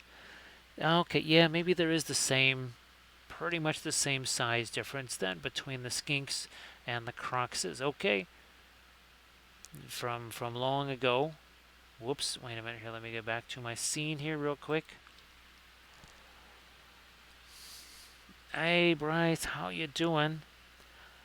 Boy, Bryce, that goes back, gee whiz, we're talking 2007-ish there. Wow, that goes back a long ways.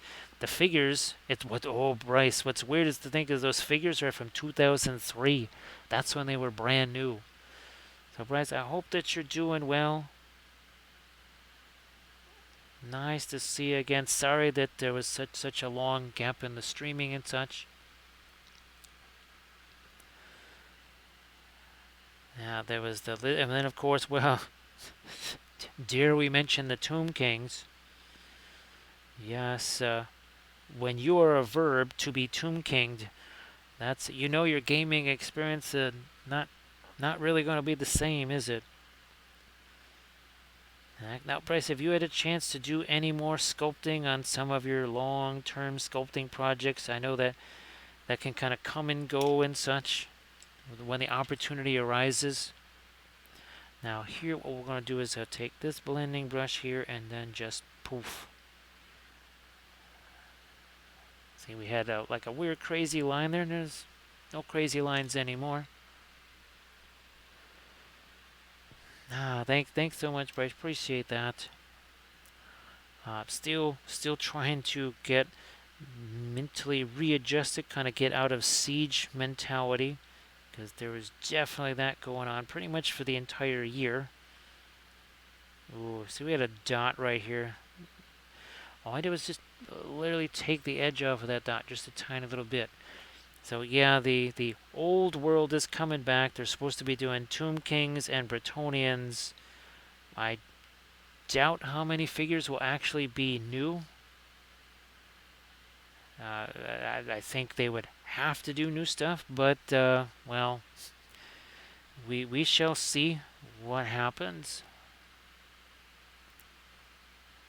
So about 20 more hours of sculpting and then on to the painting. Actually, Bryce, if you have any pictures of that, any Instagrams or whatever, you want to show it off in the chat, that'd be fabulous.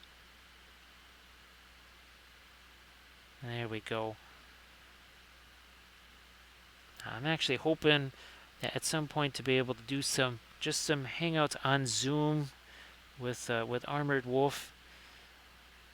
And since I got the what is that the license or something like that, so we can have it as long as we want, and obviously invites and stuff. So maybe if I can sit with the Armored Wolf, then we could all hang out together. So there's gonna be a plastic box for each of those armies and one resin characters. Well, I was gonna say sort of like Lord of the Rings, but then they don't do even that much for Lord of the Rings. So yeah, right. So that would be kind of fun. He and I we did one quick little test, uh, just because when I was trying one of those new headset mics, and that obviously I'm trying to redo all the areas here, and I ended up just going back to my old stuff. So JD, this is definitely not the bass that comes with the set. So they're very, very nondescript. So this is the typical kind of a bass that you're going to get. I think there's 4 different types or something like that. Again, nothing really snazzy or whatever. Um, all of these are things that I added. So a lot of 3D printed bits here to obviously create different themes. Here's another one of the Hoodoo Rocks right there. And then, well, here's this one. Right, we did the same thing for Bo-Katan there, and to make it look like they're kind of leaping over that stuff. So yeah, we did a little bit of adjustment, right, Landrast? You can still see, technically that's, and same thing here. This little portion, that's still the original bass right there. So Bryce, I actually did now this one right here, it's the same equipment. I'm finally getting used to everything being like 1 or 2 inches off, because I kept bashing into literally with my head. I mean, bumping into stuff with my head, with my hands and everything. So I think we're starting to get past that a little bit. And I just filmed a new video last night with a whole different setup that's designed for large scale stuff, terrain, really large things, also basing videos. And that was challenging because, again, some of those pieces would not work on this machine. They literally crashed the software. But on that other machine, they work fine. Go figure, whatever. Again, so the idea is that this sort of represents this Hoodoo Rock all the way up here. But it seems like it worked out well, and this, again, it would allow for some really big stuff. I mean, practically almost the size of the Tiamat. I mean, maybe that might be a little bit big because of the wings, but should be able to paint some much larger stuff on that. And again, do the terrain stuff as well, because those are all really important things. I'm gonna double down on this, extend that a bit more. So now our reflected light looks more like light, because it sure as heck wasn't looking like light before. We had just essentially we had midtone next to slightly darker midtone. Yeah, and I have no idea why that was, and no one can explain to me why would it and it was the software was the same. There was no difference in the software. It was XSplit. Same camera on one machine crashes it. On the other machine, it works seemingly just fine.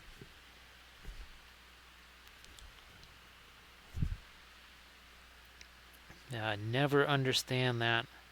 Yeah, I might do. Now here we want this one.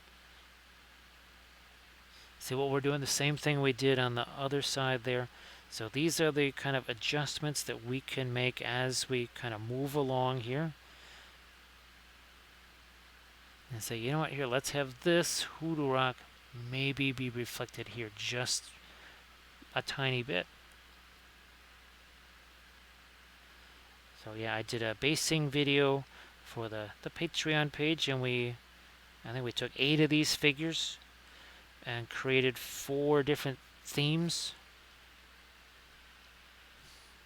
and just went for it, and that all seemed to work out just fine.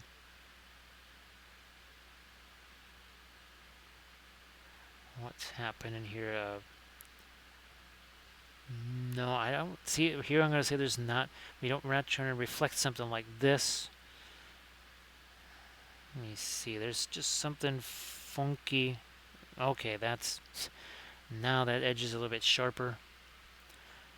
Now here, I think we've lost some of our reflected light. Let's try it again. Also using some of our tan color here, right? Then we need to go a little lighter. This is also very.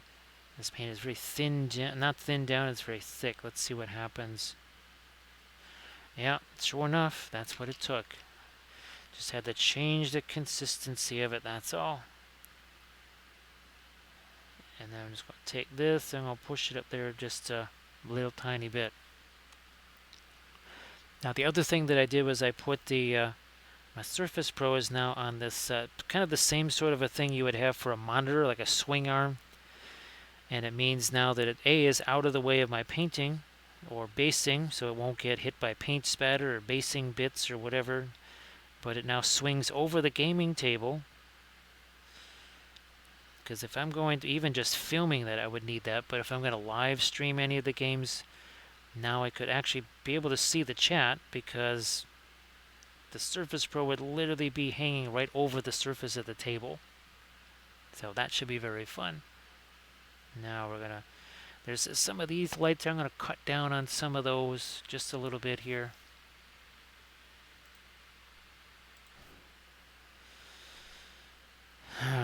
Paper towel, I'm just going to really squeegee the paint out of this here.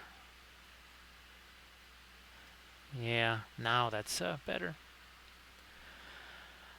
Well, Bryce, originally it was all about filming them, and then I realized, well, okay, that could be 20 hours of filming and editing and everything else, or I just stream it and we could actually have maybe people kind of participate a bit, Team Mordor, and also too it could maybe vary up the decision process,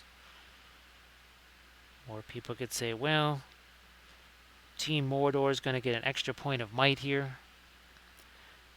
or Team Rohan or something like that says, well, we're gonna give Theoden another fate point.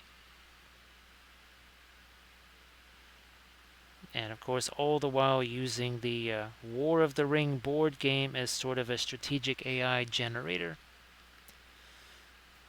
And that's going to, instead of just, well, okay, we're going to march towards this territory, it's really obvious. No. You could be laying siege to Minas Tirith just about on the verge of victory, and then all of a sudden, all Sauron is interested in his stupid ring and chasing hobbits. So I think that would be, that should be really interesting doing that. Let me get some more on my Tyros, but that is now taking a significant move closer to fruition by having that rig set up.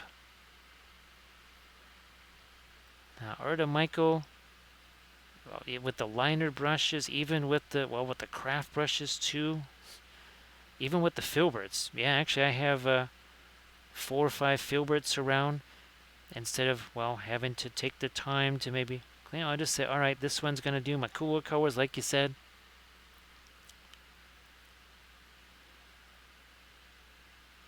So it's a nice way to be able to, I could do a 5-hour stream, really have an interesting, fun game, instead of, well, trying to film all that, cut it down, edit it all, render it. That just is a nightmare. Alright, Night Whisper, you have yourself a good night's sleep, and of course, thank you so much for being here. And everybody, please give Night Whisper a follow if you could. Alright, and this, boy, I'm gonna go, that's a little too late. Let me see what happens here. No, we got, okay, that's about as light as we want to get. We don't want to lose that Terra Rosa in there either. Now, what's going on here is a little bit like what we did on this tree over here. So if you look, there's blue, Terra Rosa, green, yellow. There's all sorts of different colors on this tree. It looks just, well, grayish brown. Even here, there's some violet on this. There's all different kinds of colors on this tree. Doesn't really look that way when you first check it out.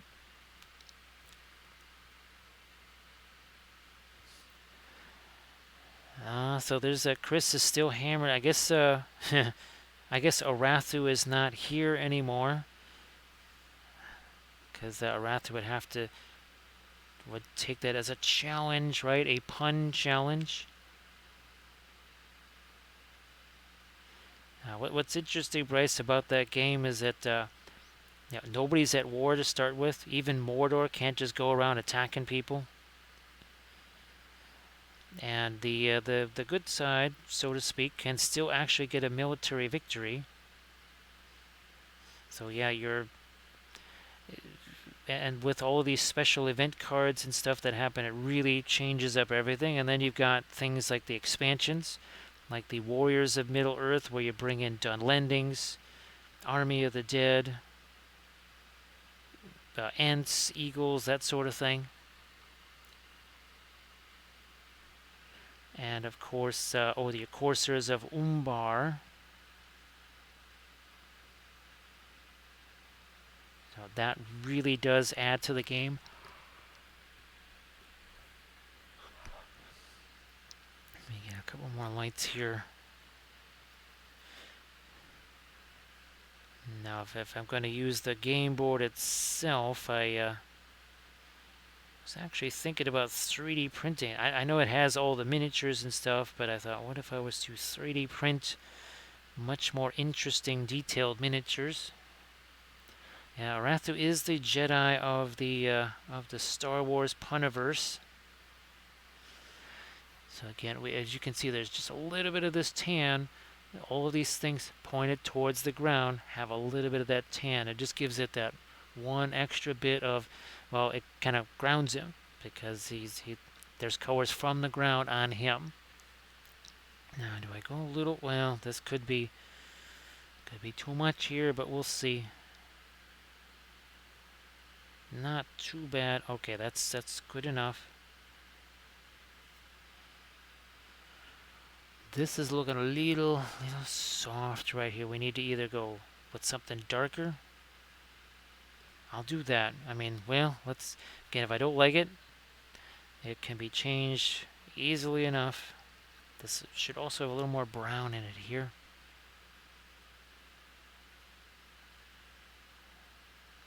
And it's a bit like what we did up here.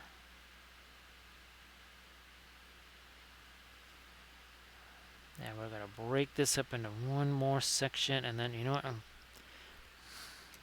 Well, here we go. Just like Arda Michael said, these spotter brushes, they usually end up being blending brushes really soon. And there it is, used as a blending brush.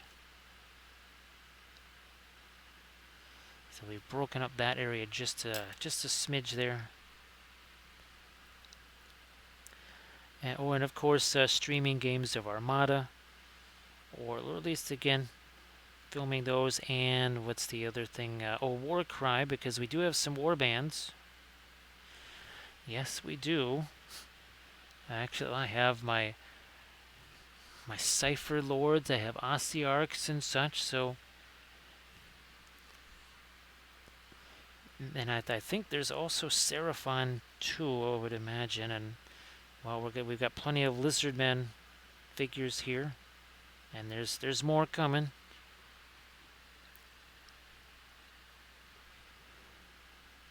All right, and we'll darken this down to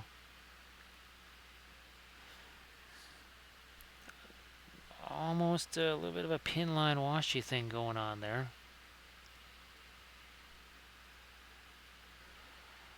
Here, Art and Michael, they get blended, right? It's like they're put in a blender because they just don't stand up to the rigors of painting all that well, do they?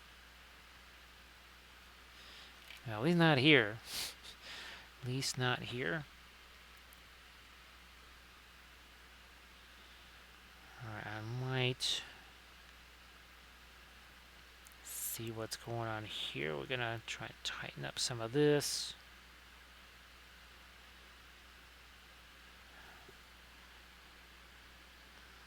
Right here, when I put the lighter stuff in the, okay, that's better. We're pretty good on that side.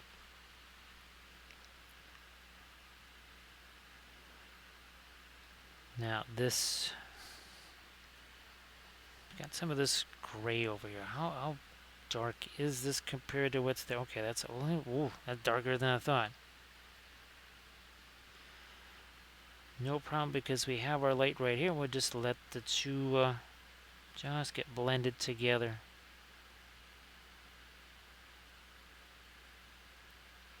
And again, looking for some softer edges there, and I think that does it now.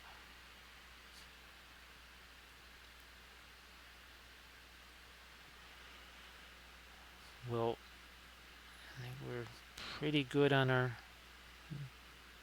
dark up here. Again, these are 3D printed bits. These the miniatures do not come with these bases. They're just pretty flat and pretty nondescript. Not a whole lot going on. And maybe with this one, not so much with, say, static grass type, but some of those other bases, now that those are starting to, their figures are dry, I'm going to add some of the foliage to those. So like this guy here and Zentris, we need to add their foliage and ground cover. So it'll be something maybe along the lines of, or our Galadriel here. So again, you can see it's not just static grass tufts, but see that's a bunch of ground cover that we added there. It doesn't add just color, same thing up here. That's a different texture. So instead of painting the rocks like crazy on some of the, and then you got the little flowers and such. Now I'm saving, I want to do that tutorial video using the Green Stuff World static grass tuft maker. See if it works. It may not. Green Stuff World, I'm sure they're frustrated sometimes where I just, like, there was another thing that I tried of theirs and I just couldn't make it work. I mean, maybe it is a really fantastic product, but it was something I couldn't make work for me.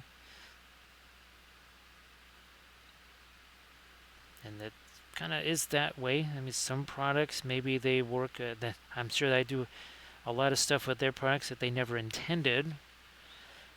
Like taking the pigment powders, mixing them with linseed oil, making my own oil paints. Which is still one of my favorite things to do.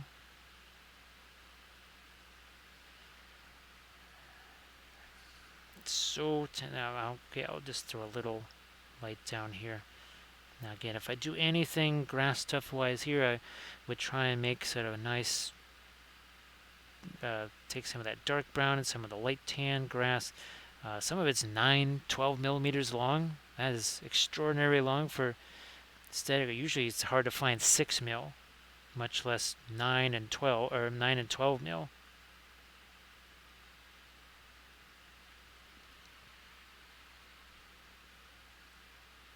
Alrighty. Go a bit. I was just about to put light over it. I said, no, that's got to be in shadow. You have to preserve that shadow there.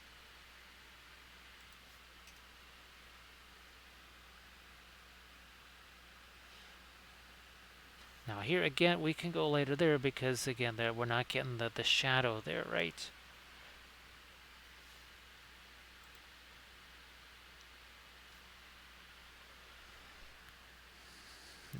Throw more light here.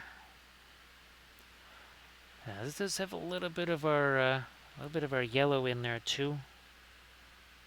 Just a smidge, because I don't want to end up to be like the cooler colors here in this armor. Oh, that's the other thing too. Speaking of cooler, I have to add some more Prussian blue to the chest plate there. Let's do that. And also darker. Let's see what that's going to do here. Again, Prussian blue, a little darker.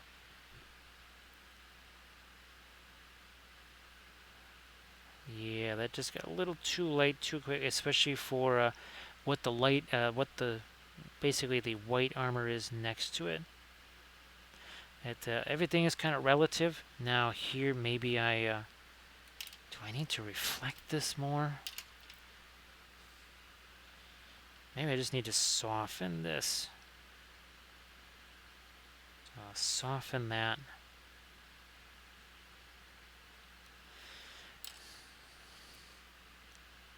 Okay, that went a little weird, a little wacky, so we'll come back here again with our light.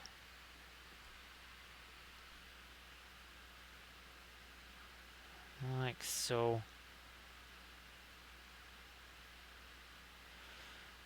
But I do want to thank all the folks that follow, because now we're down to what, 26? Yeah, we have 26 more now to reach the 8K mark with the follows.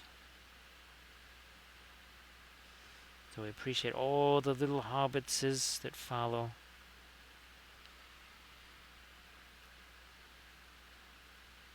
Yeah, never really expected it to kind of go to that extent. So appreciate all of those follows.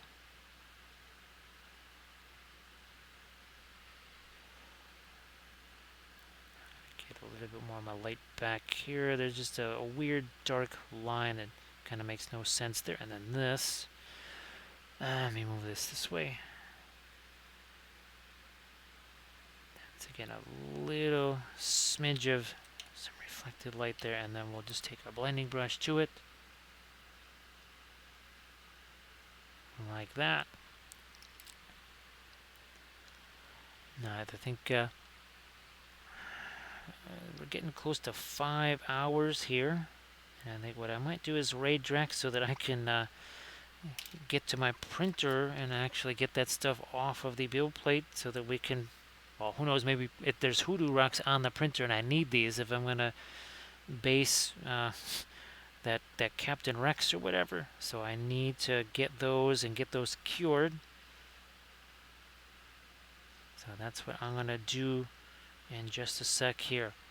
So I do want to say thanks to everybody for all the bits, the subs, the follows, and the cheers, and the raids too, of course. Appreciate that.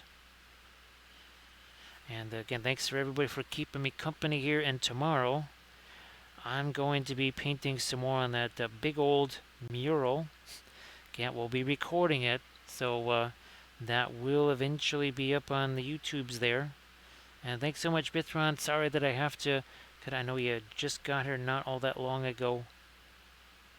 But again, I do appreciate everybody hanging out with me here. It's especially with the still trying to get used to what things are here.